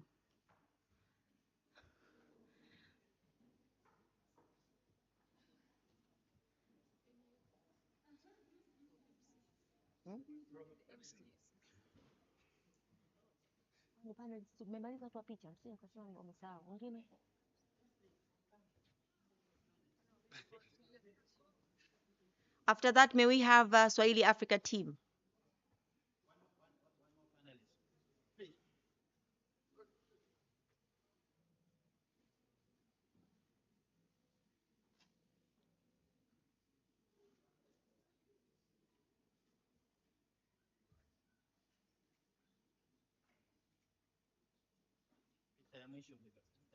Swahili Africa, please.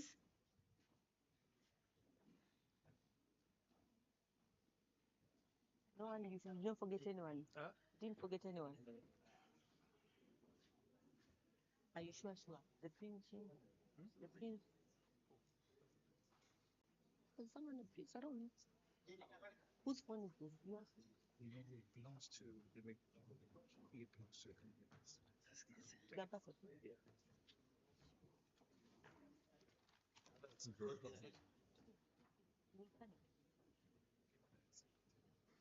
Oh, no idea.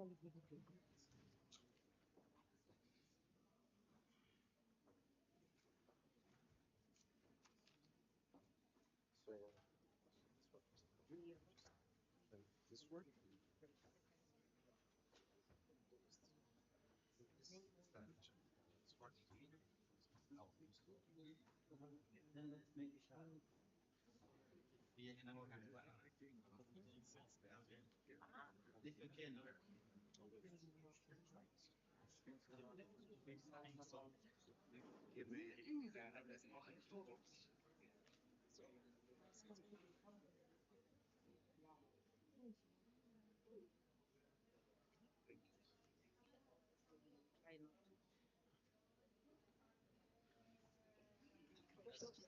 Yeah.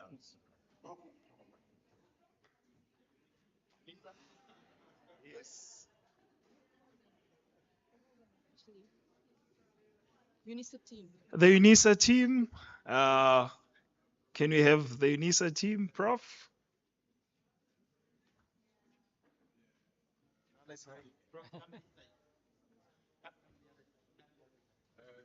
Yes.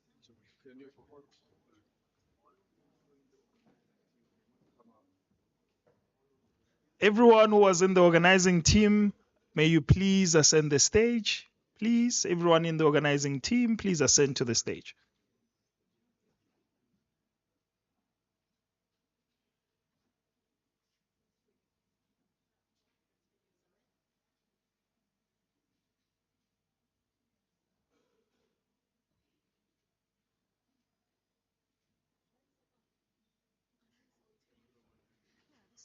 This is for the team. Yeah. We will now have a special one.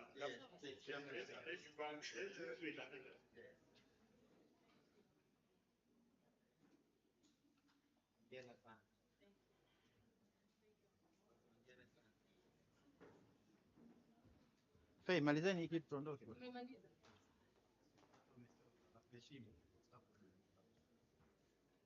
Thank you very much for all of that. Thank you very much to everyone.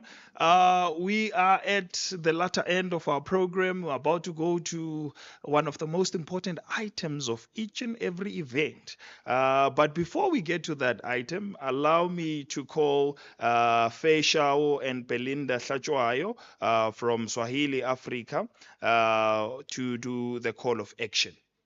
Thank you.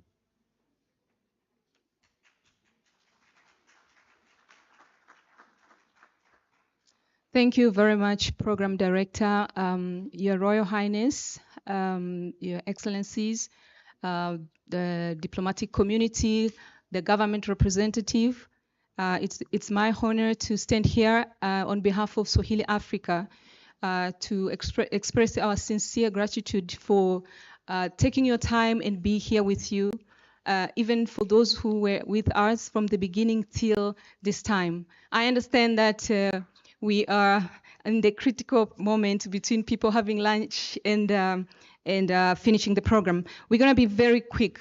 My job here is to acknowledge the presence of the people who have supported us. I'll start with the Royal House of Nkosi Lehasa, and the representation of all royal community in South Africa. They've supported us from the beginning.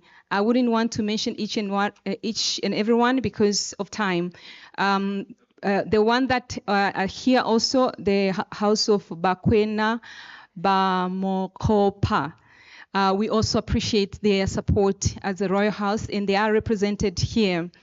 But as I said, we have been working with all the traditional house from Mpumalanga to KwaZulu-Natal, across the country in South Africa. Thank you.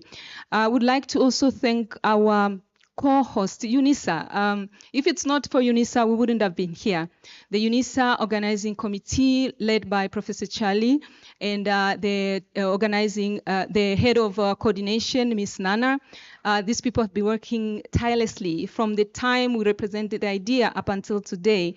Professor Madonzela and all the Unisa team, I would like to mention everyone, but I believe everyone made their effort to be here. We really appreciate your support. The diplomatic community, some are not here, but we have been supported ever since. Togo, they don't speak Swahili, but they've been supporting my initiative since 2013. I really, really appreciate that.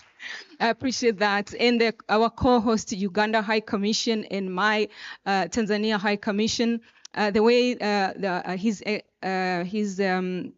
Excellency says, it was one call to say what we want, and it's like, I'm game. What else do you want us to do? We appreciate Judith from the High Commission. He has been working tirelessly to make this happen. As I said, the whole team of the diplomatic community, we appreciate. And the Dean of Diplomats is not here, but we have been disturbing him. Like, we don't get hold of Sierra Leone or Togo, whatever that we have, we just call the Dean of Diplomats, and he's there to support us to make sure that we get hold of this diplomatic community. So we are backed up with Africa. I appreciate that. The diaspora that are watching us online, we appreciate your participation. The government departments, the government of South Africa has supported us a lot. The Department of Art and Culture, we've been working with them since 2019. They've been supported us. The government communication, we were supposed to be represented by Mr. William Baloyi, but he excused himself. They've been supported us a lot. So South African government, thank you very much. And the international organization and the community members of South Africa and everyone in South Africa has supported Kiswahili program a lot. We really appreciate. I'm going to go directly to our team. Normally, we always forget our team. I'm just going to mention them because really, they're the ones who made this happen. I'm going to start with our chairperson, Mr. Kelvin Maury. Thank you very much for standing for us to make sure that we reach this destination. Well, the second one will be Ms. Refilwe. Thank you very much for assisting us to make sure that everything is coordinated properly. We have Kosi Media, we have Kasi Media, we have Professor, read for me, Professor Carlo. Professor Konafela, thank you very much for supporting us. He has been making sure that academic-wise we are sorted. And then we have Lutando. All the beautiful images that we have that you have seen from Swahili Africa, Lutando does that. Please support him because we work with small enterprises to support, to capacitate them. Cora Solution, Belinda, I mean, we appreciate your time. We appreciate your support. She also run administrative work. If you have an event, she is the best person to work with. So we work with small and medium enterprises to bring capacity building. South Collection, Edelfrida. We do have voluntary free Swahili masterclass every Saturday. So we do have our teacher who have volunteered to do that. So please, you're welcome to join, but don't drop the class. That is what our teacher is always angry at us. So Edelfrida has volunteered every Saturday. You can get a free Swahili masterclass to learn. And for our teachers, we do have Kiswahili classes that are going on. We do have our student, if they are watching online, we do recognize you. Thank you very much for supporting the initiative. Our official partner, we have MOU with Freedom Park. Thank you very much for believing in us. And I think next year we're going to have a lot of work to do together. Sanlu, we do have an MOU, and we've translated one dictionary that is used to teach languages in South African school in grade 3. So it's a picture dictionary. So it is in 11 South African languages. So we have translated in Kiswahili. So we're looking for partnership and collaboration to print this dictionary so that we can distribute into primary schools through our school rollout program. Santon Library, we've done a lot of work with them. We appreciate your work. And the National Library, we have been supported. We have a panelist here. We also have them exhibiting there. They have quite a number of Swahili books. You should go to the National Library in Pretoria. They do have Swahili books. I've already mentioned Department of Art and Culture, and and I've already mentioned GCIS. To everyone who have not mentioned here, I really appreciate your time. Miriam Makeba Foundation, you're actually supposed to be here because we are planning to have a very amazing festival next year. It's an international film and music festival in partnership with Miriam Makeba Foundation. Mr. Aaron, you'll just say one word when Belinda finish. Thank you, asante sana, karibuni tena, poleni, najua mmechoka. Asante.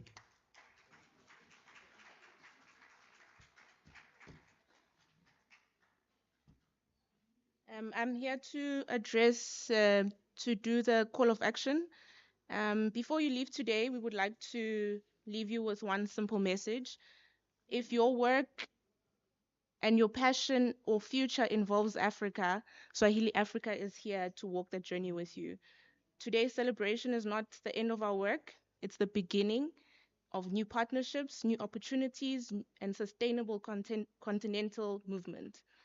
Our Kiswahili classes are already underway, as Faye mentioned, and we warmly invite individuals, professionals, businesses, government departments, diplomatic missions, and institutions to join us. Our programs are also customized for different industries, including diplomacy, tourism, hospitality, businesses, entrepreneurship, education, healthcare, media, customer service, ensuring that you learn Kiswahili in a way that is relevant to your profession. Through our African Heritage School Rollout Program, we are working with schools, teachers, parents, and communities to raise awareness of value of Kiswahili and African languages as South Africa expands language choices in schools. We also invite the diplomatic community to join us in rolling out this program across South Africa and the continent. Every second month, Swahili Africa hosts the African Market, which celebrates African trade, entrepreneurship, culture, tourism, food, fashion, and the creative industries. We encourage you to participate, exhibit, and network and experience the practical role of language in trade and business. I also encourage you to follow our website and social media pages at Swahili Africa for upcoming dates. We provide professional language services to institutions, businesses, and organizations across the continent, including translation, interpretation, multilingual communication support, curriculum development, teacher training, training of trainers, institutional language programs, and technical language advisory services. For universities, researchers, publishers, and the creative industry, we also support the translation of books, research, policy documents, educational material, and creative content, helping African knowledge and stories reach wider audiences. If you would like to experience Kiswahili, where it's spoken every day, we also organize language immersion and cultural exchange programs to East Africa for students, researchers, professionals, and institutions, as well as families. And as this movement continues to grow, we would like to invite passionate leaders and institutions to join Swahili Africa Continental Board of Advisory as we expand our impact across Africa and the diaspora. So before you leave today, don't let this conversation end here. Please join a class, partner with us, bring your institution, translate your work, Support a school program, travel with us, create with us, and build with us. Please stay connected with us on our social media. Together, let's ensure that today's celebration becomes tomorrow's opportunity and that Kiswahili continues to connect Africa through education, culture, trade, innovation, and shared prosperity. Asanteni sana. Thank you.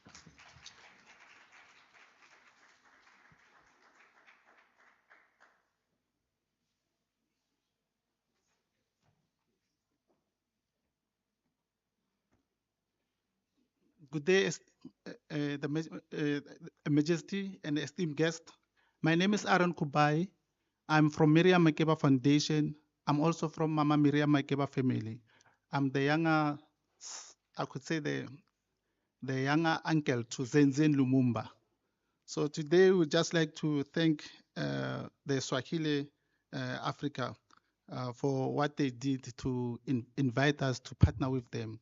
Since we know that Mama Miriam Makeba was part and parcel of African unity, and Mama Miriam Makeba played a significant role where she was promoting the culture and also being in Tanzania, as she one time with this occasion holds profound the significance of, as we remember, the deep bonds between Mama Africa and Tanzania. A nation welcomed her warmly, and also the culture of unforgettable moments she had, where she also sang the song called Malaika, which means my angel.